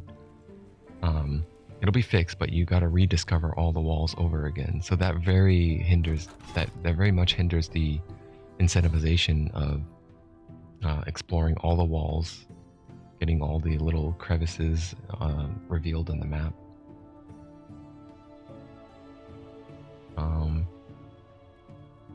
What does stability do? If I increase this is stability, right?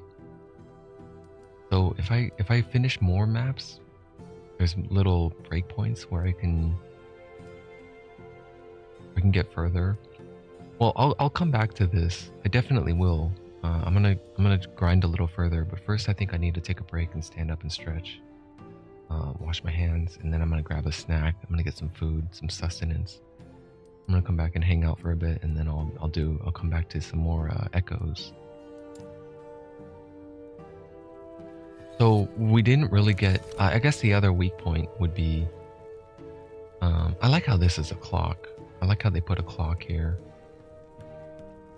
Although it's kind of hard to differentiate the hours and minute hands here. I don't like how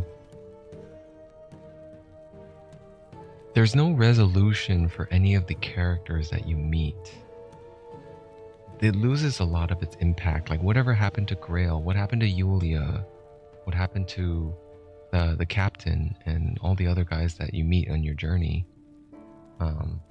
There is no resolution. It's just like, okay, well I guess that's that, and you move on and you meet another NPC. And before you even understand what happens to the previous NPC, you're introduced to more. And that's not much of a criticism, because these games are always lacking in storytelling, and it's always been a little bit of a hard thing to tackle. And I think that's what makes Diablo 2 such a good game today, that lasts so long in people's memories, because they did really well in that front. In terms of its storytelling and its narration, I think that was carried out very well. Alright, so with that said, I'll be back. Give me a few moments here. We're hanging out.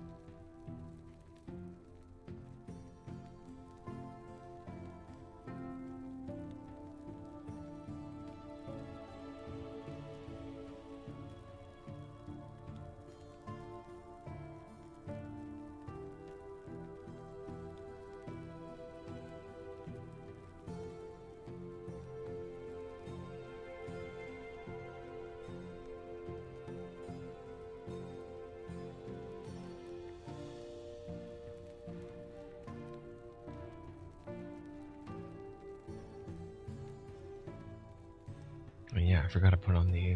Let me make sure it's showing. Be right back. Intermission.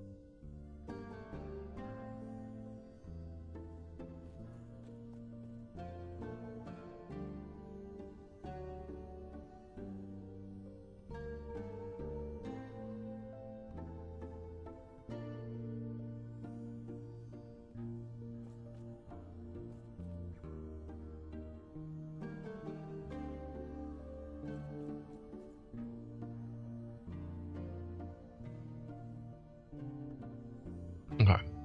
Well, I'm here. I'm just munching on some food. Mm-hmm.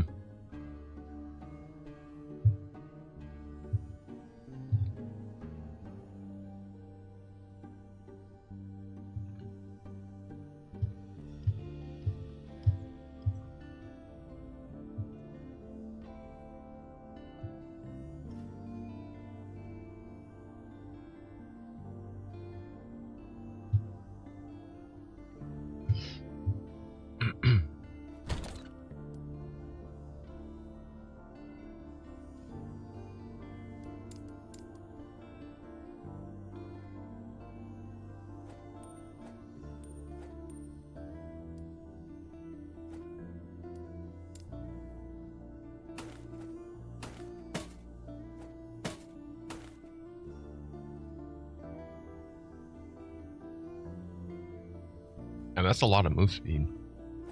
At move speed.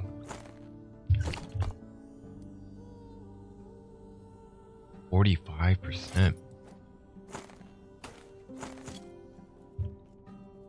Doesn't seem that fast though.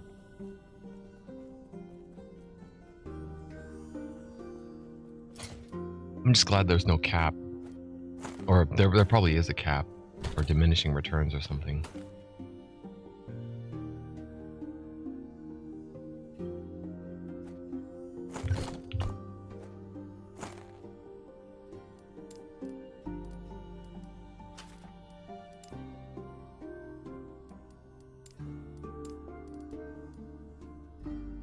Rune of Shaping. Rerolls all implicits on an item. Hey, that's good. That's what they're called, implicits. I was calling them inherents.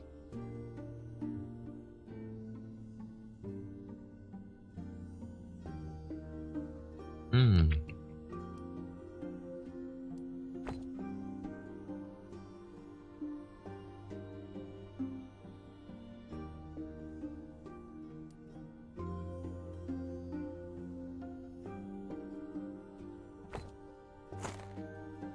I don't know. I'm too apprehensive. I'm too apprehensive to craft on this right now.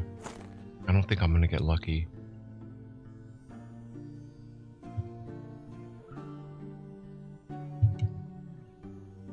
Right back.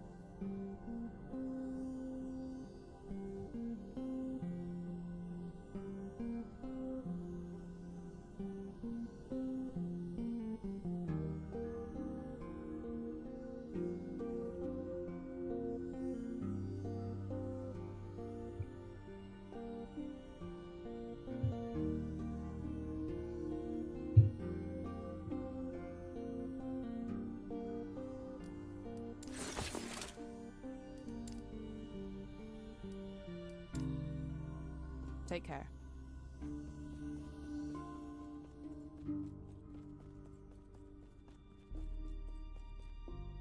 Hello, traveler.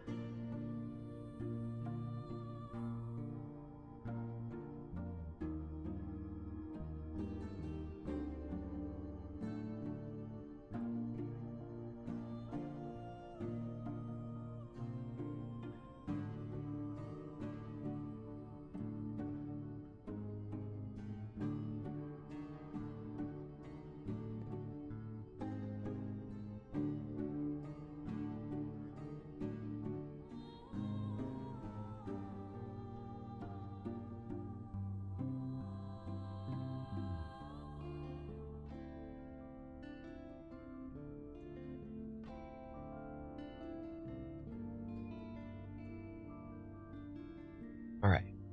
Food break over. Oh, that felt really good. Oh, okay. I got some water refilled as well. I was thinking about respecking. That's what I was looking at when I was eating. I was looking at respecking. I had an idea for Cinder Strike and Detonating Arrow.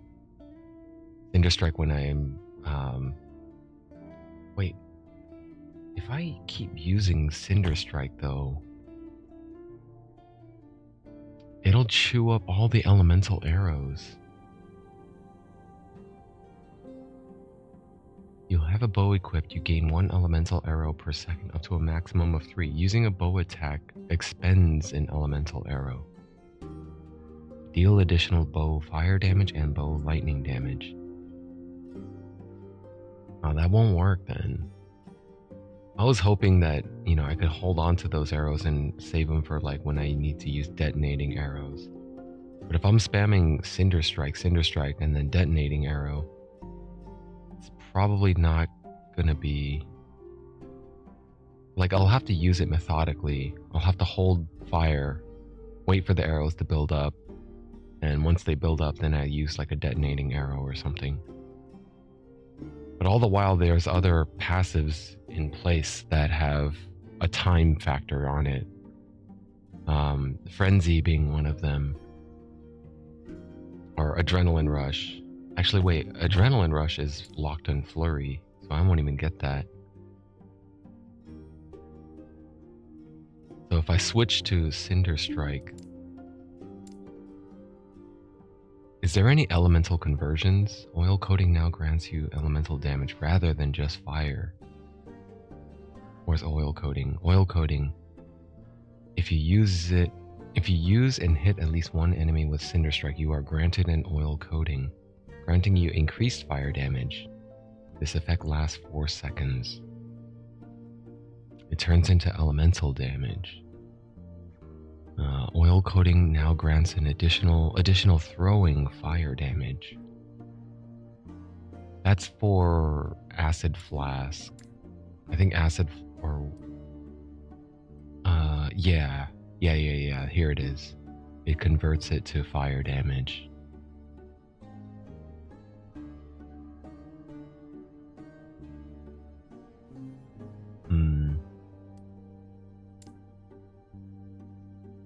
Okay.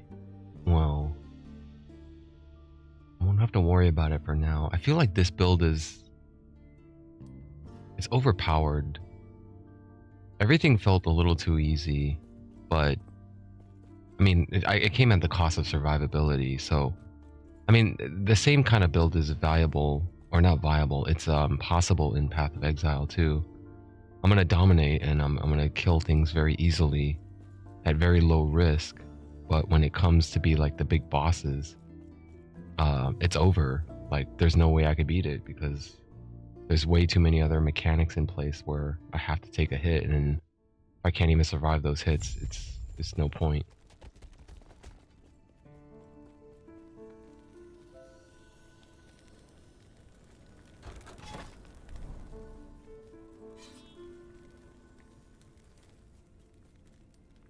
Okay, I'm gonna continue doing other... what are these called? Echoes? Yeah, I'll keep on grinding some echoes.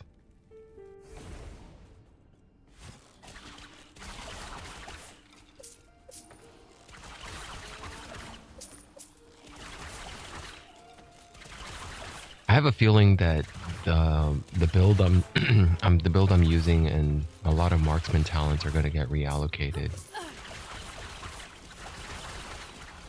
I was saying yesterday when I was playing this, like, why is that a 5-point investment? That should be like a 2-point or a 1-point investment. I think they're going to do a lot of that stuff. That's a weak ass 3% implicit.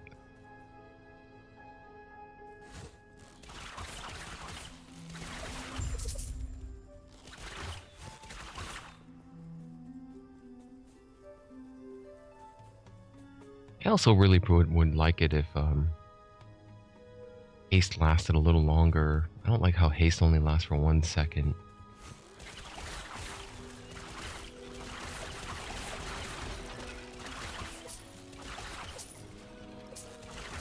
Maybe I think they might have done that just to on intention. Yeah, it had to be intentional. The haste for 1 second is for stutter steps. Attack move, attack move, attack move, like that.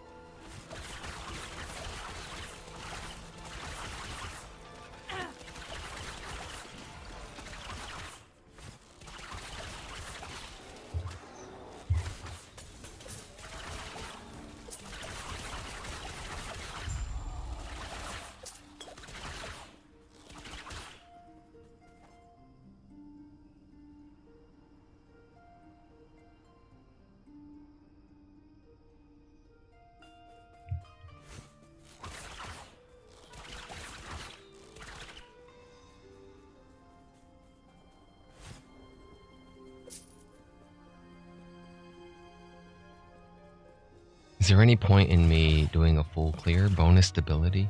I guess I'll go for that. I don't even know what it is. What is stability?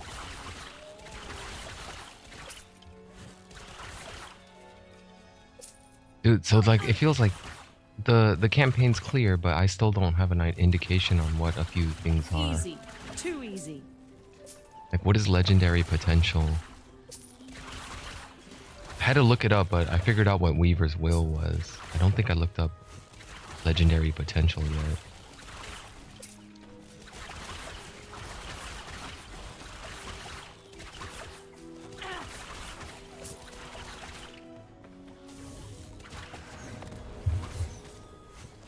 Easy. Too easy.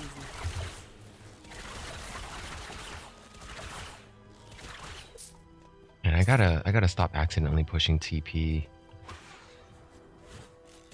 Done that too many times now. I was trying to set up I don't have my Hail of Arrows hotkey in a good memorable position right now.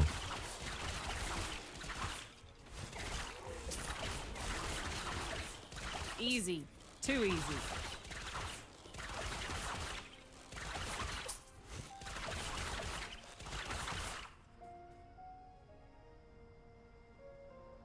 Bow Mastery. Increased damage while wielding a bow. 39%. 27% chance to summon a bee with Acid Flask. I don't use Acid Flask, but that Bow Mastery might be nice. Chance to apply Frostbite with Cold skills. Hey, that's really good for a mage.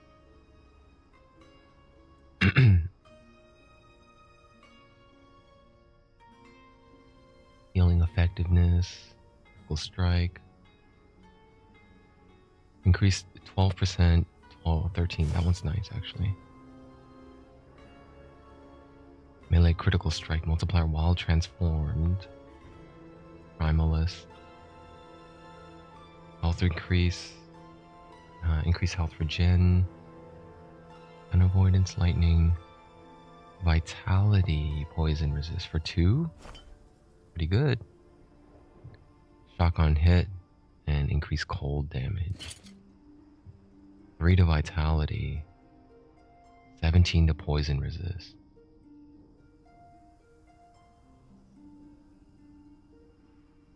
And take off that chance to bleed and give me that 3 to vitality. Necrotic resist swapped out for poison resist. I'm okay with that. And now my vitality is at 7. And then what's this one? Increased crit chance, cold resist. These are higher. Yeah, these are higher and better resist.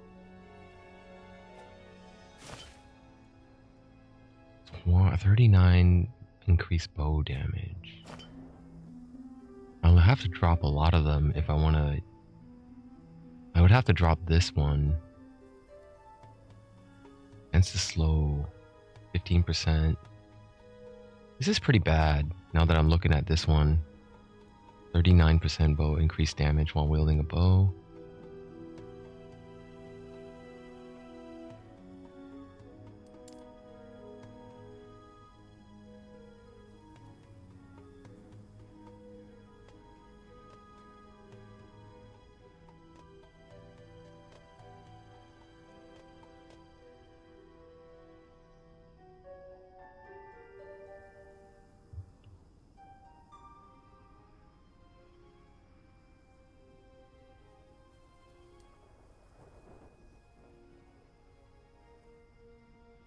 Is there a difference? The wording is different here. Increased damage while wielding a bow. That's different than increased bow damage. It sounds like they're referring to the same thing, but this increases, if I'm wielding a bow, all damage is increased. So throwing flasks, anything else. Increased bow damage is any sort of bow attacks. Regardless, this is superior in its attacks, it sounds like. But then I lose the black arrows. +2 to black arrows.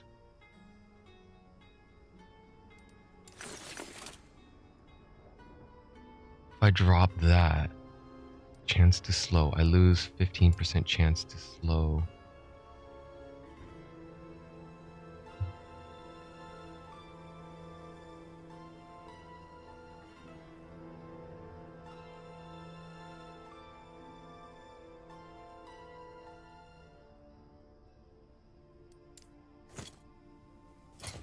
I don't know. Maybe I'll leave it alone.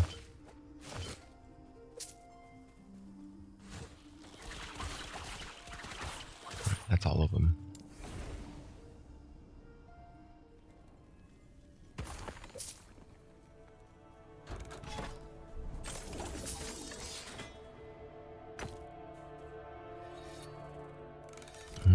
Dreadthorn.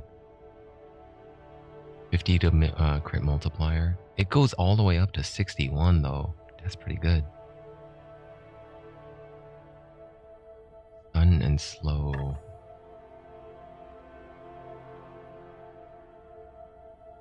Ring of Remedy. Turquoise. Minion damage. Turquoise ring. Shrine boots. Iron greaves.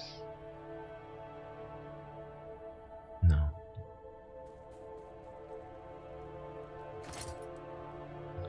I'm interested in this one. This one caught my eye. That multiplier. Well, I won't have to touch any of the suffixes. But I will have to add a prefix. And try to get the attack speed up. 19 forging potential only, huh?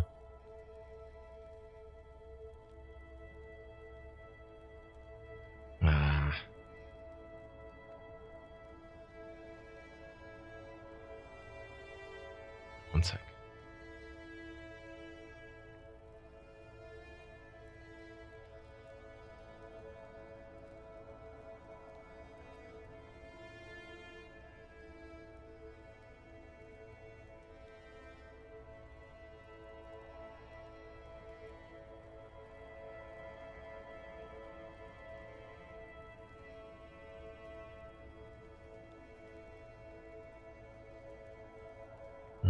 Okay.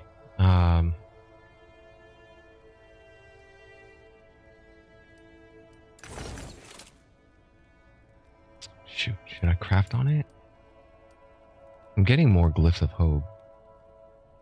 It's not bad. It's just 9 feels like it's not that much. And that's only tier 1. I only have 19 foraging potential.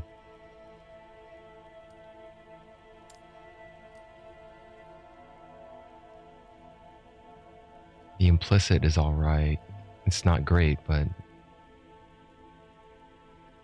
can't complain about that. The attack speed is faster, the base attack rate.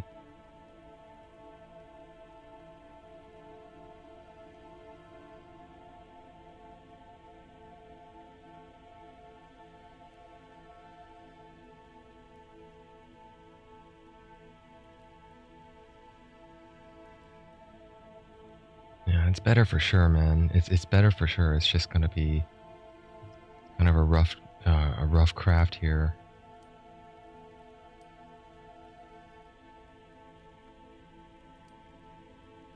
What do I add on it first? Let's find another supplemental here. Not crit multiplier, as much as I'd like to. Crit chance and attack speed. I only have 2.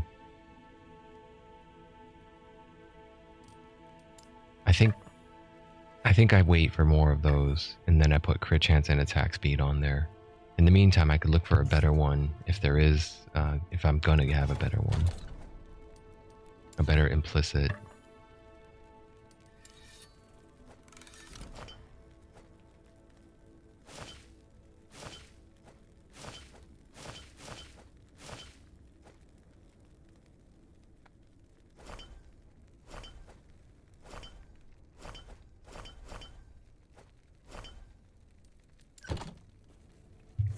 Yes.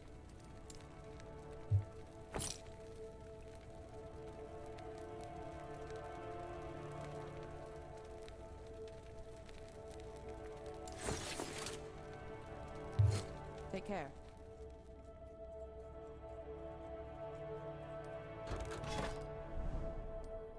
Alright, so what else? Did anything change? It looks like it changed.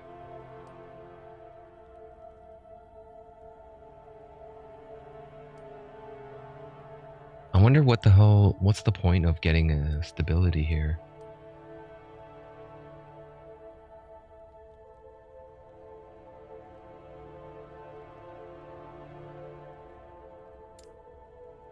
Homes of experience, timeline stability, experience increased gain, item rarity increase, double crit, 12% increased damage.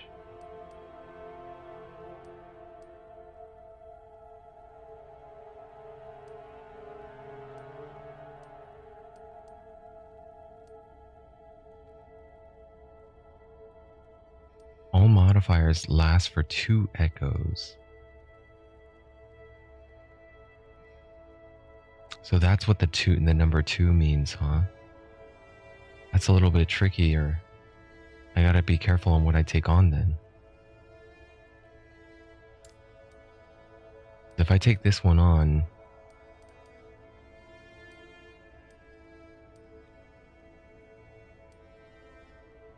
I don't know. I'm having trouble understanding this. So the one I just did was they deal double the crit chance and they have 12% increased damage. Now if I'm taking this one on,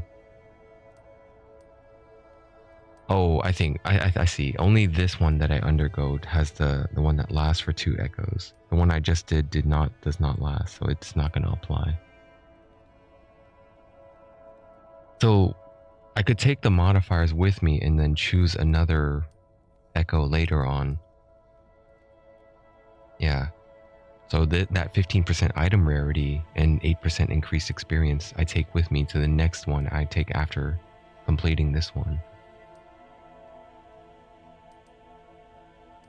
Yeah, so all of the tier 2s have that modifiers last for 2 echoes. So I think it really matters on the order I tackle these in.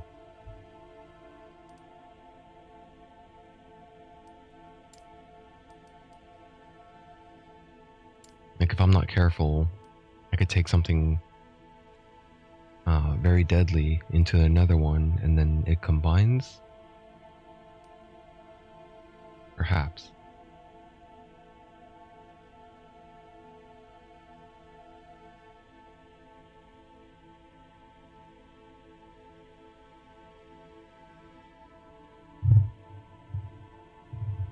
Alright. I'll go for it. Level 58.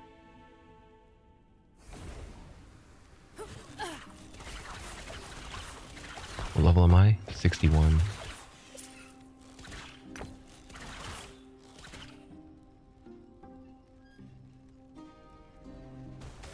The hell?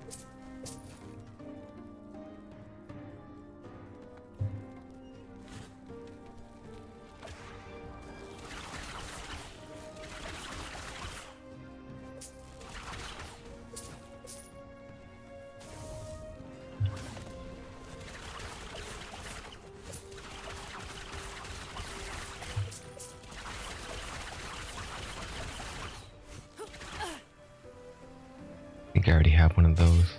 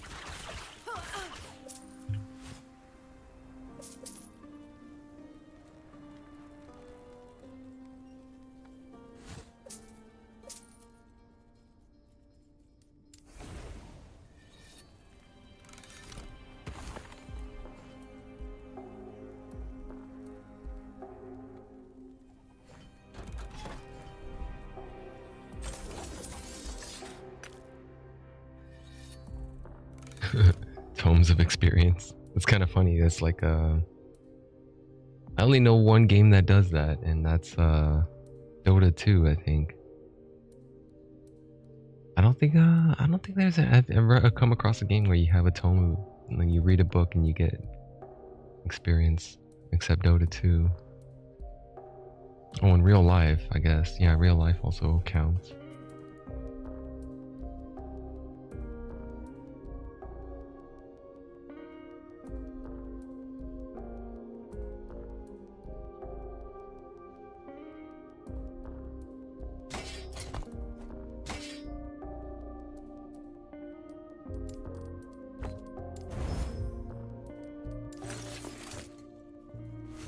Yes.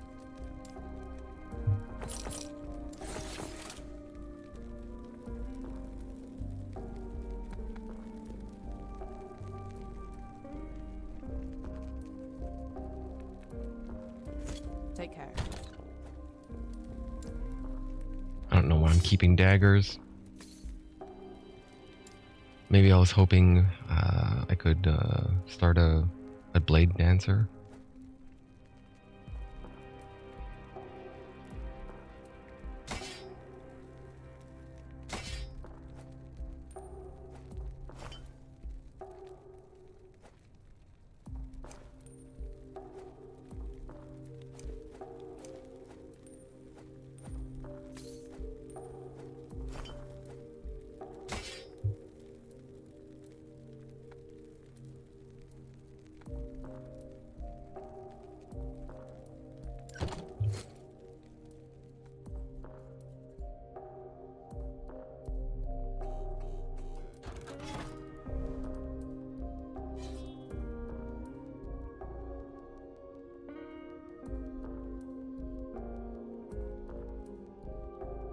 Okay, so the UI is messed up here. Down here, the enemy modifier should be moved up a little bit, right?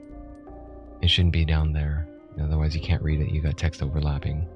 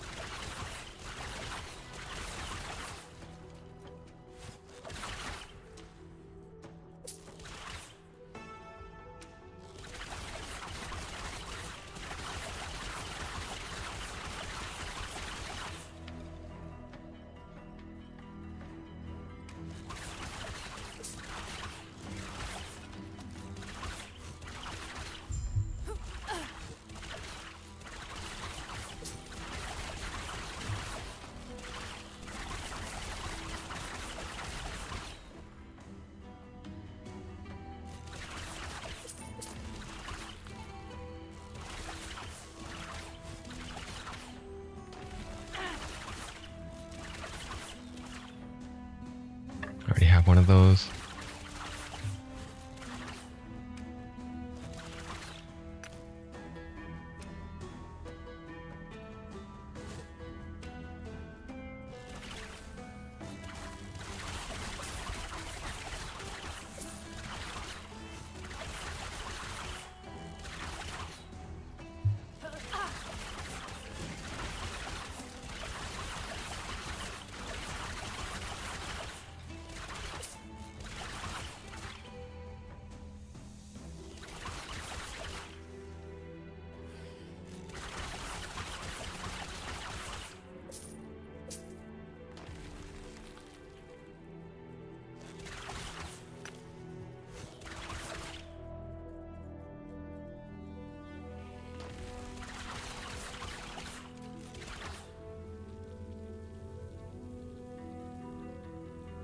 I don't use ballistas, but I guess I can hoard it.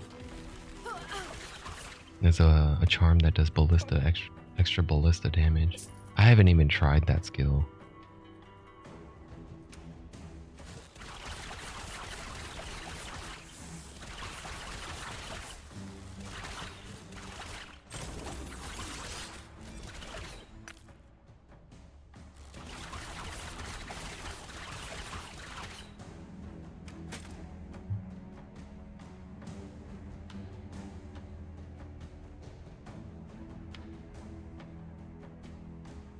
That's a good one.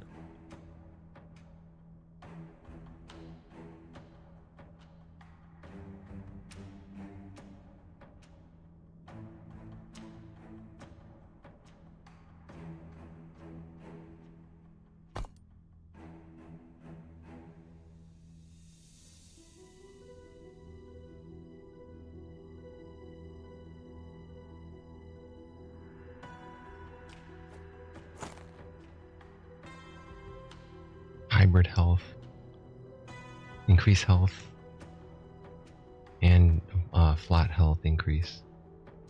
Really good. I want a ton of those. Yeah, we just got one of them. Yeah, this is a unique bow for a level 1 for leveling up.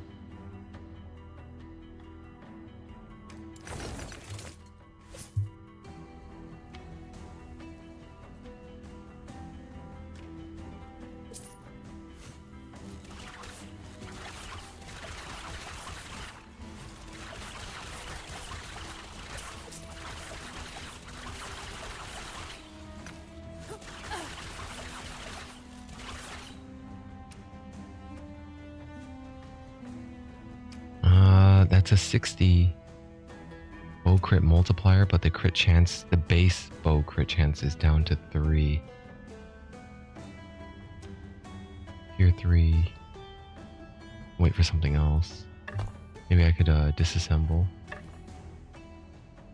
At 12. Damage over time.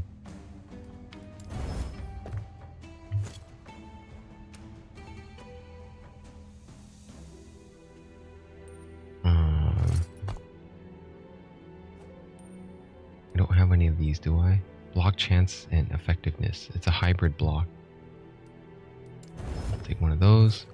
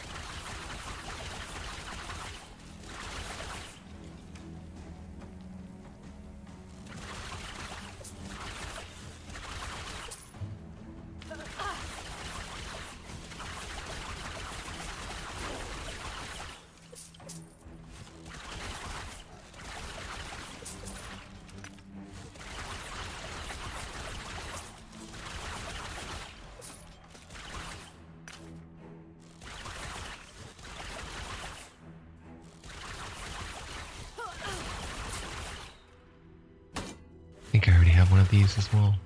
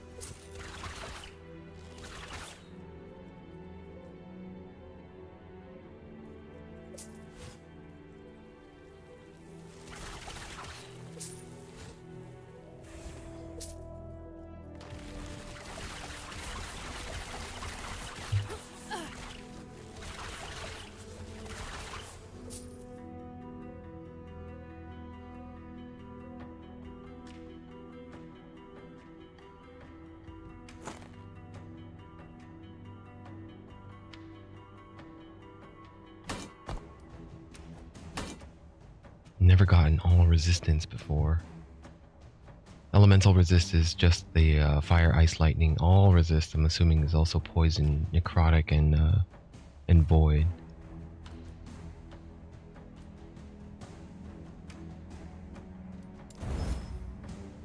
Got 3 of them.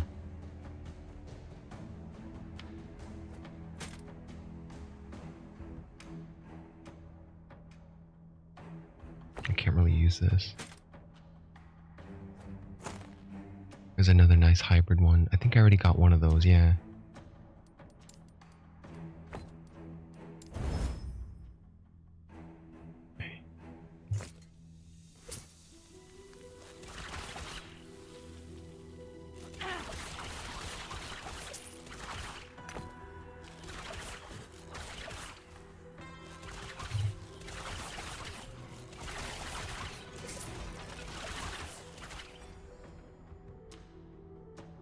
Oh shit, exile coat? I'm gonna keep my eye out for those. 34% increased critical strike chance. 34% increased dodge rating. Damn, I gotta get one of those. One of those a good one that has preferably 30-30. Something in the 30 plus, 30 plus. It's too low of a forging potential.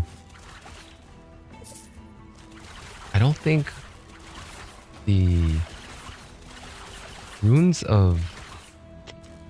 And I feel like some of the modifiers in the crafting oughtn't take up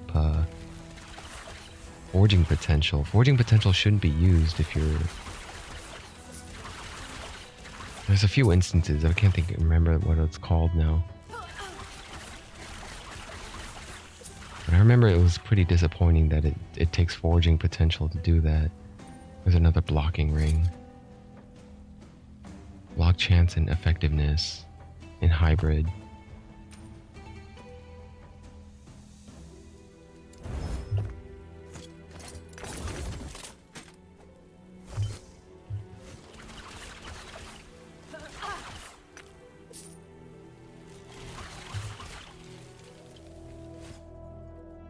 Yeah, that should be all of them, right? Most of them. I have all the maximum bonus stability now.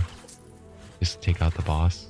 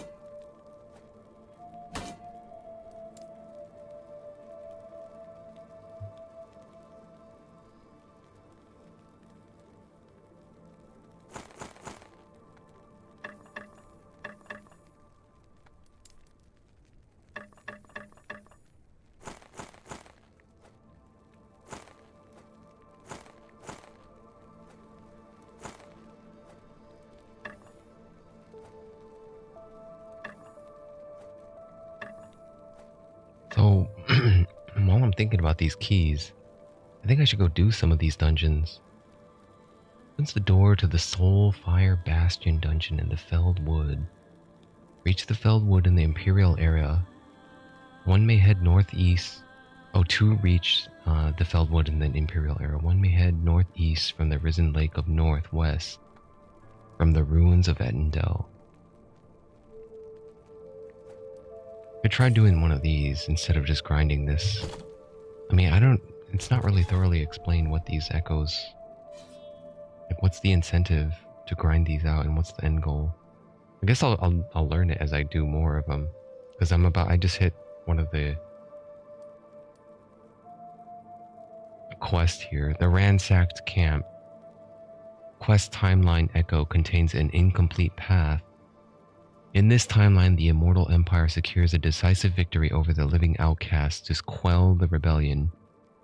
Return to the remains of the outcast camp to find any survivors.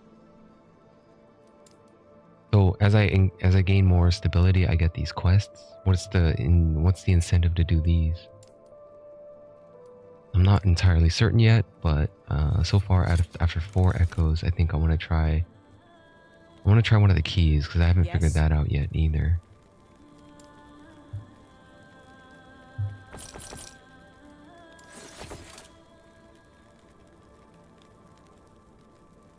Nice physical resist amulet.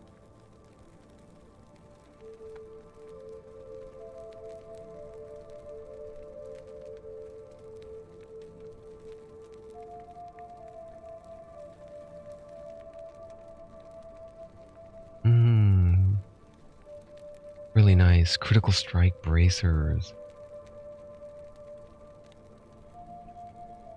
Damn, that's a lot better.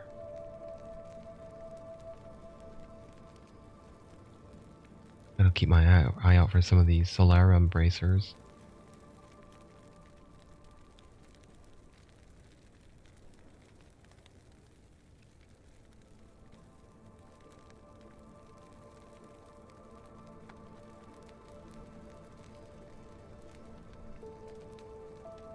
I don't know what to do with these. Do you want to buy them? 35 gold?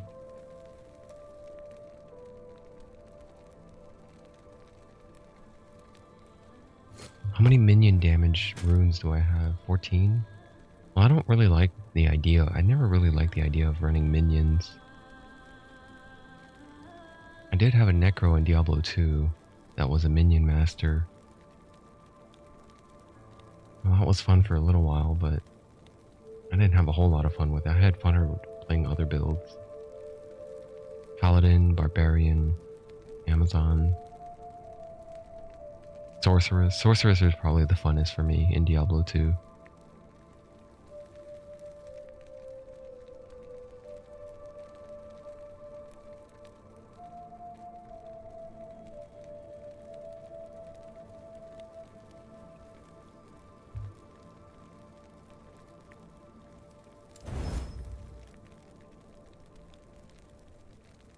Okay, so let's follow some of these directions. And I need to check something here. Out of all the keys that I have,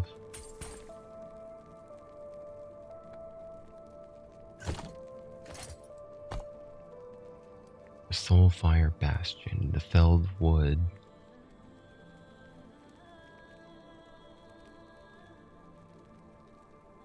those are very precise instructions. The ruins of Etendel, the Felled Wood.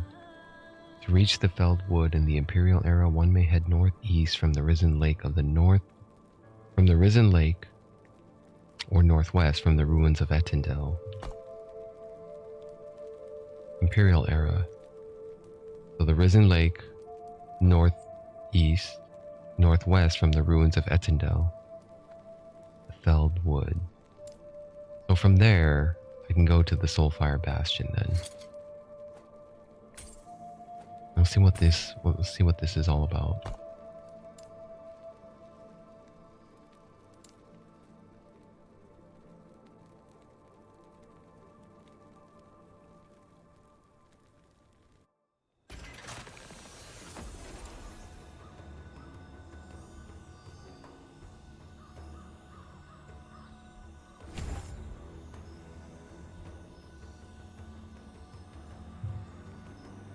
Nice, I'm at 800 in health.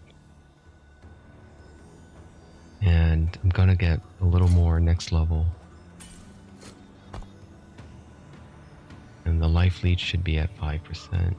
I think, is life leech shown here?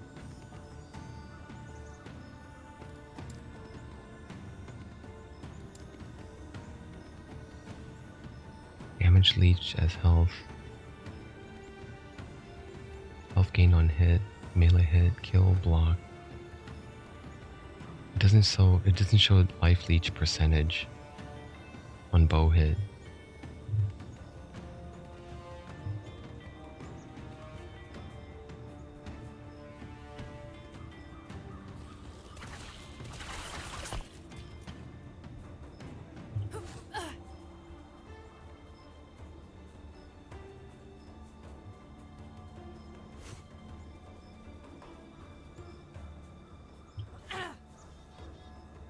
Okay, it's not here.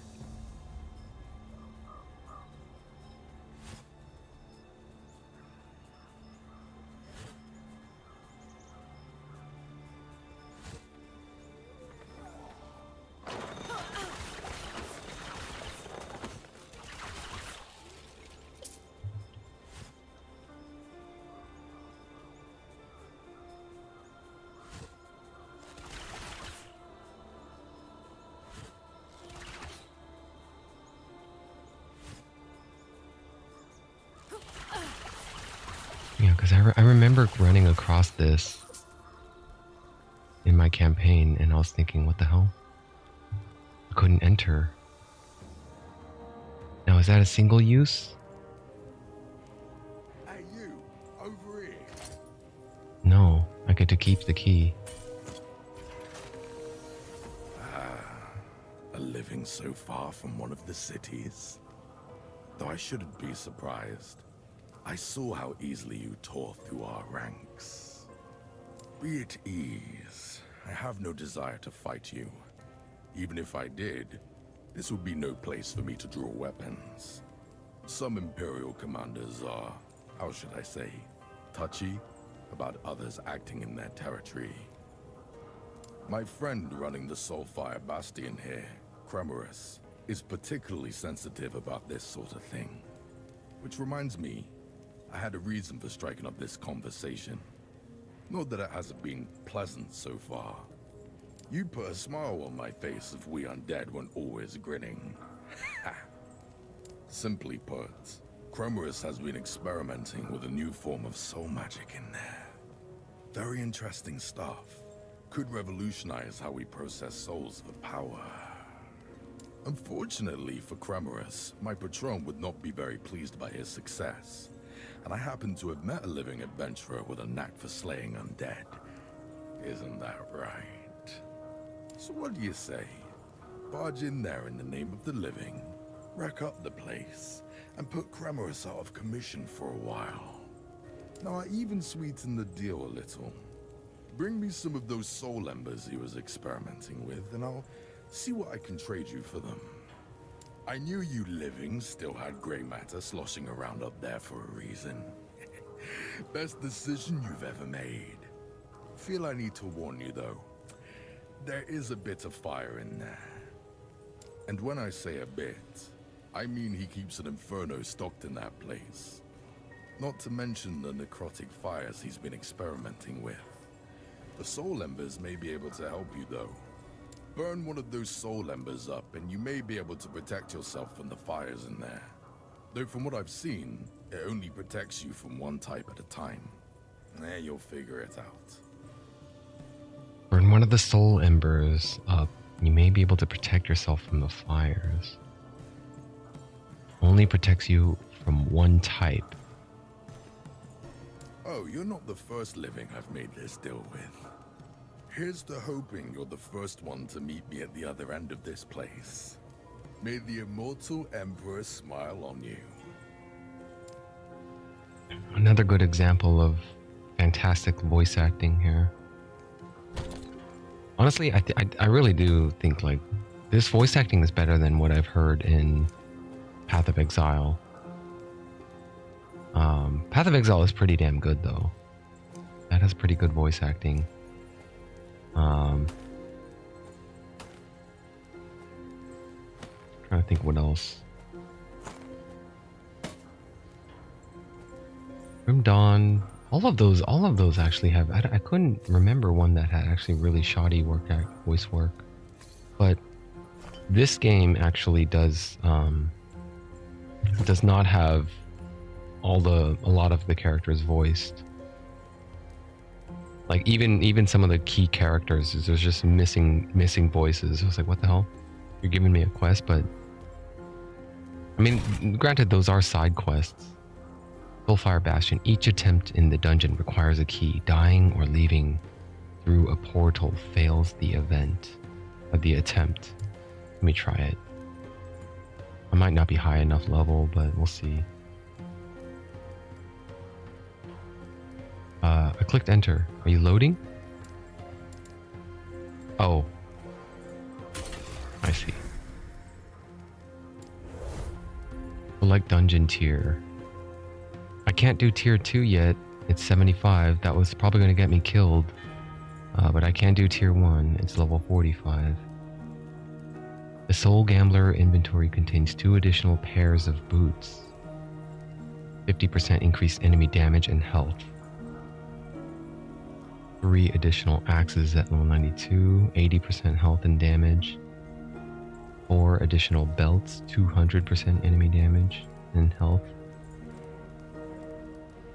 Okay, so I got to do this 1, 2, 3, 4 to unlock.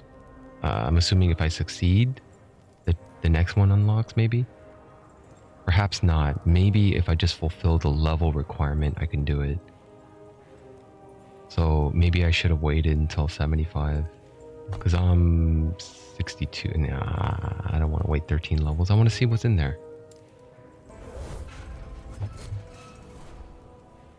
Okay, I got some sort of buff.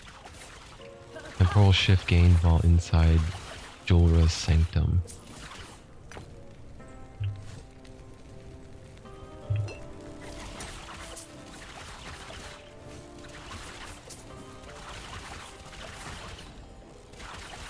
Dude, that fire already almost killed me. What the hell?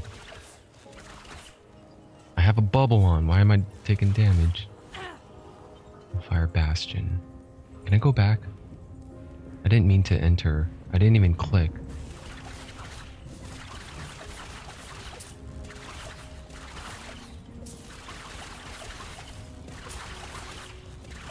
But if these guys are like level 45, I shouldn't have to be worried that much, right? I shouldn't have to be afraid of these guys. I don't know. This is actually pretty hard for level 45. That guy, they were doing a lot of crazy stuff. There was a lot of blocking too. Chance with crit with flurry and physical damage. Increase physical damage over time. I don't deal physical damage over time. I don't understand that.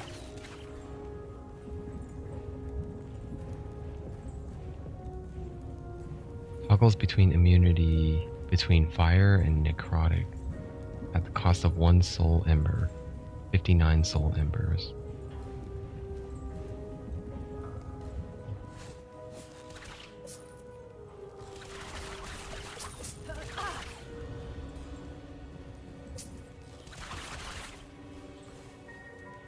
Well, how do I...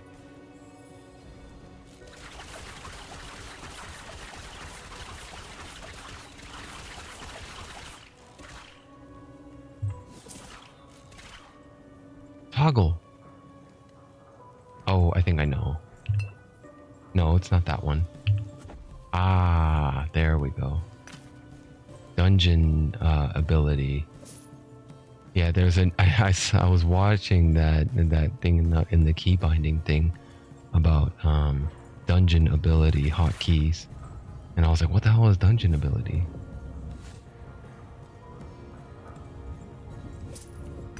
Well, now I know.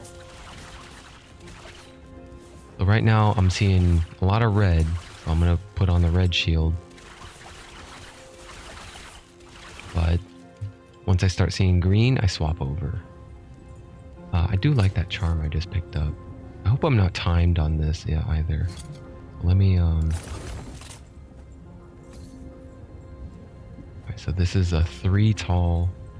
It's a 1/3 charm, and I can increase my flurry crit chance. I don't know what physical damage over time is. I'm assuming that's bleed, but I do physical damage primarily anyway, so.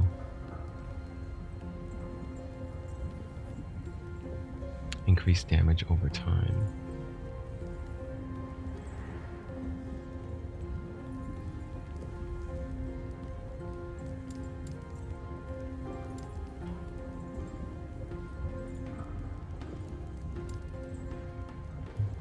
Alright.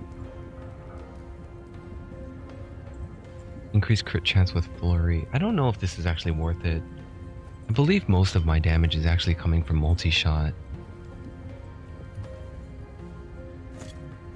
Maybe I'll just leave it alone for now.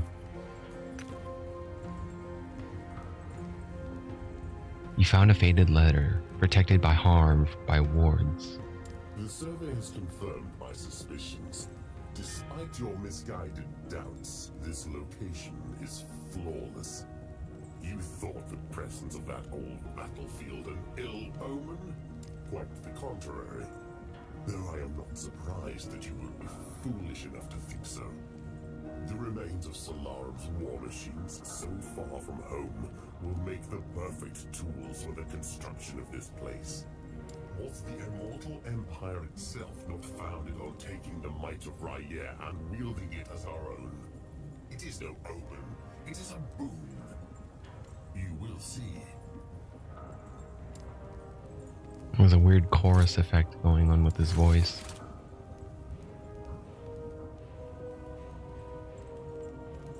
Three tall. I'd rather just have all crit chance right now, though. What was the range on that one? These are tier 1. Is there anything other than tier 1s on idols? I don't believe so. I don't think I've paid attention to tiers. I don't think there are tiers for these idol affixes.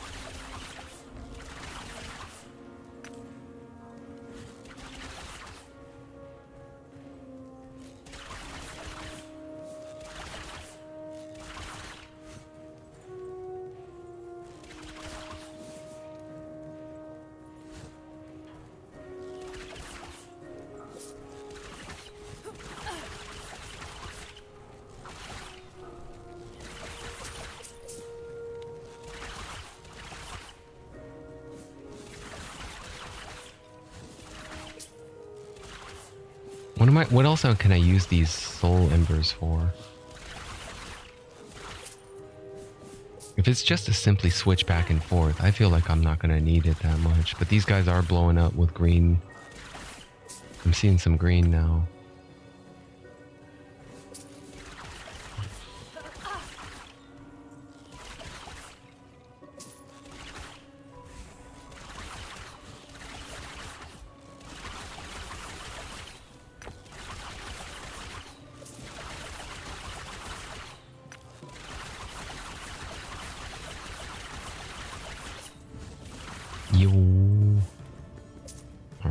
Let me put in some of those skill points I got there. What the hell? Those guys just disappeared? What the fuck's going on?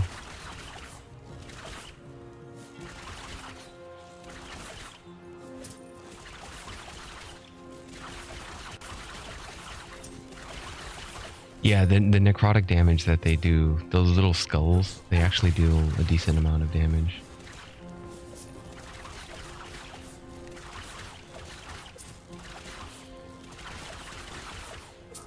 Yeah, those guys, they just disappear. I guess I killed them, but that was a big crit and they just kind of disappeared.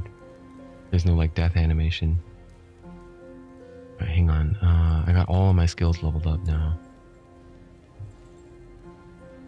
Flurry. What am I doing with Flurry? Blood Revelry, Second Wind, Sap Willpower, Adrenaline Rush. That's what I was doing. I was maxing out Adrenaline Rush.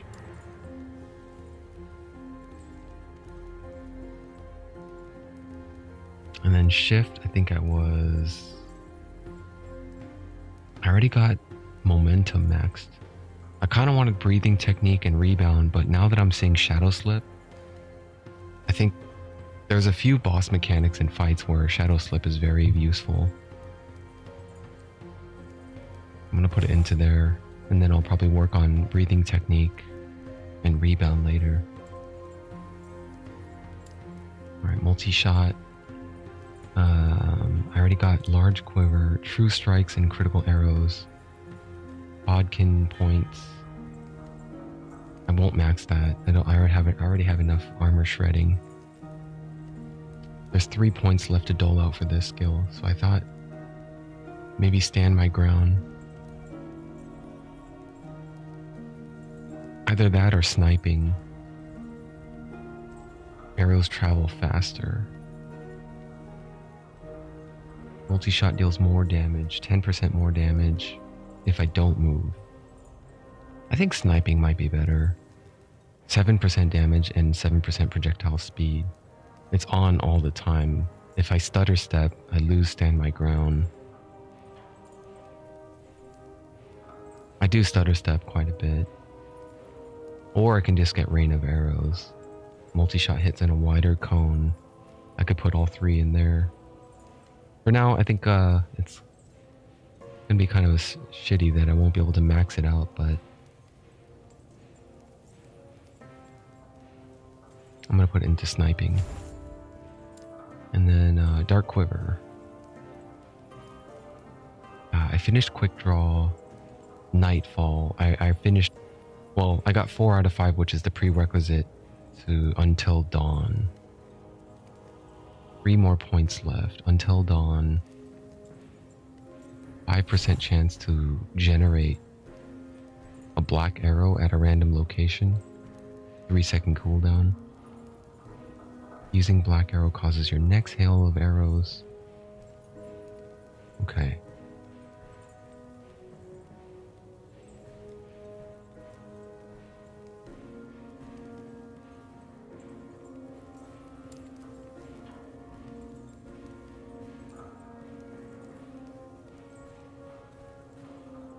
I think this one I just wanted pinned down. Slow chance. Okay. I'm ready.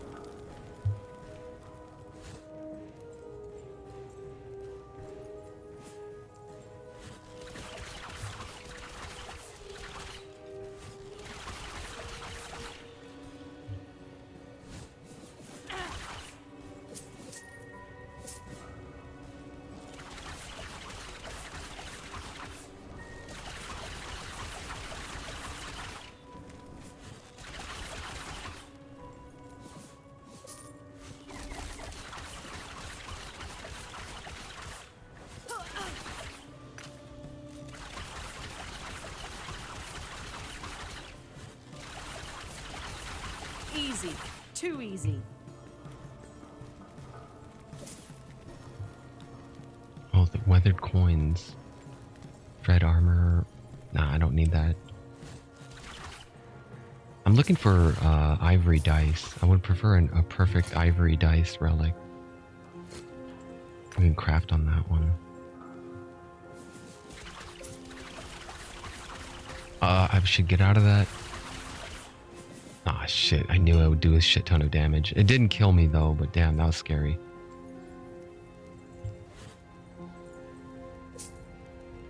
Silver ring.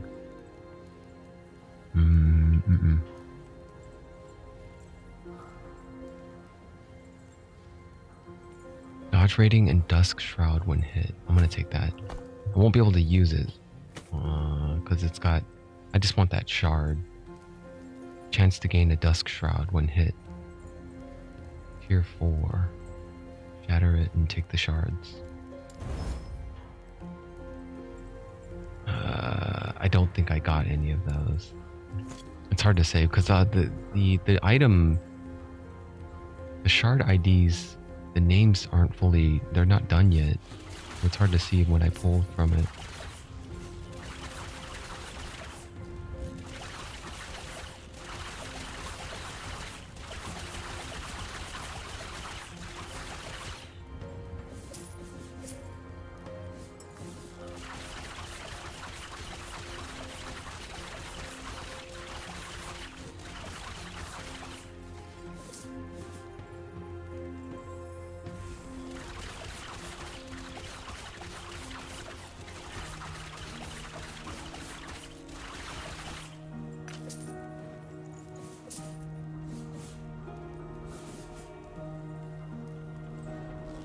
Oh!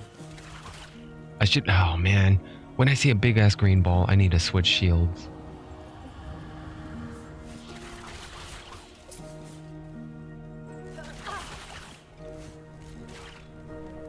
Alright, the boss is up ahead. I want to kind of finish this. The map though. Easy. Too easy.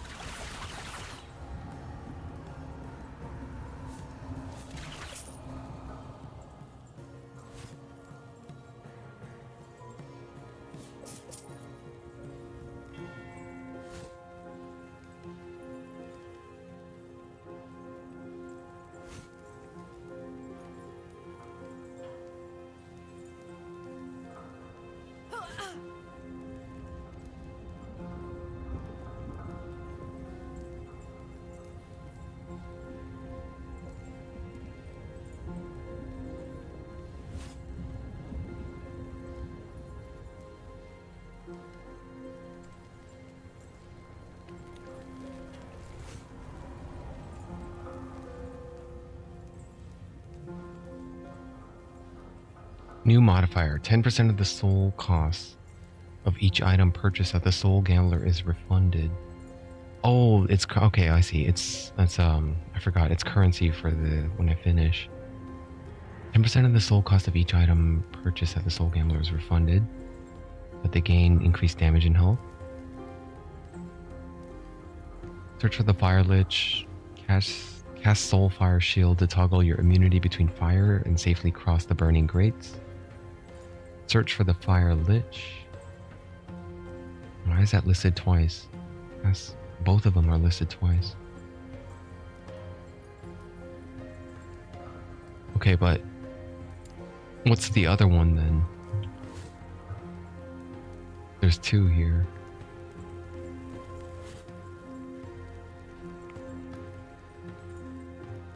First item purchased at the soul gambler has its soul ember cost refunded.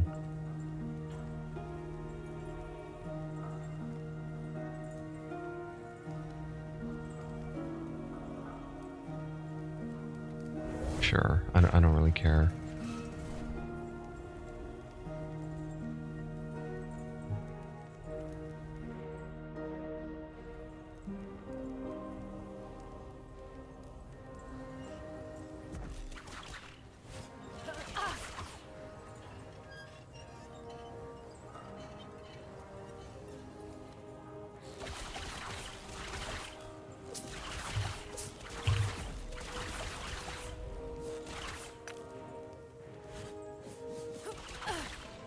Easy.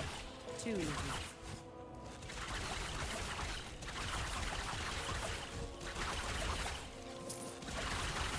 I could see how this would be a big problem if you were a specialty, if you were a fire element specialist.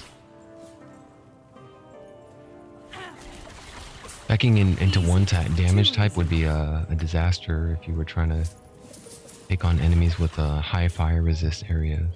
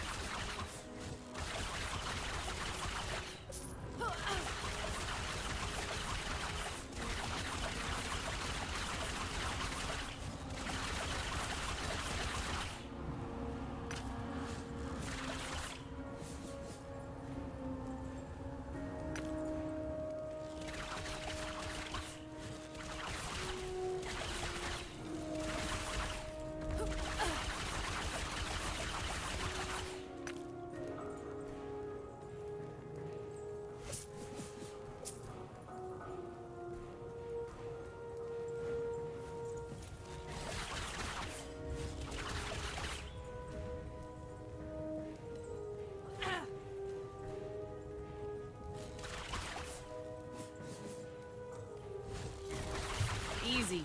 Too easy.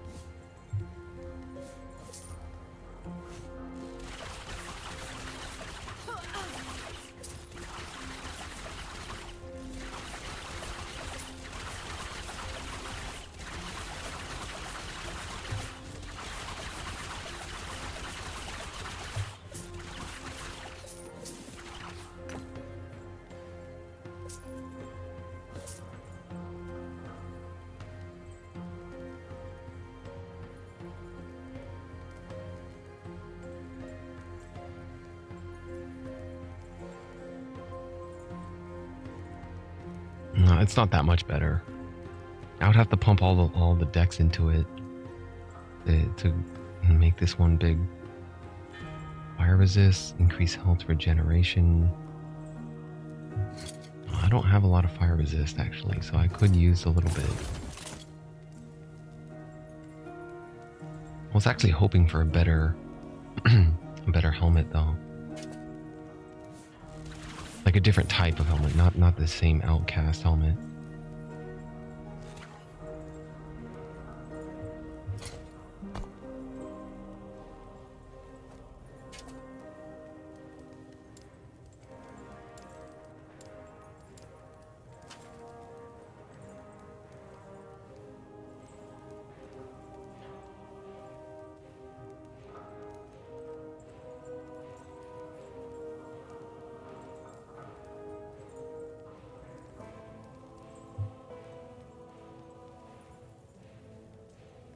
Nah, forget it.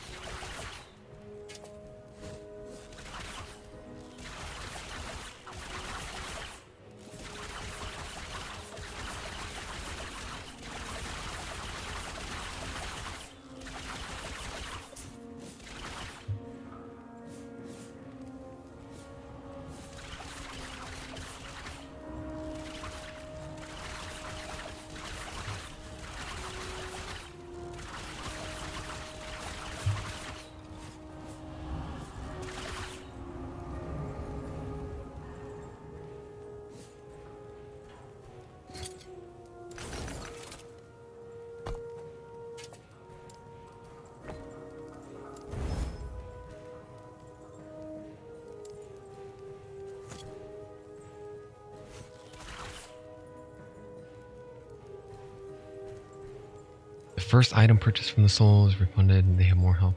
Okay, so there's another door up ahead. I want to get that chest, but I missed it. I feel like I missed the secret on the previous chamber too. Like, how deep does this go? Because I'm already kind of done. I already feel like this is like going on too long.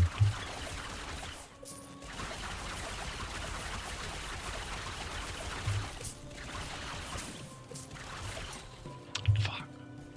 What? Ah. I still had a little bit of health left. Look at my health.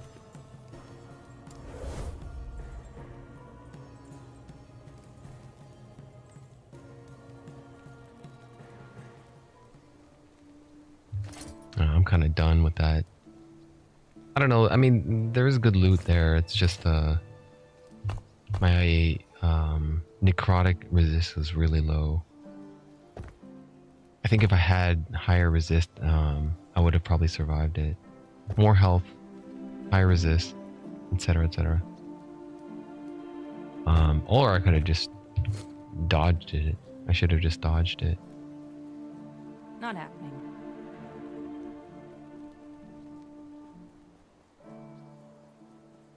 They sent me back to the outcast camp.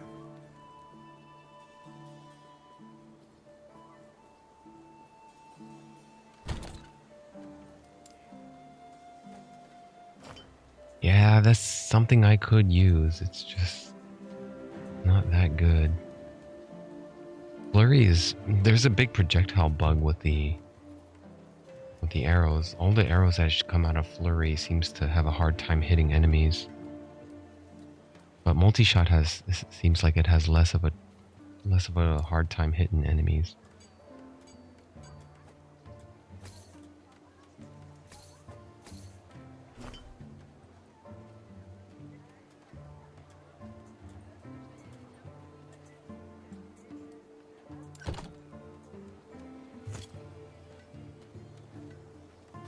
guess.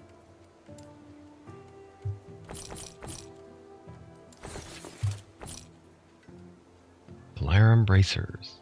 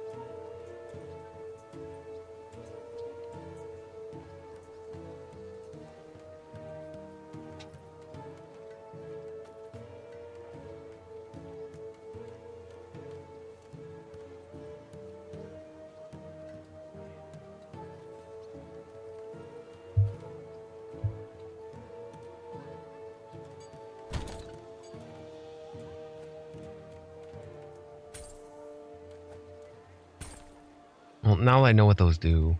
I should finish it though. I should have finished it and went for the boss. Be well.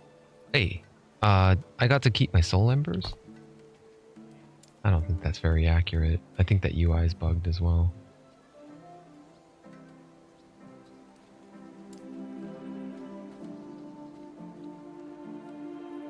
I could probably rock more levels, I think. I'd rather level up more. Because doing those, I don't think I got a lot of experience from that area. That whole area didn't offer a lot. Yeah, I get to keep my soul embers.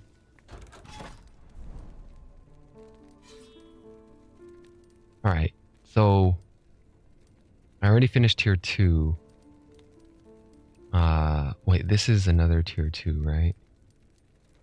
I can get those 4. So these are the tier 1 maps, these are the tier 2 maps. And then tier 3 on this side is unlocked. Tier 3 is locked here, so I can finish these 2 tiers. Or these 2 echoes. High health enemies deal 30% increased damage. Increase item rarity and 5% experience increase. Level 58.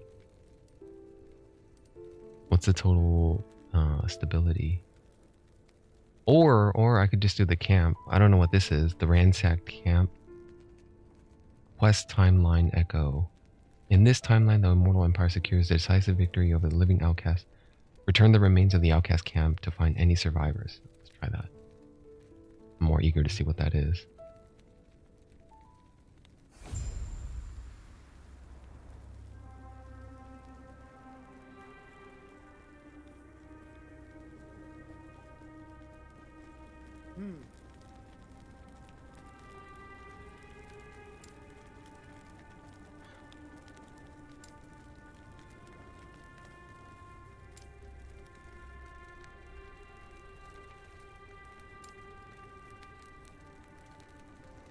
Don't lose your way.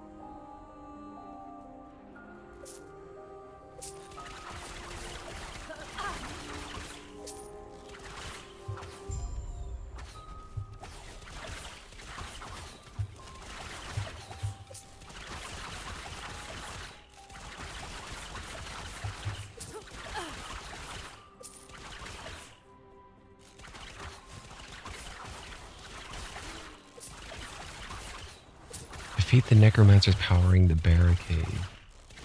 The objectives are not really that clear. I thought I was supposed to look for survivors. What's the barricade? Well, what happens after the barricade is down?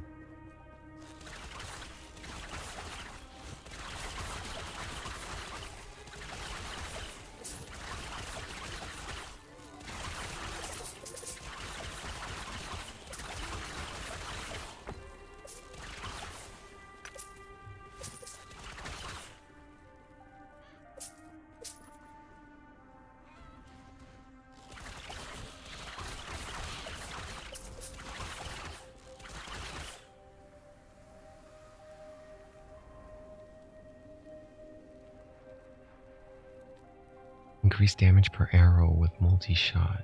Shadow Cascade. That's a melee skill. Increase damage per arrow. I do have max arrows right now for my multi-shot. I think I'm shooting like 9. I want to say that looks like 9 or 10. I don't know if I could pull that though. It's a tier 2 and I don't have any of those, but I'll try it anyway.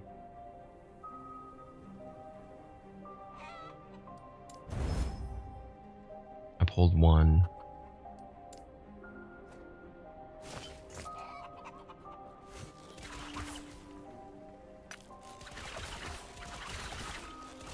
Easy. Too easy.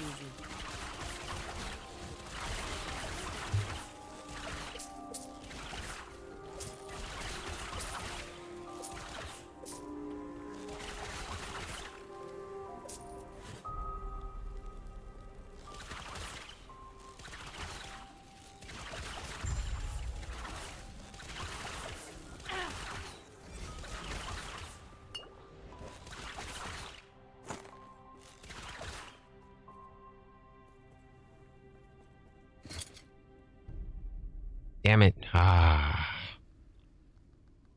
Poison, damage over time.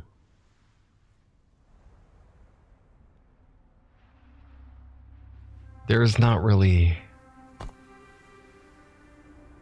that many builds for Marksman to get for poison, I think.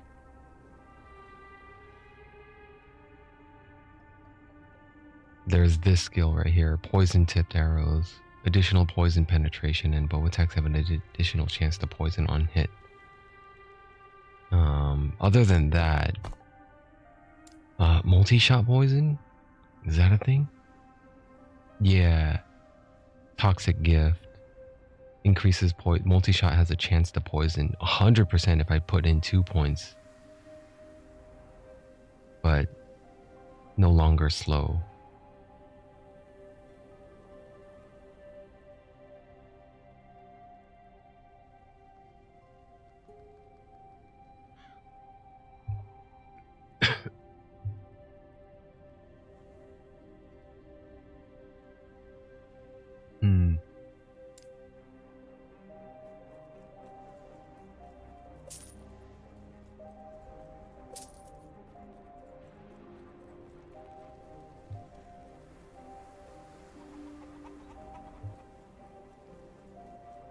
I'm gonna fight that time prison.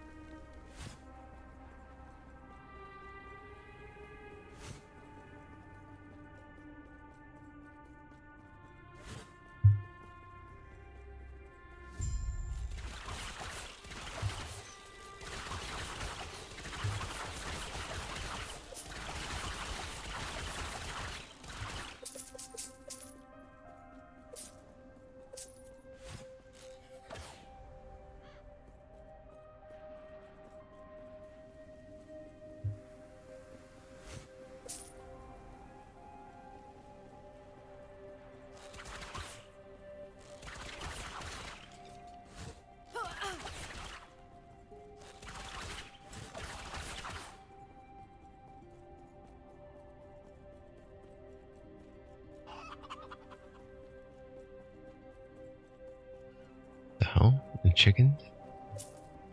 I heard chickens.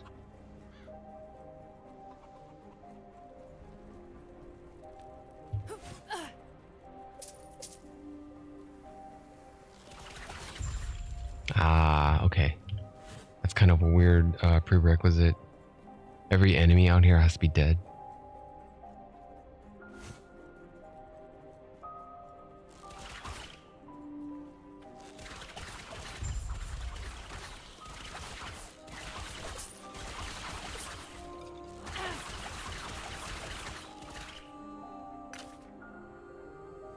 Poison per dagger, armor shred.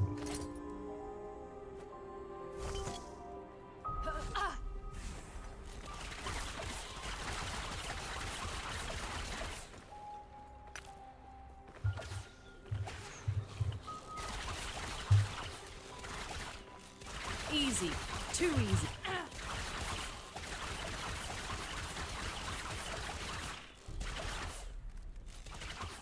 Use your portal to travel onwards. Echo conquered.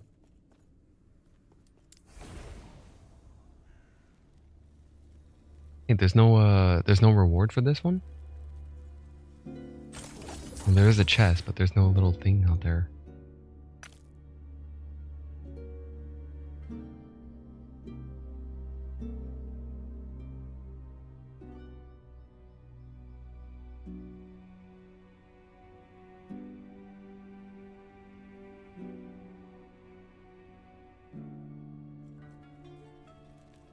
Yes.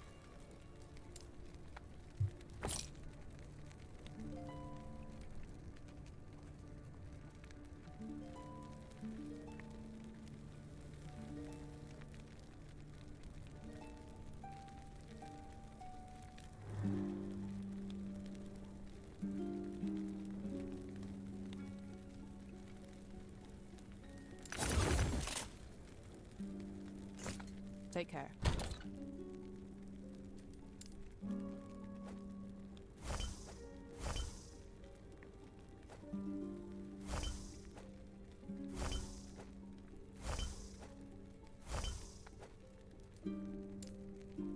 I don't know what I'm gonna do with that yet. I don't know. I could use poison. I could switch over to poison, but I already have a belt that does physical damage.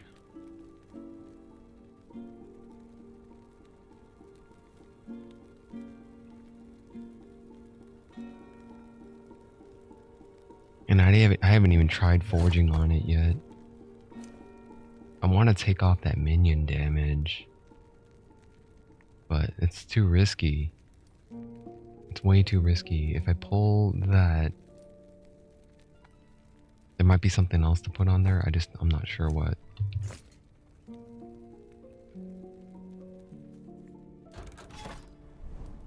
Okay, so that echo is completed. And what's the big deal? What's the why? Like, what's the incentive?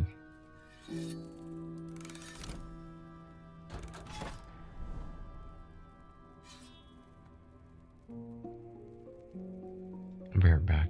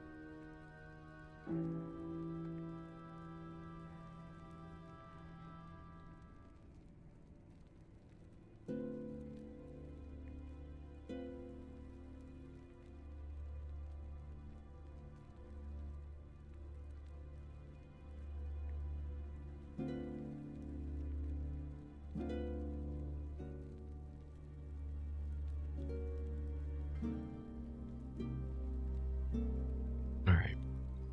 So,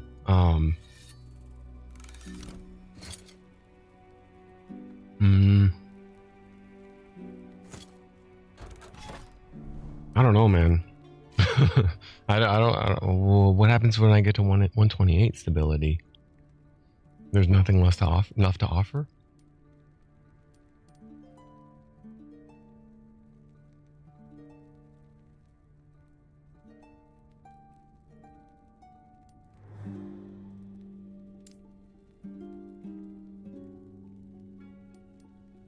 That's 58.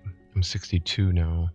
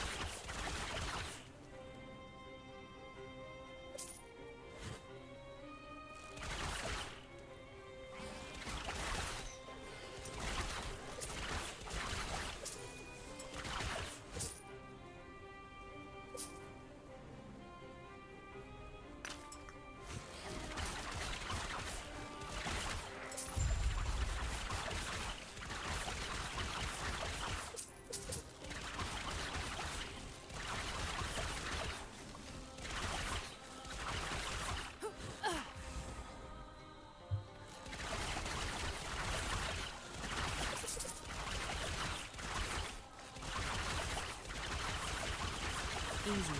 Too easy.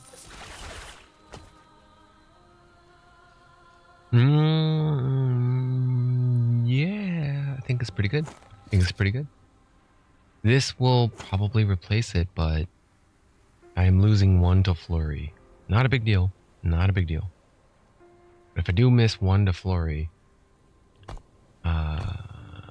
I gotta choose a skill to give up here. If I unspec out of it, I'm probably gonna give up 1 stack of Adrenaline Rush.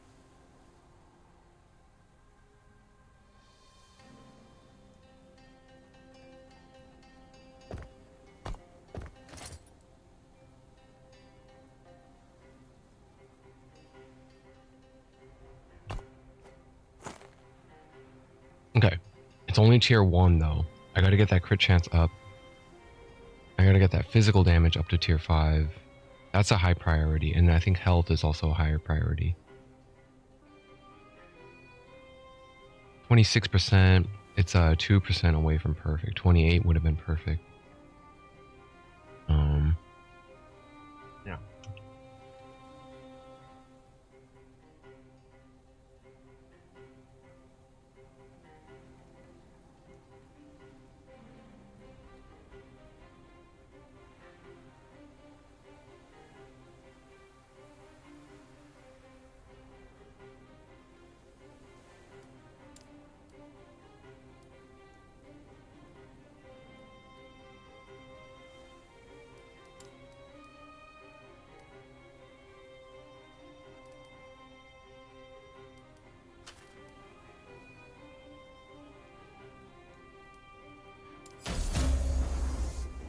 Okay, very good.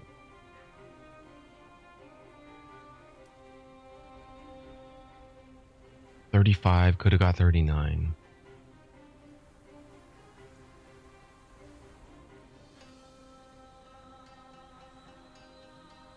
again?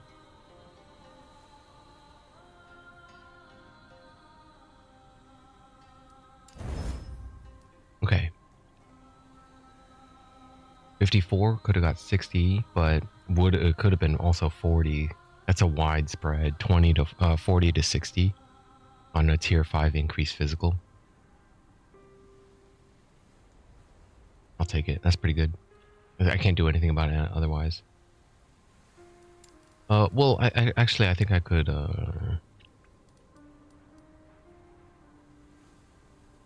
not that one.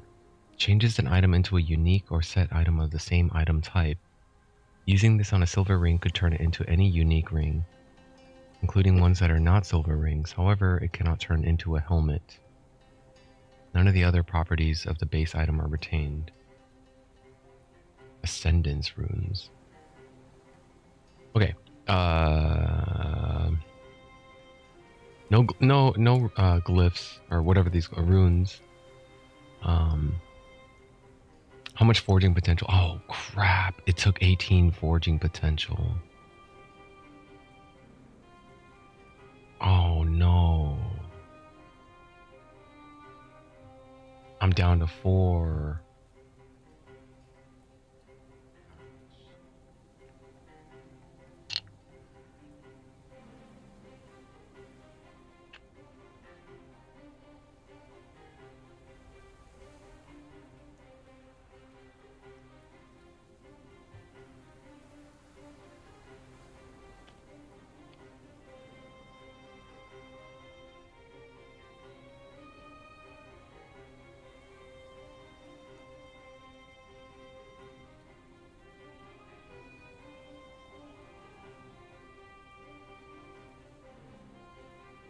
Okay, try to get health then. Max health. Please don't take the rest of the forging potential. It did. Oh, well, that's that. It is still very good.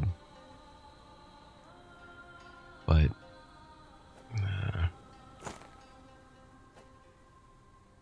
Alright, let's see how much my DPS goes up by for Flurry.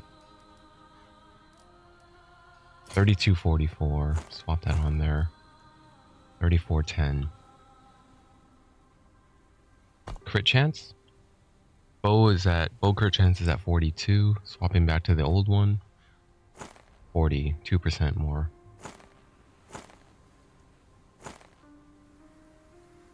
But I also lose 1% dodge. Increased physical damage is up to 328 now.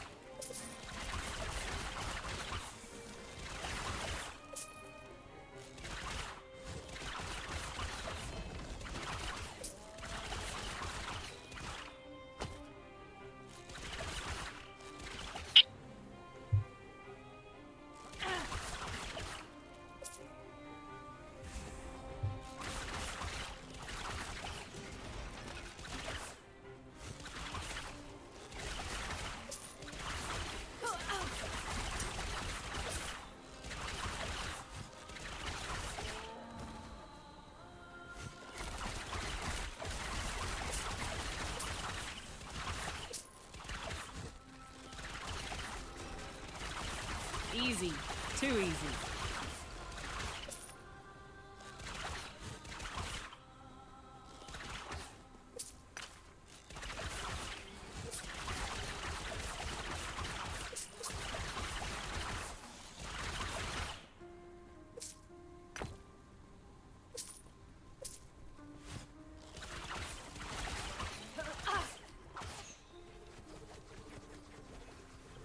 Pretty weak. I forgot how weak Rain of Arrows is.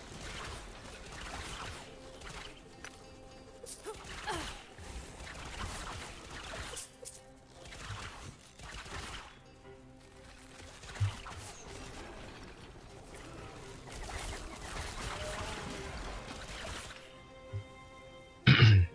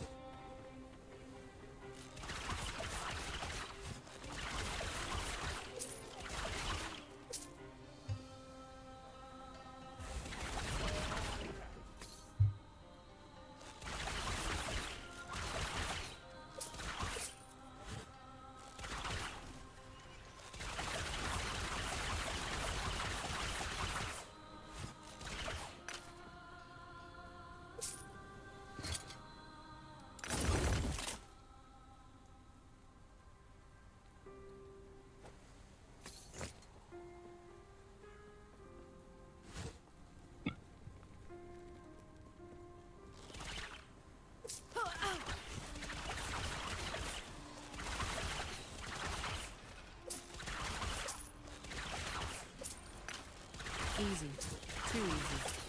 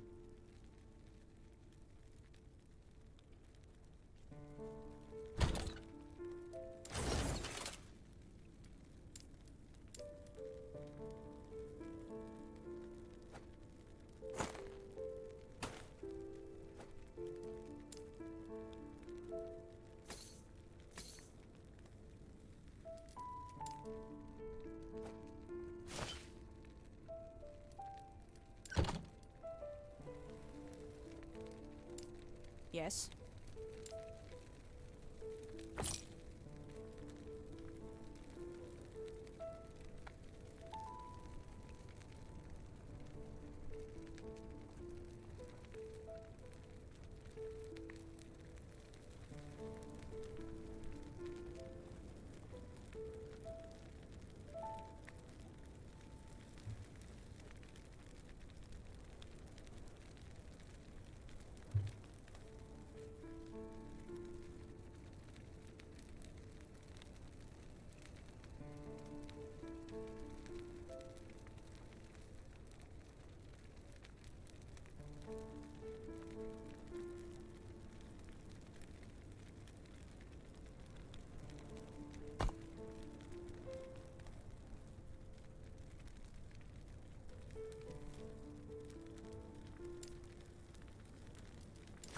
Yes.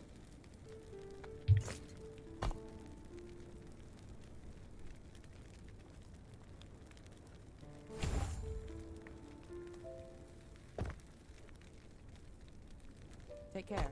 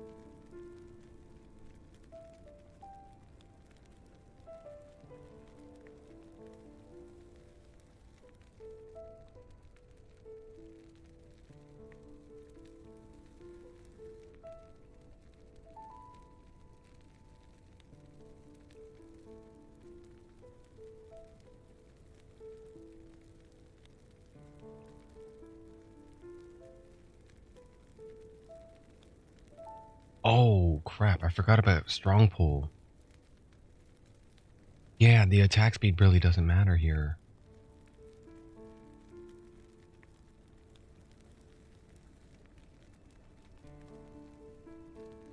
I may want to take 1 point back out of sniping.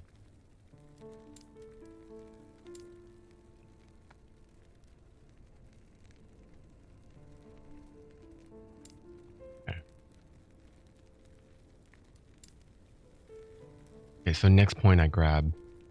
It should come a lot quicker now that I pulled it out. Well, not a lot quicker, but quicker than these.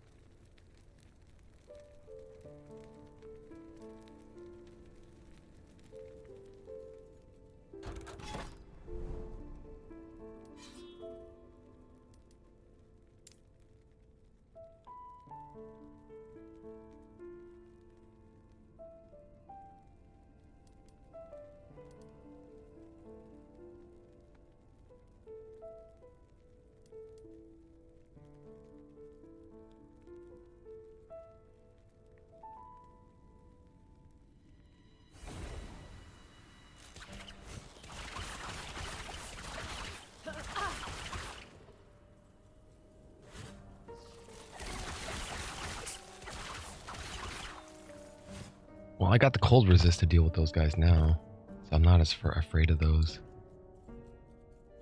Hmm.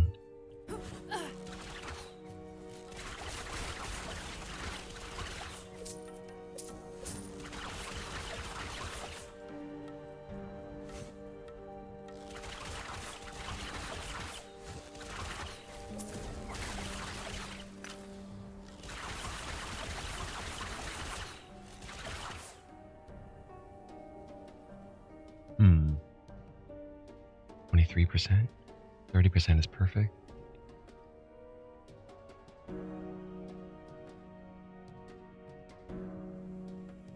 No.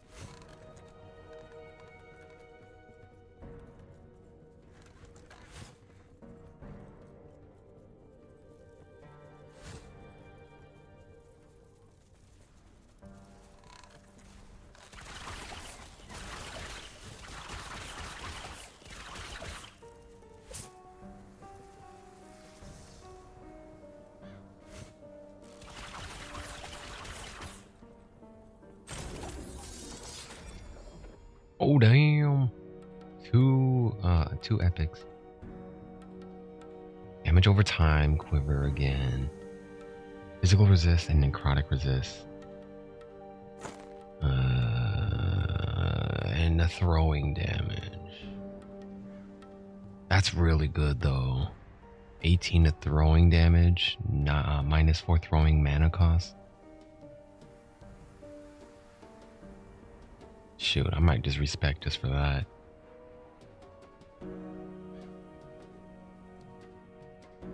Mana regen.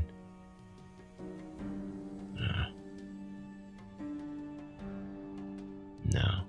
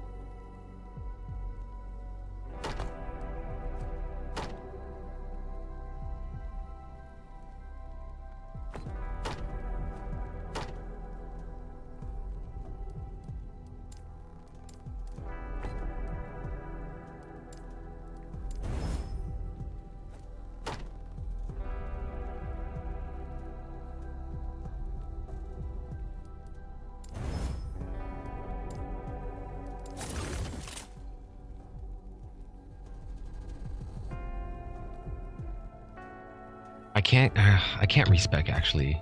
I just realized throwing damage is for blade dancers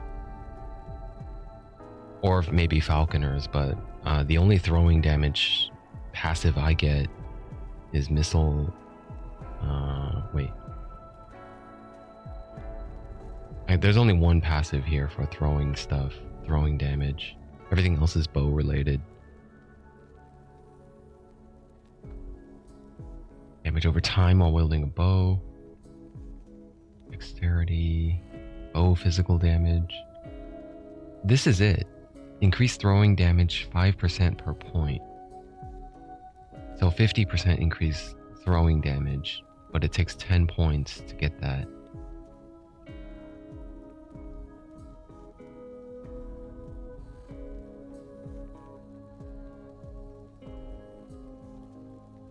The remaining levels, I don't even know what's the level cap, but I'm assuming it's 100. So I mean, I could invest in a bunch of other stuff. Maybe finish Perfect Aim and Barrage of Pain, maybe. But I was thinking more along the lines of, for the next point, because I just finished Thief's Quiver. For the next point, I might go back to Rogue and start getting Steady Hand, Dodge and Parry, and Thief Guard. Getting a higher health pool, increasing the Glancing Blow, the survivability, any sort of sustenance, sustainability.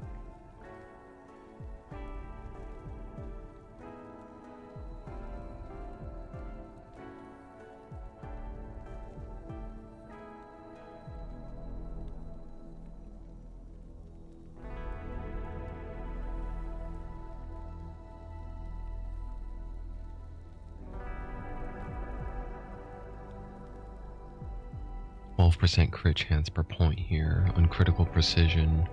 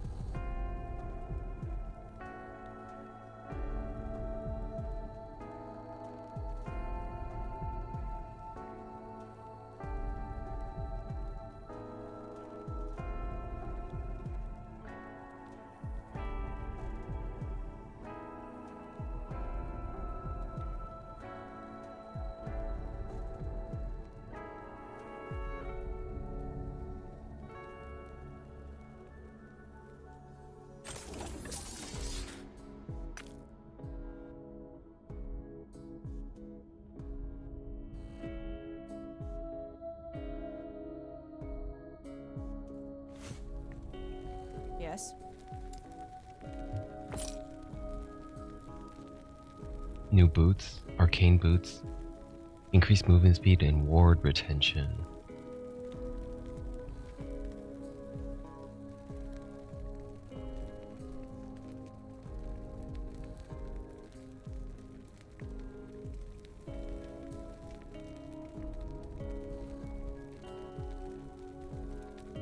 Kind of weird that Rustblade is a fairly high level weapon. I would Rustblade is weird. It should be like one of the starting weapons at level 1.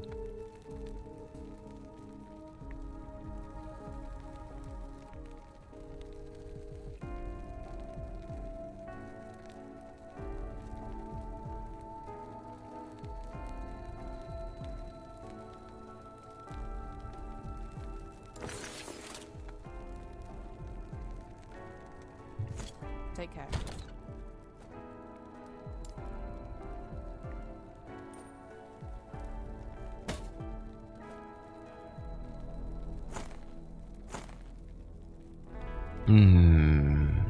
I could try to make a quiver out of this, but it's gotta. I'd like it to match that dexterity. It's a tier 5 perfect roll 8. And that one got a tier 4. It's not really worth it. All that crafting material just to get up there. Even if I make it up there, I'm only getting potentially 1 more physical damage and 2% more attack speed. That would be the only improvement over it. I'm pretty happy with chill and slow.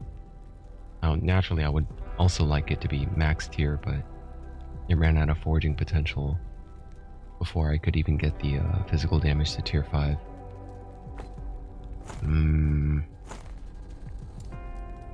I could take a chance to just ascend it, but there is a high chance. Hold on. Let me look this up.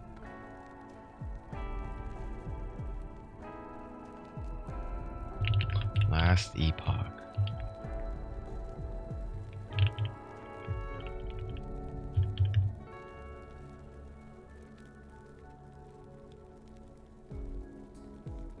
All right.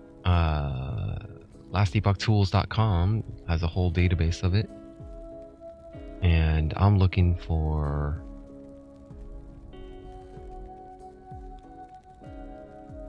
There's quite a bit. There's quite a bit of uniques, actually. Not a lot of set items, though, huh? But, I mean, I got 7 pages of this to go through.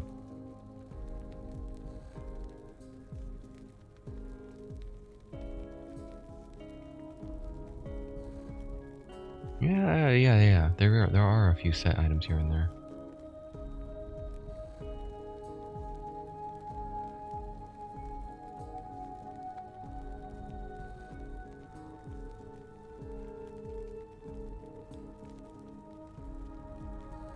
Alright, let me look for quivers then.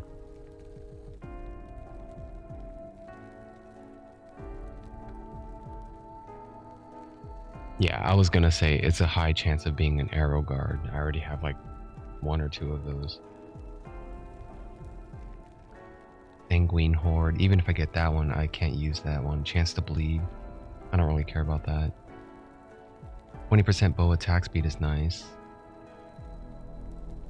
Hail of Arrows mana cost reduction. That's nice. Actually, that's not bad. If bleed chance for Hail of Arrows is converted to ignite or poison chance, then this added bleed chance is also converted, but still depends on your chance to bleed, not your chance to ignite.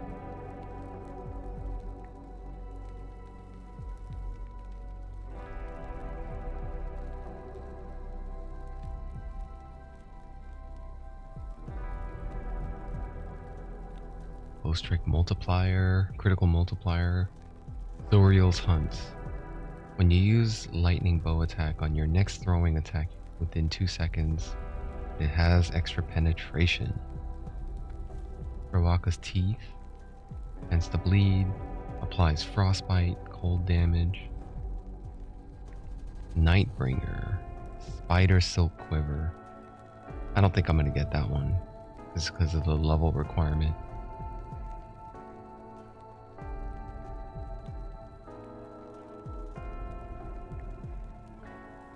Against the blind, and enemies you blind cannot crit. Increase blind duration. More damage to blinded enemies with multi-shot. Increase bow attack speed while at low health. Bow void damage while at low health. Implicit chance to slow. Increase damage over time.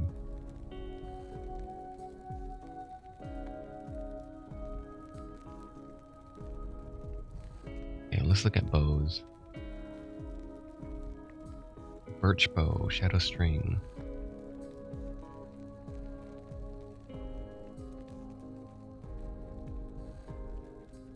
That's too low level. The 18 the bow damage is too low. Great for a level 11 though.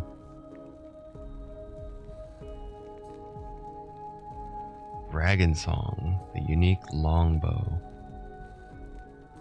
Fire skills. Increase attack and cast speed with fire skills.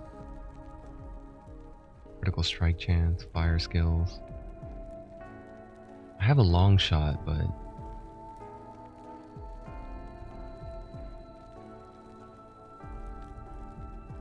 yeah, that's not that good. Oh wait, I do have 40. That's actually okay. So it's actually 64. Full leech. Base attack rating. Puncture deals up to 40% more hit damage to distant enemies. Hold,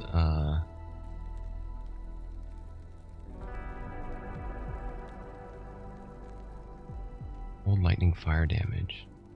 Is that better? It is better for damage, actually, huh?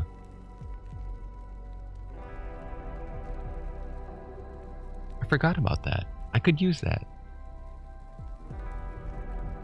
Uthrin Strand, unique birch bow.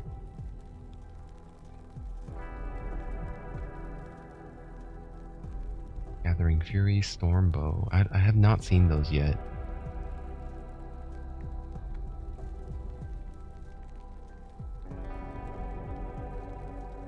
When you directly use a bow ability to hit an enemy, gain 5% increased attack speed for 3 seconds, stacking up to 10 times.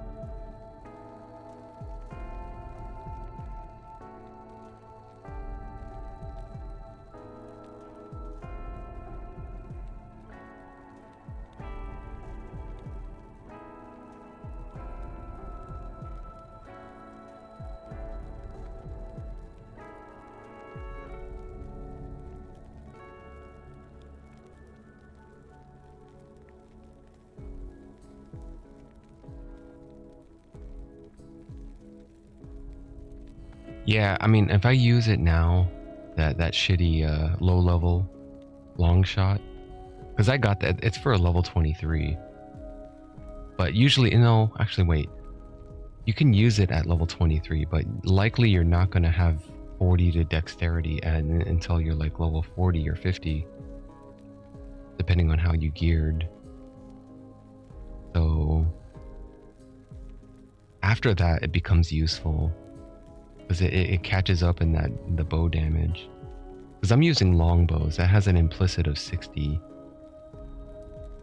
And that's got a lot of increased attack speed though. So that's great. I think I lose a lot of attack speed if I swap out though. Right, let's see it. 6, 10, 5, 40 physical damage, no attack speed. So all the increased attack speed and crit chance that I'm getting from that, I don't think it's better. Here, let's take a look. Let's take a look at what the paper DPS says. 3762 flurry damage.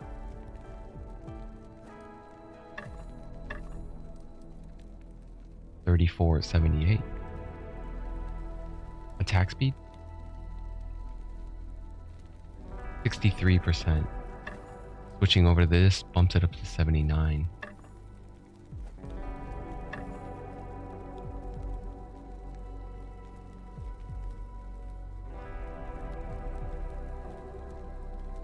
Well, that's just, yeah, I mean, that's just the 16 there. But I don't think it's factoring in the base rate, is it? If it's showing the, yeah, it's not showing the attacks per second though. That's still not that fast. It's all right.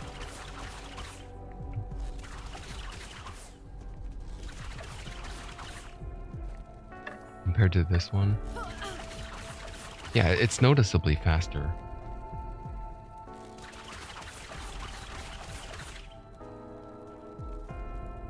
But this one does have multiple elements.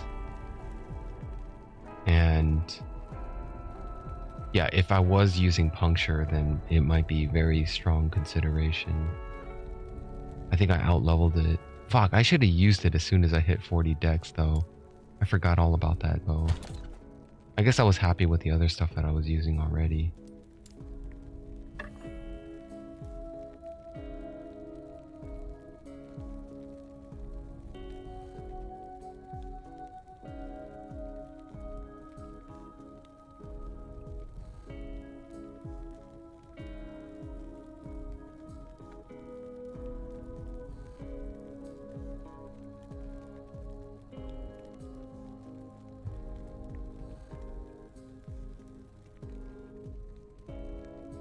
Well, I could look for a ring.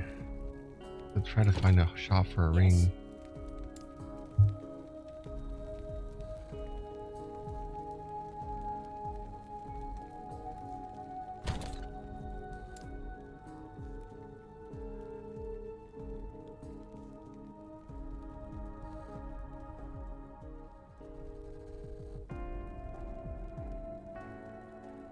That ain't too bad.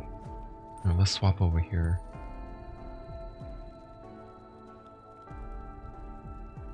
Oh, it's already got 2 suffixes. I would like the suffix of the health.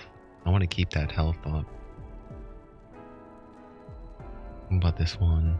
Dodge rating, increase health regeneration. Dodge rating. This one I messed up on. I should just toss it. I forged into it and I tried to remove something, but it took like 10 plus forging potential. I really wanted this one to work because it was a 49% implicit.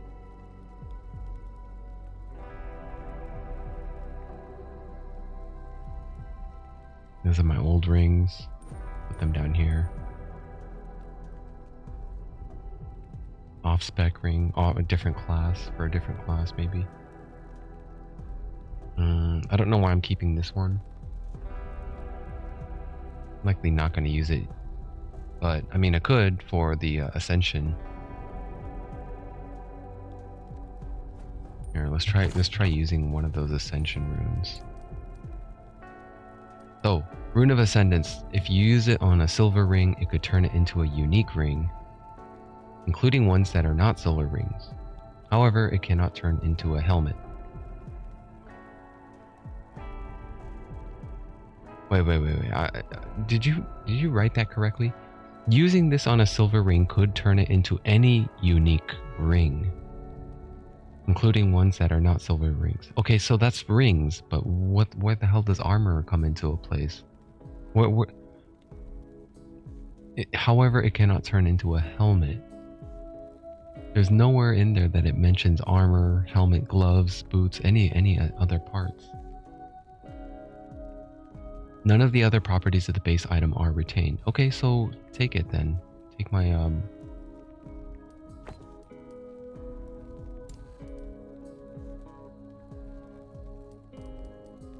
I should start using those Glyph of Despairs also.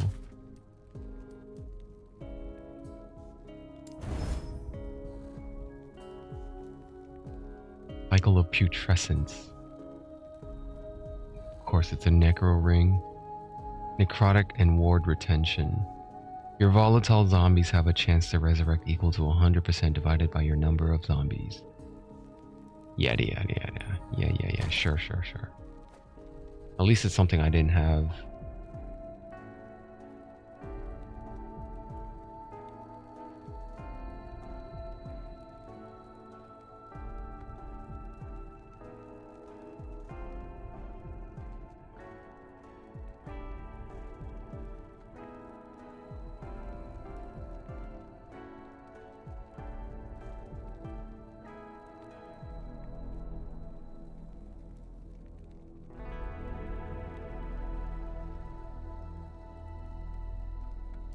Well, I guess I'll keep pushing.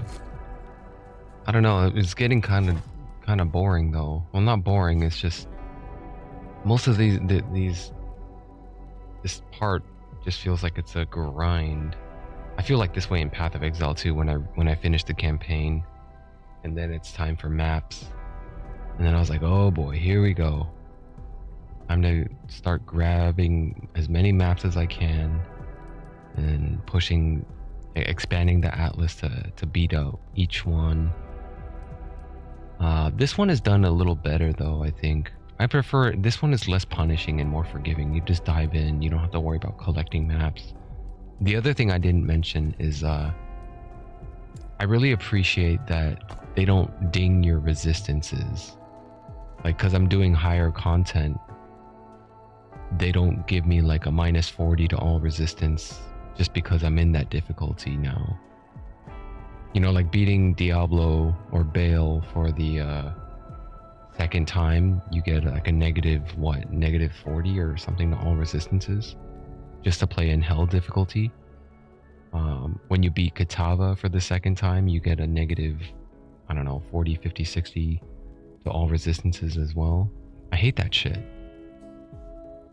Whoa, I didn't realize I have such high void resistance now. Where did that come from? Oh, the ivory dice I just switched to.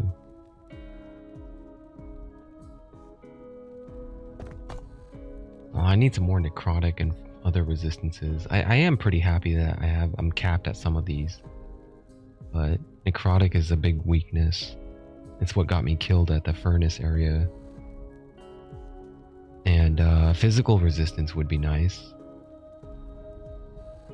Reduces physical capped at 75. Enemies penetrate 1 resist per area level up to 75. This penetration applies after the resistance cap. So extra resistance above 75 has no effect unless enemies shred your resistance.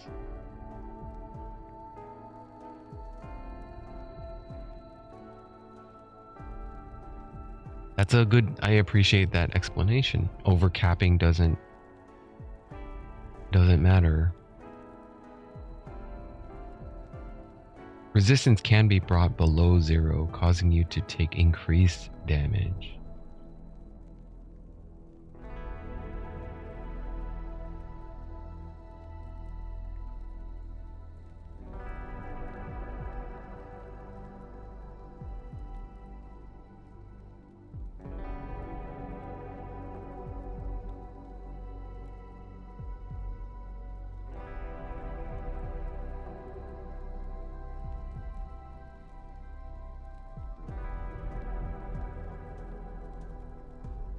I gotta drop this one.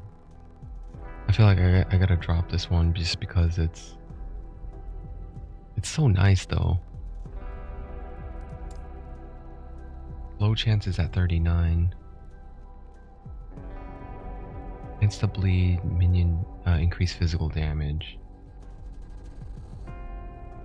Increase physical, yeah. I'm pretty okay with my idols actually. I'm feeling like they're okay. Maybe I ought to make some better changes here. Void resist is exactly at 75. Wow. Okay.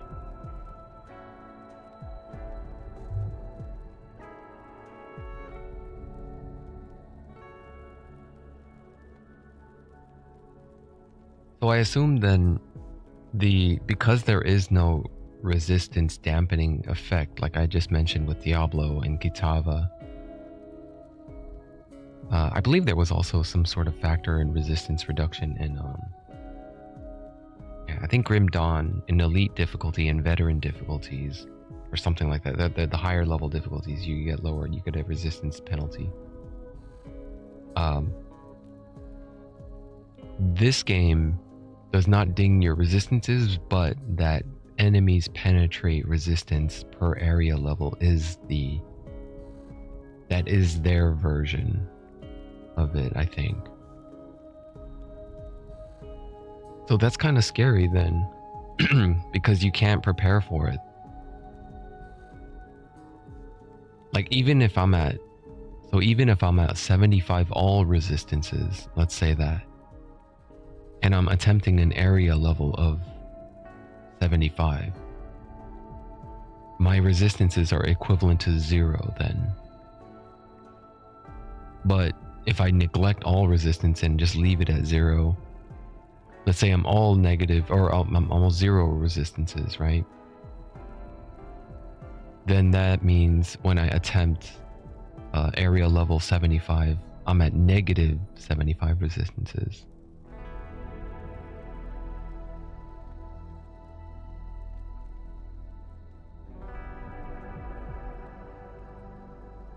That's a little bit more, it looks okay on paper right now, but it feels a little bit more dangerous then.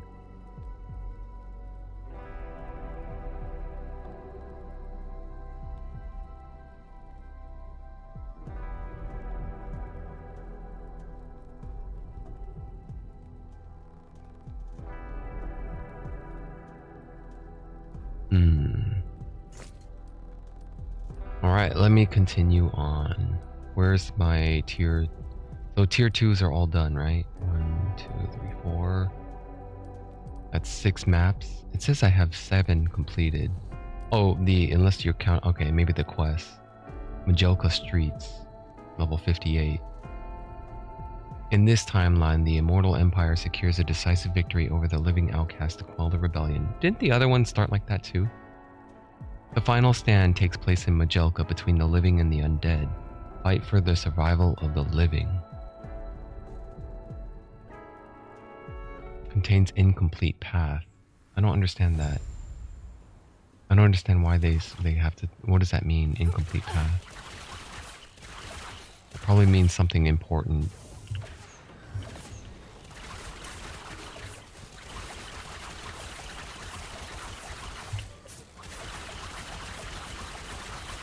Is that dude alive? Yeah, he's still alive.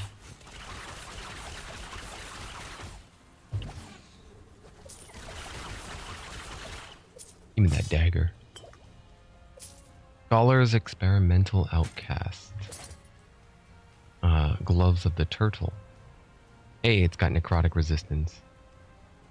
You know, I should probably look for a good pair of these outcast gloves then for the necrotic resist. Because I don't really care about the armor that much. And I don't really care about that 8 mana. But I do care about the dexterity and the crit chance. There's something else that gloves can roll, and that's attack speed. Dragaroth's Claw. Unique rune dagger. Chance to cast Lightning Blast on crit with Frost Claw. Up to 3 casts per second. That's just for a mage. Mage has that Frost Claw Lightning Blast skill.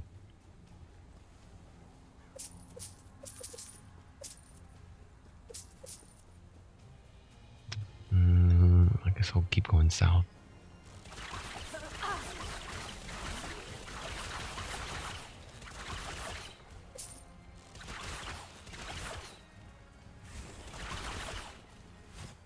Oh, I could have used that crit shrine against the exiled mage.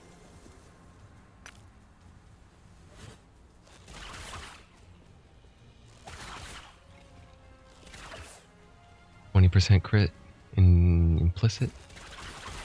Where did you come from? What the fuck are you?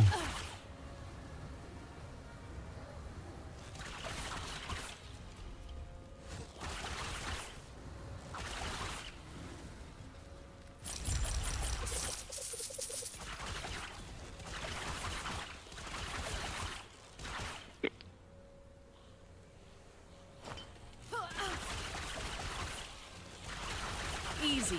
Too easy.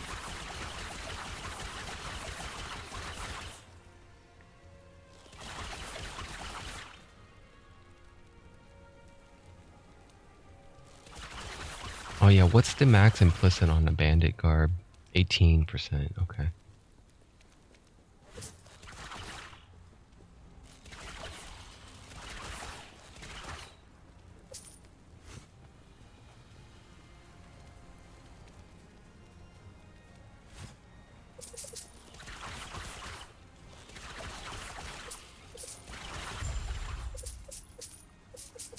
Advance to the upper square. Area clear.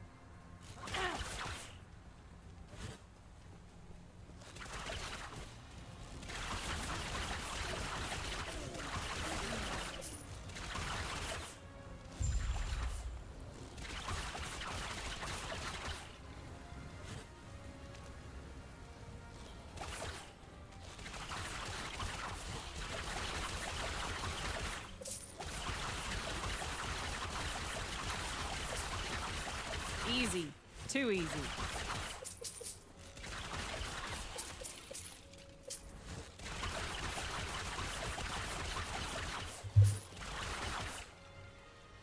Bow physical damage for the ballista, increased damage while wielding daggers. I could see a blade master probably using ballista, the ballista skill.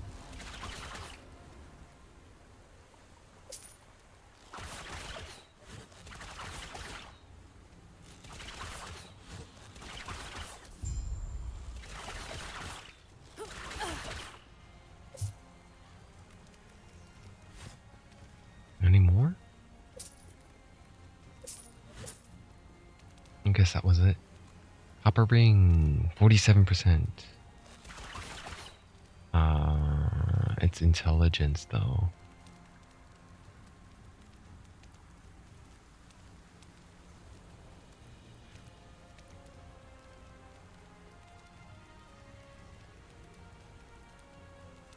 How many oxes do I have? 14. That's a tier 4. I'll take that ox.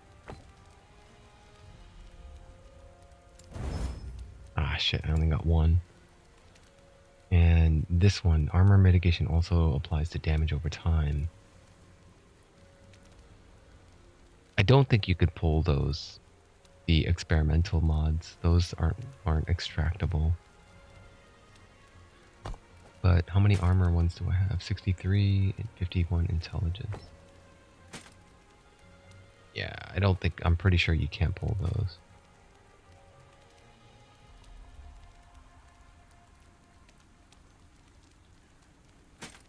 Well, maybe I'll try it anyway. Experimental armor applies to damage over time. No. Didn't get it. Yeah, I tried it before.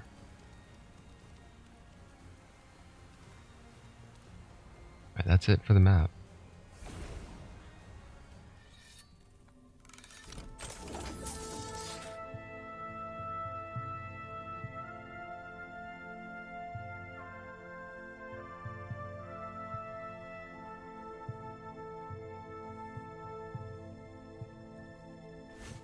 Yes?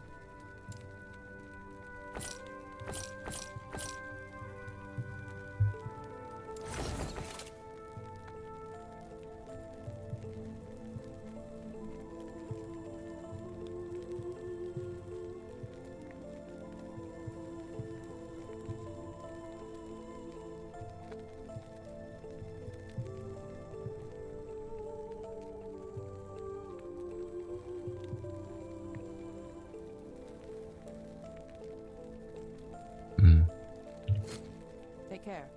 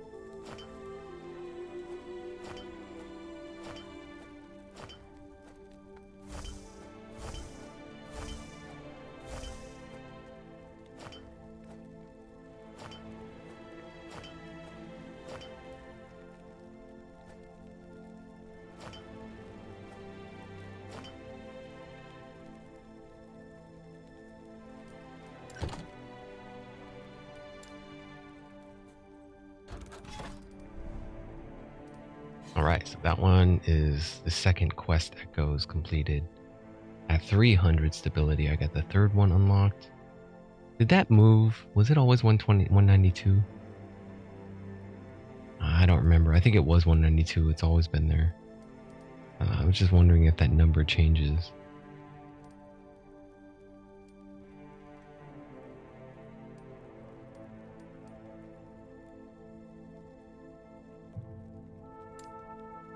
Rotting Fortress. Enemies have a 30% increased health.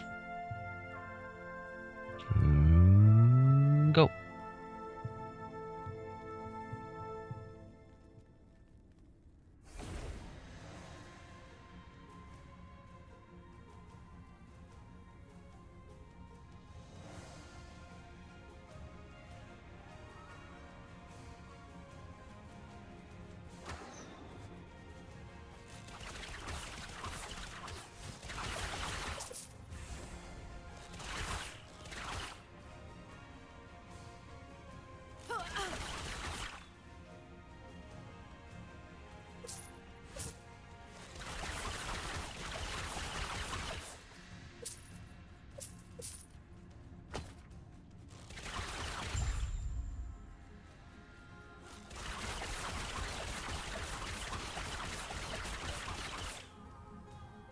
I'm looking for a 61. That's a 57. It's not bad. 4% crit. 16 forging potential. Oh, it's got 2 prefixes on it. Oh yeah, the little dots on the before the word. Just looking on the ground, there's 2 dots. Tells you if it's 2 prefix, 2 suffix. If there's no dots, it's got nothing on it. It's going to be a white item. 2 dots are always blue. 3 or more is always yellow. Or tier 6s are going to be purple when you get a tier 6. So bow cold damage is not that preferable, because that doesn't get multiplied by the physical damage multiplier.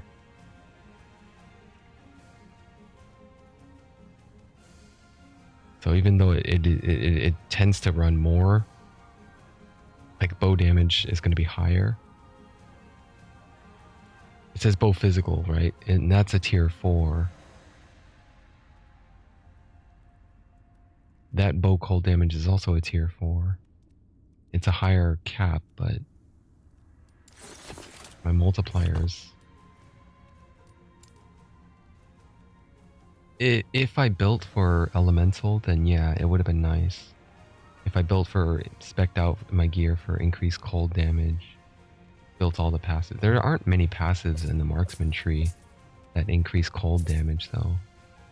There's a lot more that increases lightning and fire, but not so many for cold.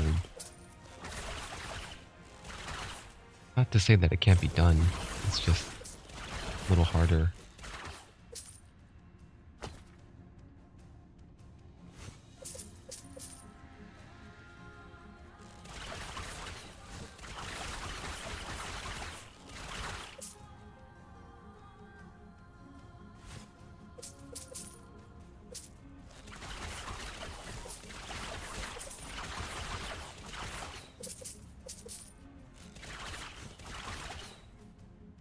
Silver ring.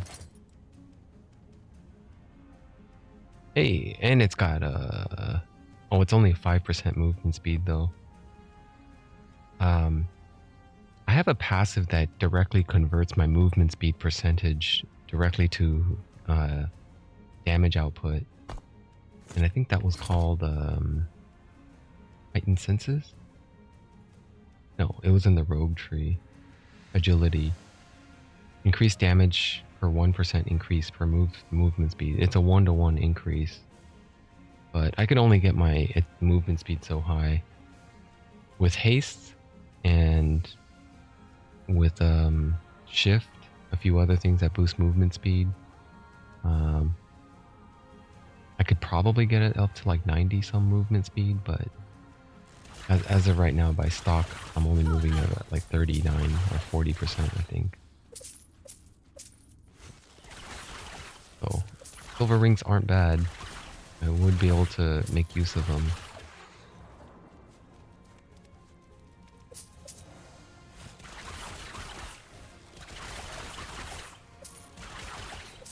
Another Dreadthorn? That one is what? 31. That's the minimum roll. I might actually use that ring for Ascendancy again.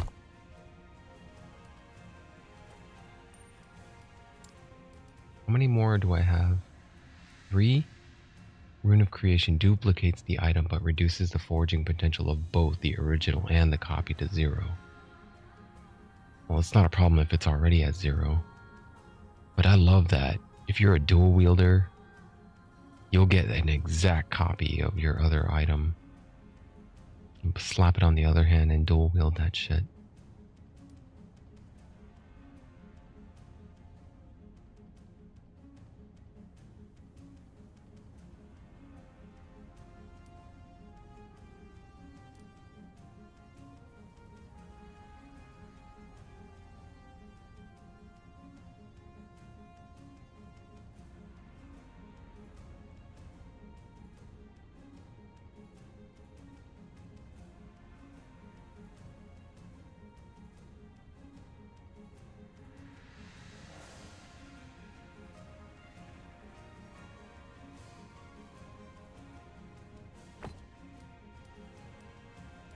What? Besides...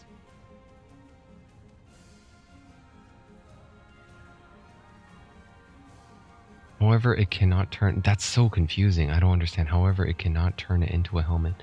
So what happens if I just put a helmet in there then?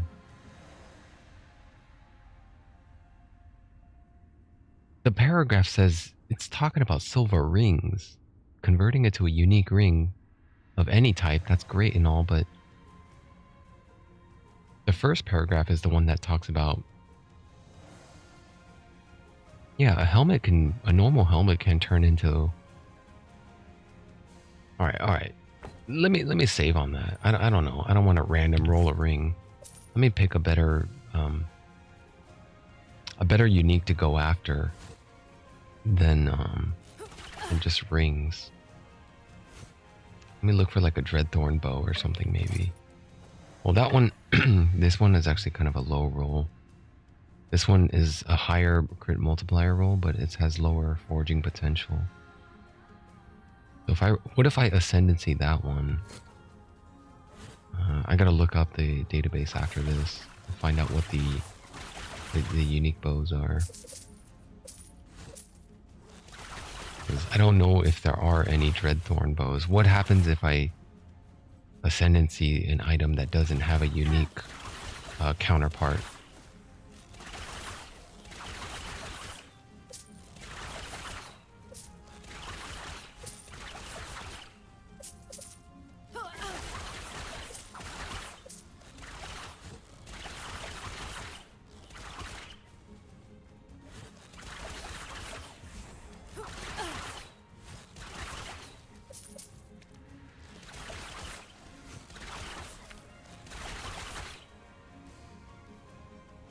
No.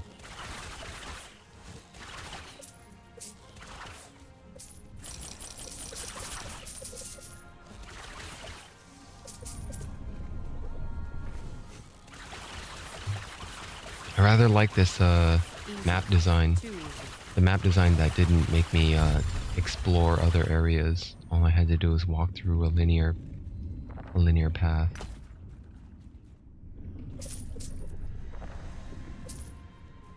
Reflective Targe. Bident.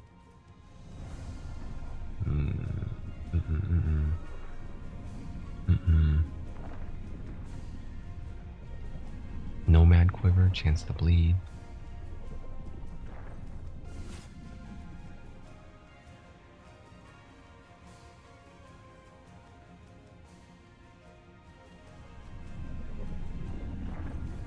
Alright, let me look for the bows again.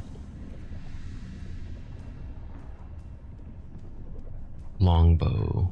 I can get a Dragon Song. That's a fire damage bow, which I don't really want. I am still using a longbow right now, though. I don't have access to storm bow. Birch bow, on the other hand, I may. Birch bow is a low-level item.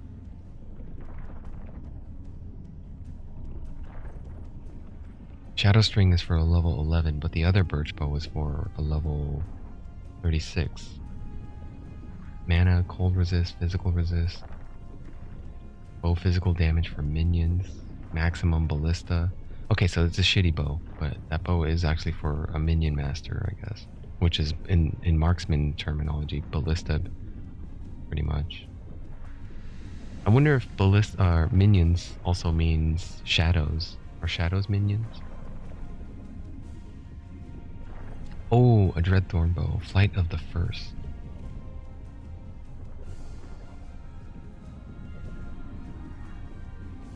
The implicits are going to get re-rolled though, so it doesn't matter if I re-roll that perfect or not. Movement speed and bow crit chance. It's a flat 5%. It's not an increased bow crit chance. So it's a flat 5. Moving after attacking grants you Ancient Flight for 2 seconds. What's the Ancient Flight? Cannot be triggered by movement skills.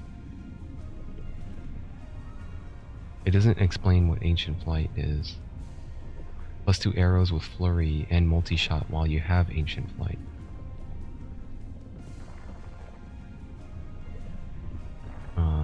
Plus 100% crit chance while you have Ancient Flight. So it's for a stutter stepper. It's exactly for what build I'm using right now, the flurry multi-shot. Plus 100 critical strike avoidance while you have Ancient Flight. Okay, sounds good. Is it guaranteed to happen though? Oh, there's 2 different longbows.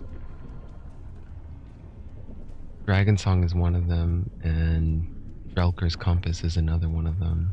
Rain of Winter is another. There's a lot of longbow types. But it looks like there's only one Dreadthorn bow. So I might be able to get a Dreadthorn bow, or a Flight of the First right now.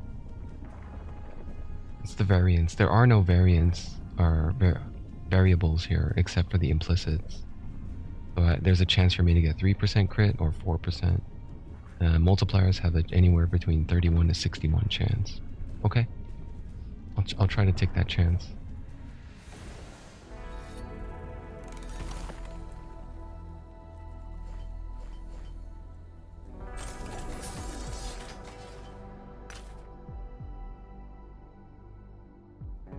Sword crits. Elemental. What was that? Bow hit. Slow on bows. I don't like these charms. These never get any use. Because if you're using swords, you're not going to like that bow hit, that slow on bow hit. If you're using bows, you're not going to like that missing out on the other one. What can I do with these? Can't forge them? I could sell them, 34 gold, but it's not worth much.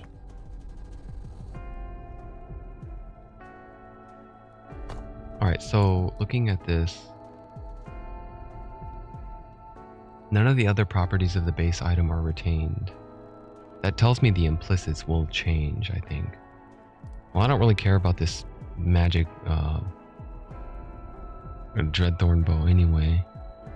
So I don't mind using this one as the base.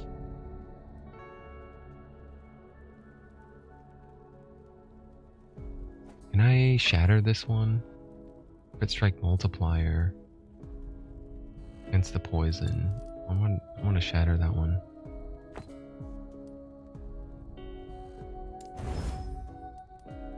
Damn, I didn't get any crit chance. Let's try Ascendance.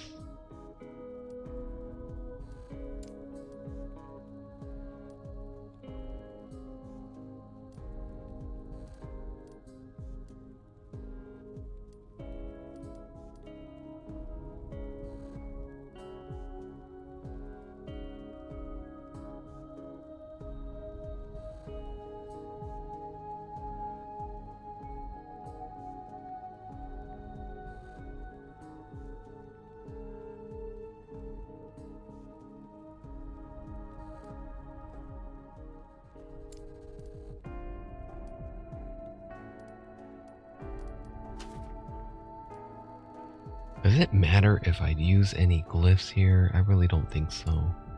None of these glyphs seem like it applies for a Rune of Ascendancy. 32, 33. Okay, fine, use one and see if it takes it.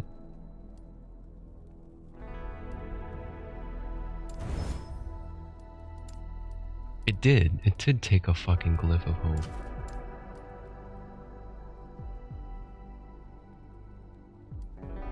Well, maybe I shouldn't have done that then. Anyway, yeah, my implicits got fucked. 31. It got the lowest roll for the critical multiplier. But at least it got the 4% crit chance. Apply to the first. It did what it said it would. Now I got a flower bow, a flower branch bow. It looks ugly.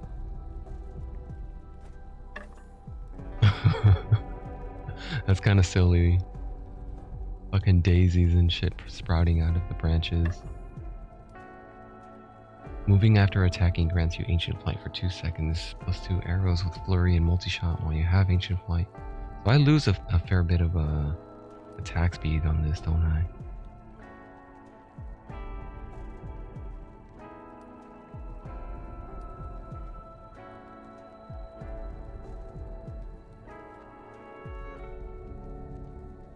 So Ancient Flight does nothing innately until I...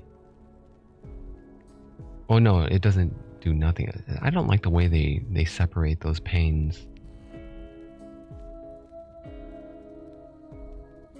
They wanted to explain it, but they didn't think of a different format to present it, so they just added a second and third pane below it. Increased crit chance. So Ancient Flight gives me increased crit chance and a crit avoidance. 100%. Alright, so what's my crit chance with the bow equipped now? 53% versus what, 49? 42. Attack speed goes way down. What about DPS? 3819. I don't think that's good. Well, okay, maybe it's better. 3762.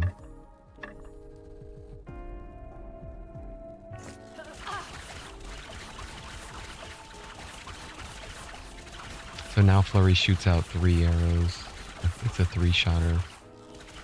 And multi-shot shoots out probably like 12-ish arrows now, I think.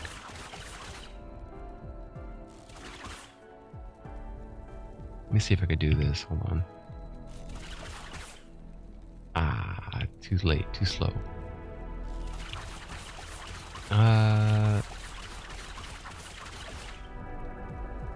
No, hold on. No, not like that.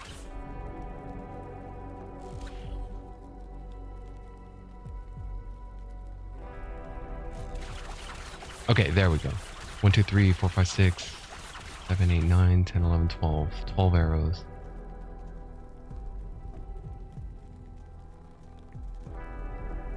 Yeah.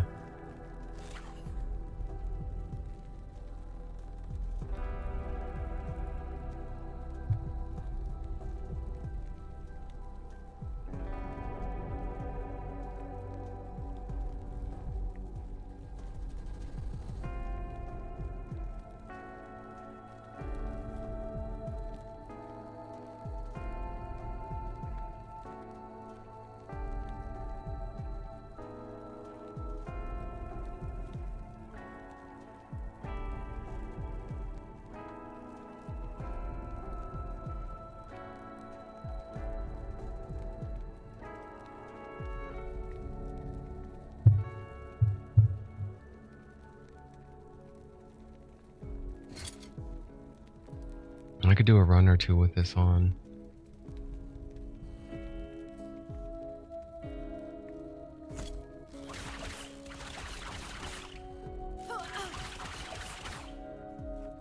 So traversal skills do not count. So if I use traversal, it cancels that out.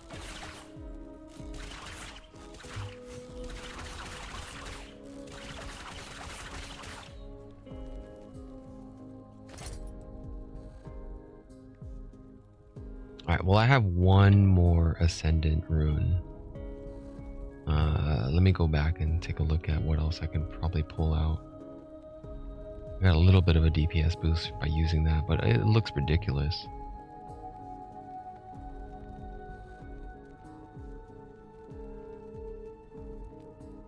What about a ring, amulet? Rings are going to be a little harder to pin down, I think, unless I just can't use a silver ring.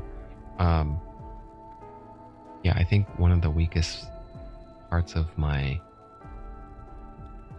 entire setup right now is that one jade ring I'm using, or maybe the hat or the body armor as well.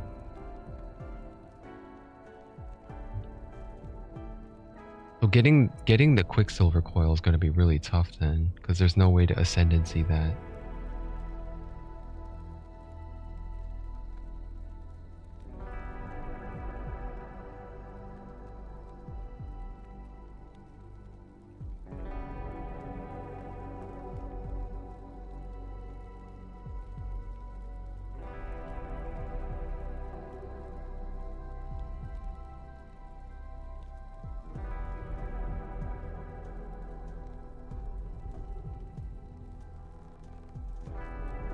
Yeah, I would like that. I would definitely like that. That Quicksilver coil. It's specific critical strike chance with third strike of flurry. I don't know how that's going to calculate, because I think they're assuming that the flurry user is not channeling it. Initially, without the channel skill, it'll strike 3 times. But after you get the channeling skill, there's no more third strike. It's a continuous stream.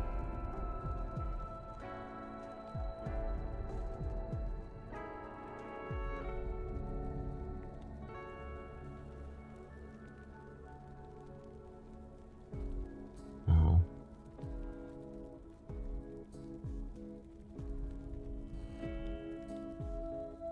Goliath Signet, Elemental Resist. Elemental resist while channeling. That's really good. Gain a 30 ward when hit while channeling. Increase lightning damage.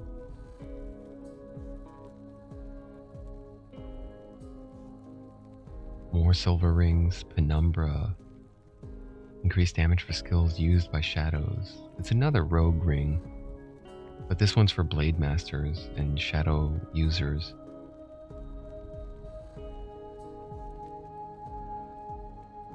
Anguish, mortality. I don't have any of these rings in my stash, so I would have to look for them. Putrescence, I already got one of those by farming or ascending the silver ring. Red ring of Atlaria.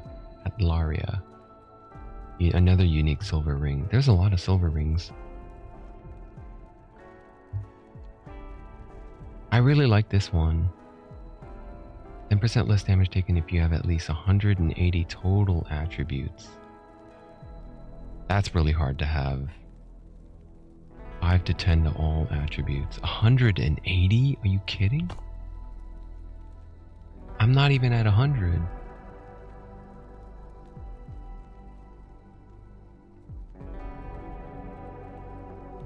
I'm at 61. No, I'm not at 61. I'm at 71. What the hell? Multiplicative with other modifiers. Your total attributes is the sum of your strength, dexterity, intelligence, attunement, and vitality.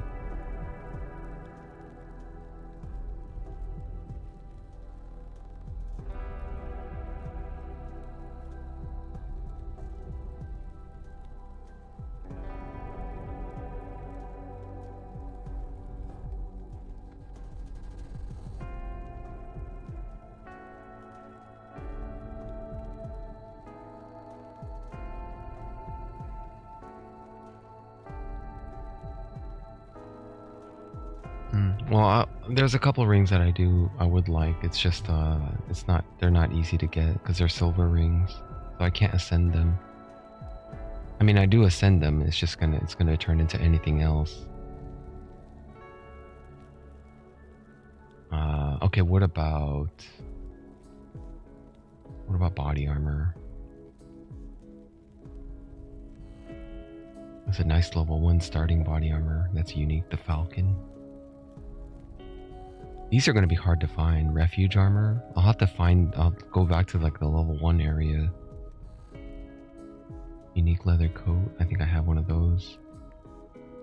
Shroud of Obscurity, I think I have one of those. Prism wraps, I have one of those. It's everything beyond this point that I don't have now, I think.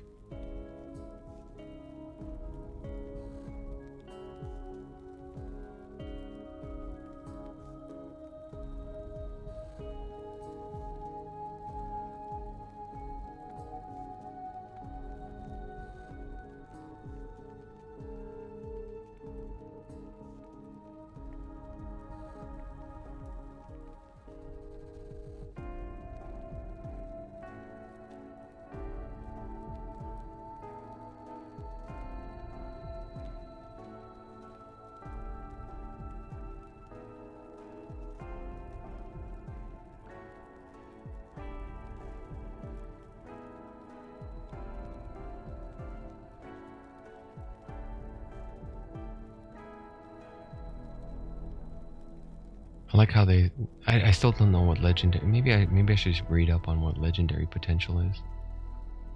Legendary item is a composite item made up of a unique and exalted item. Unique items must have a legendary potential, and exalted item must have exactly 4 unsealed affixes. When combining the Eternity Cache, you are granted in the what's an Eternity Cache? When combined in the Eternity Cache, you are granted a legendary item. The Eternity Cache is located within the Temporal Sanctum dungeon. Running higher tiers of the dungeon will allow you to create legendaries out of higher level uniques.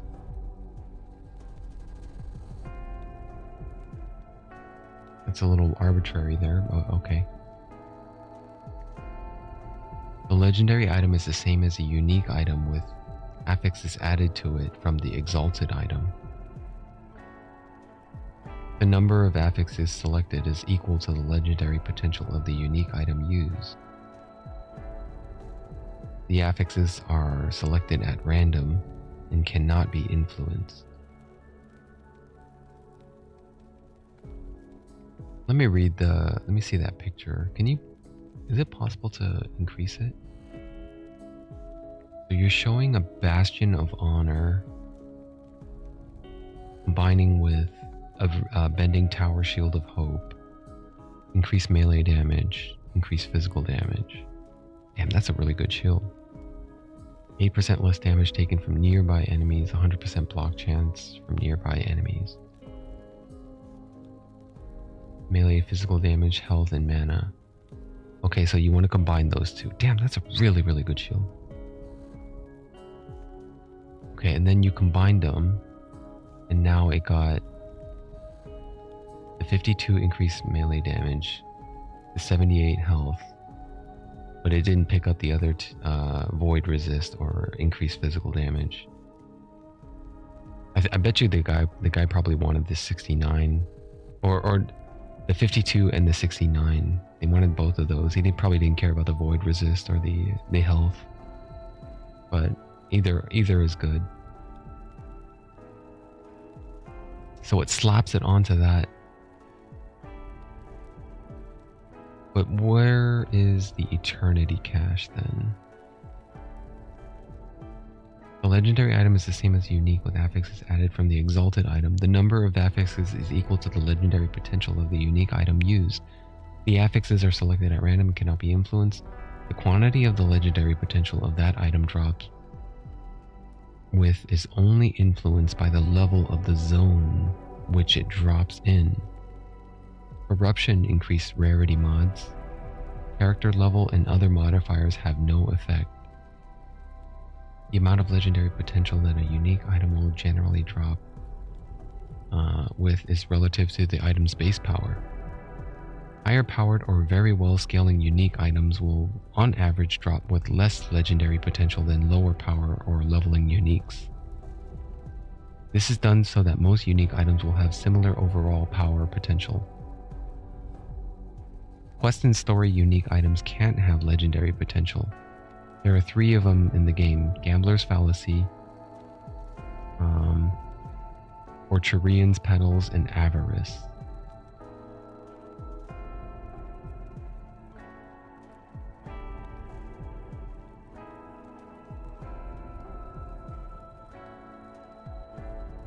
This is pretty cool.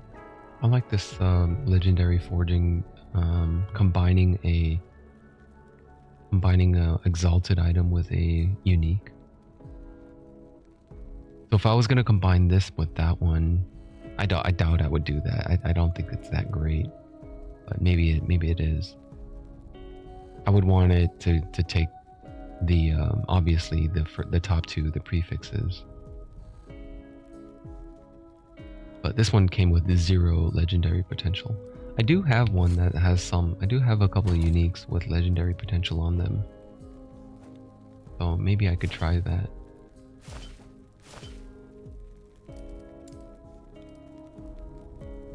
What am I doing with this ring? Save it? I don't know. Save it just in case I want to use the Exalted on that one. Ascendancy.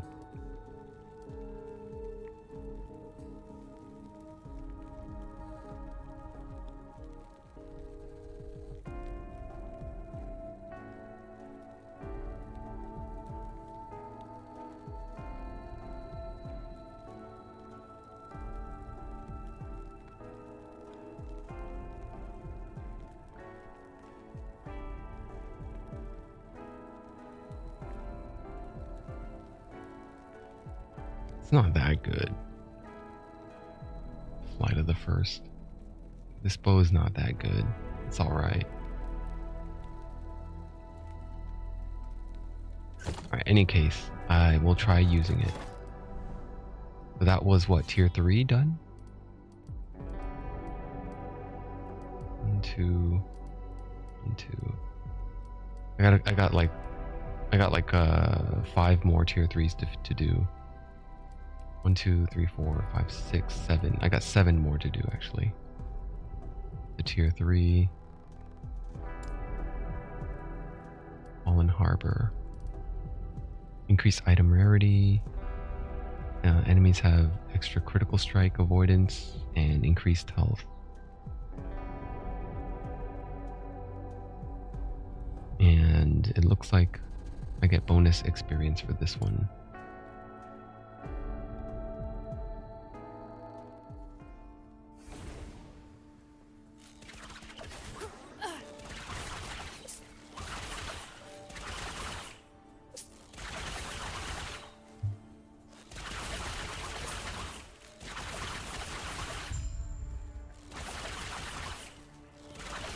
It is really nice to shoot that much. Having a lot of those arrows, it really does seem to add a little bit of comfort and flexibility. It is a shame that I didn't get Giant Slayer, but I really want that damage far away instead of not 80% less damage on the far away shots. I even have the Sharpshooter passive that increases damage when they're far away.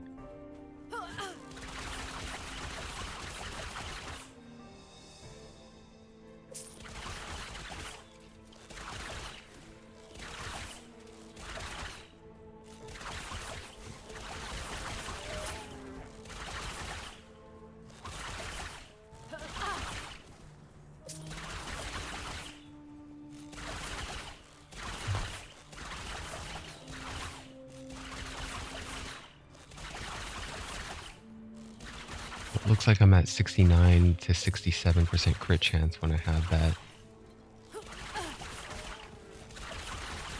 68.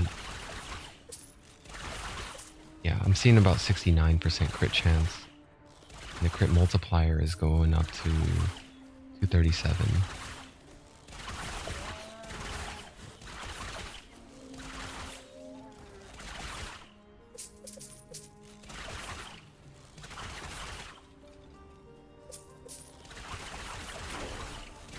Turquoise ring? Hmm.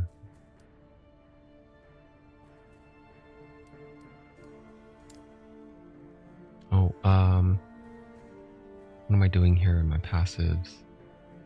I got Thief's Quiver. I can go for Perfect Aim. I can go for...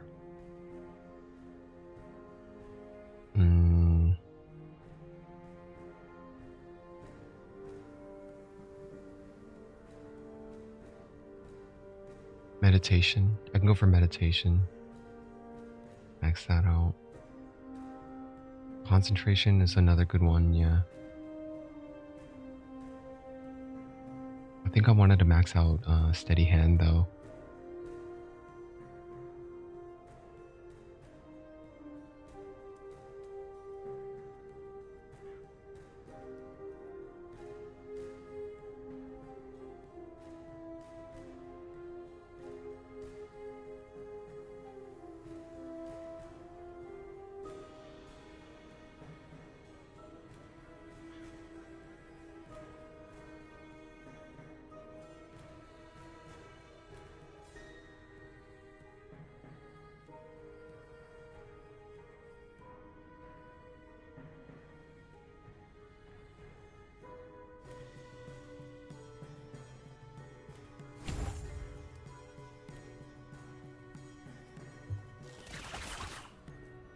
Oh, these guys are posting their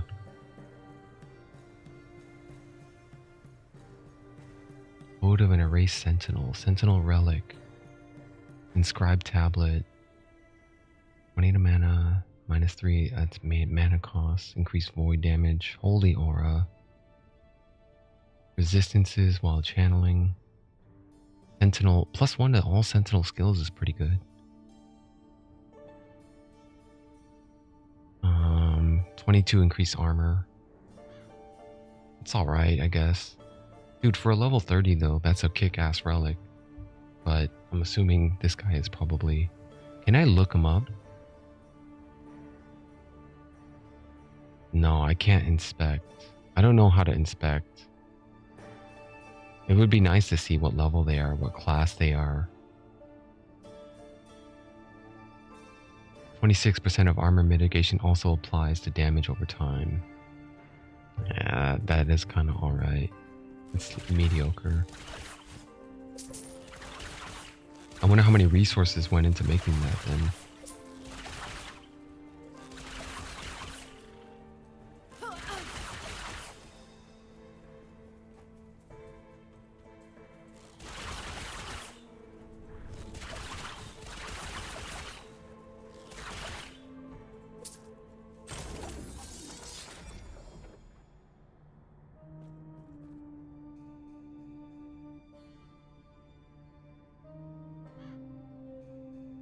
Lightning damage, fire damage, stun chance, armor shred, throwing damage over time, elemental resist. All elemental resist is nice. And I can't use them.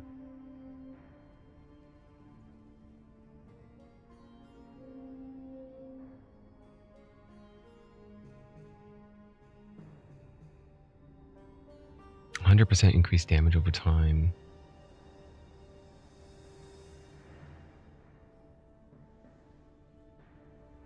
Lightning resistant spell, lightning damage.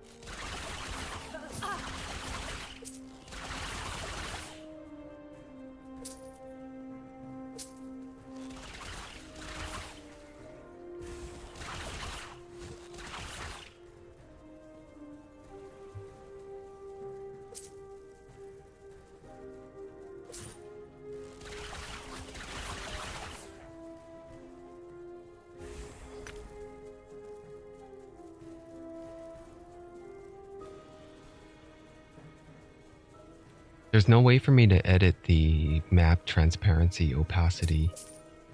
So it's very hard to read in certain lights and background, the way the color, it just blends into the sand.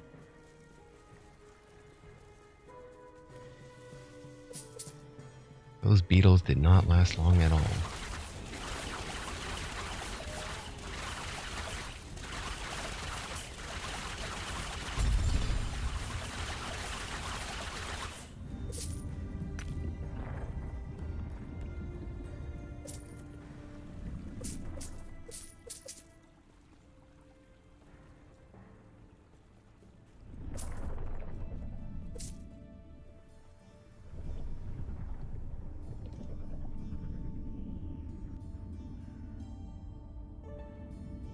Damn, 14 to physical? That's a tier 4. Hang on a sec. I only got 17 of them. I'm gonna pull it.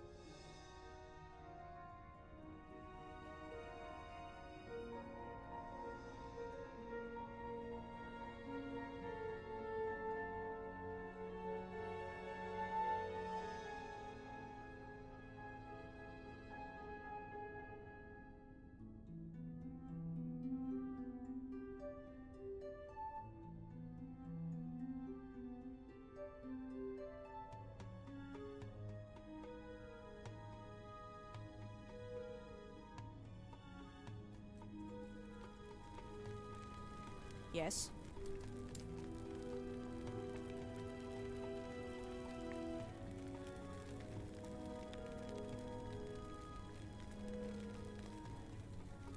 I've never seen this before, the Osprix bow. Hey, it's pretty nice for elemental damage. Implicit fire damage and implicit increased bow elemental damage. Up to 90 damn percent too.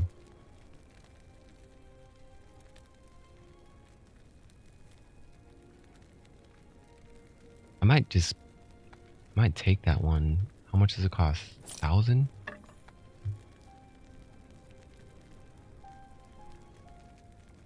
I'm gonna take it just to shatter it, because that's a tier 5 crit attack speed. Now I do have one on my other longbow that I've been using, but I don't think I have a lot of those shards.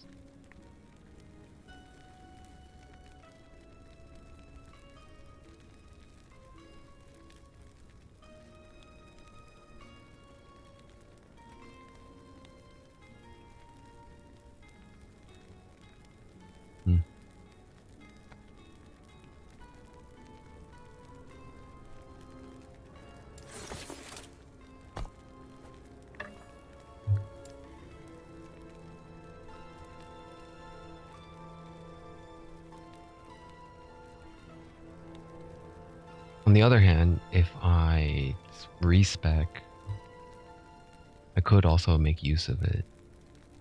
It's just kind of a low fire damage roll. It also has low physical damage, plus 30. But mine isn't that much better, the Flight of the First.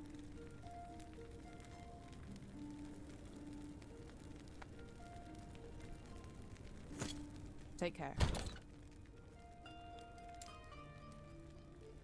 What am I doing with this?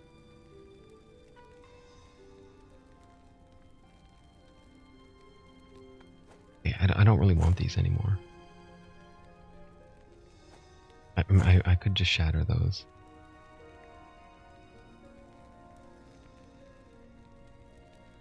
I could forge that. Could that make something out of that one?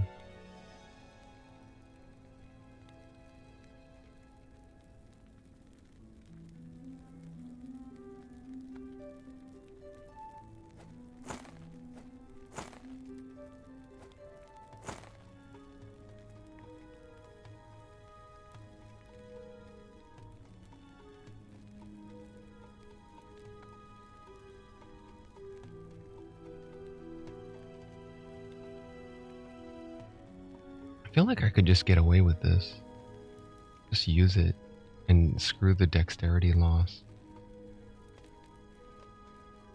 How much, did I already test this? I already tested it, I think. Here, let me shatter these two. Shatter that one as well. Full physical damage. Crit shot. Oh, I only got one out of that.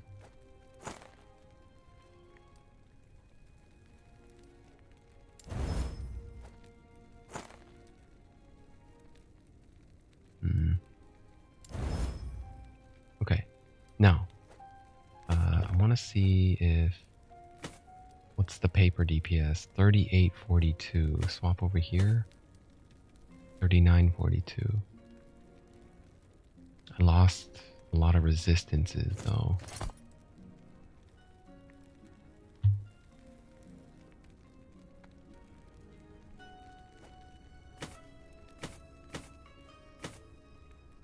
But I got some poison resist. Damn, the fire and the void resist goes way down.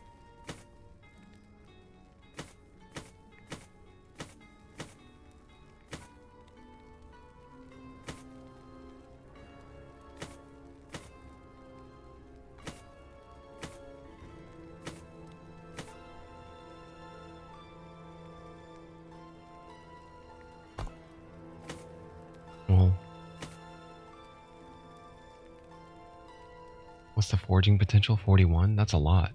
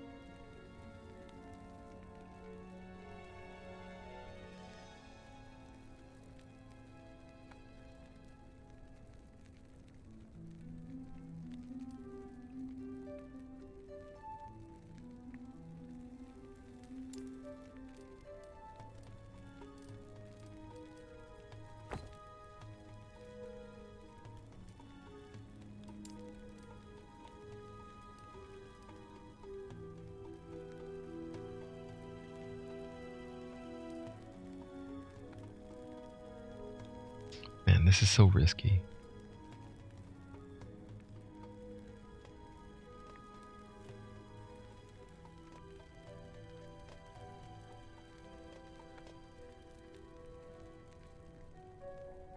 What I'm trying to do with this one is if I can remove the 117 increased damage of skills used by shadows, that first prefix, it's gonna, it may potentially even cost forging potential to remove it.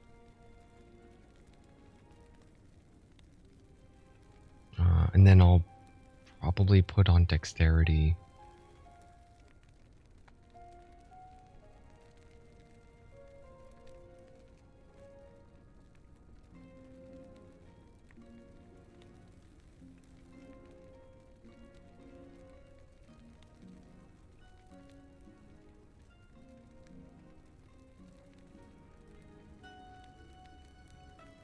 I don't know. I don't think I want to take that risk yet. I mean, the alternative is just not using it and waiting.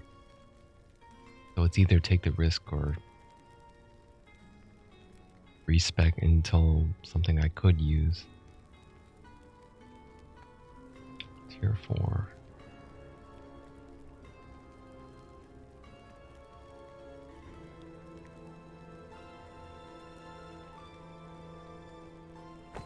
I don't need it right now.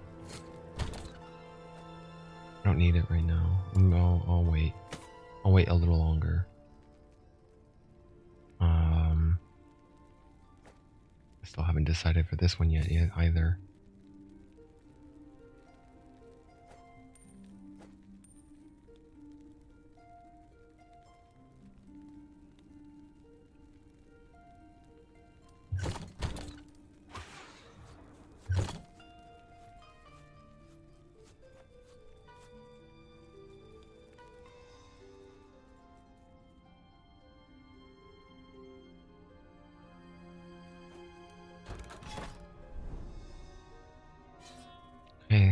And I'm getting burnt out.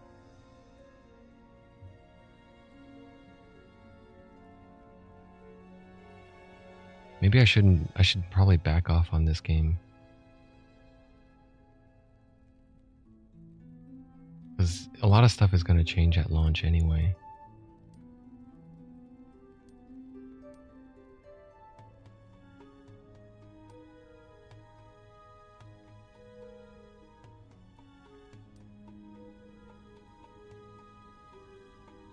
Yeah, to make the comparison between this game and Diablo 4, I spent probably just as much time to get to the end game in Diablo 4.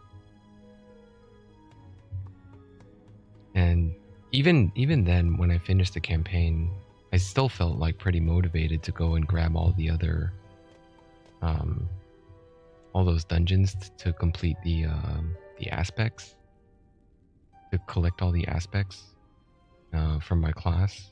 And then there was a few other end game stuff that I wanted to do. And I spent a couple more hours on it. So it's hard to say like if this is better or not. It is better in terms of, I think in terms of the skill flexibility, in terms of the passives and all the skill trees and stuff. But I don't know, time will tell, I think. Time will tell if this game lives up to like a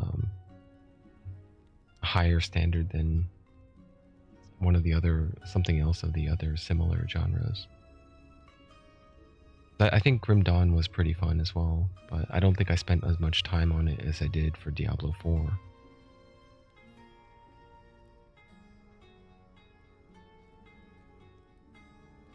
Anyway, I'm gonna end stream. I don't really have much more to do. I mean, I think I could just keep grinding, but I don't know what else is to go for, how to go from here to there. Hold on, what is that? Why is that one purple? Exalted helmets. Oh, as a reward. I see.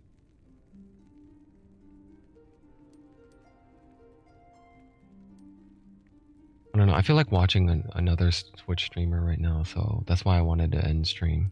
I don't feel like casting. I can't watch other casters when I'm streaming myself. Well, I could. It's poor form, and I don't want to do it that way. Also, I'm pretty boring right now anyway. I don't think anyone stopped by to say hi or visited today anyway, so I don't really have any incentive to keep going. But if you are watching this VOD, I appreciate it. Thank you. Thanks for watching, and it's about time anyway, so I'm at 9 hours, so apologies if I'm cutting it short.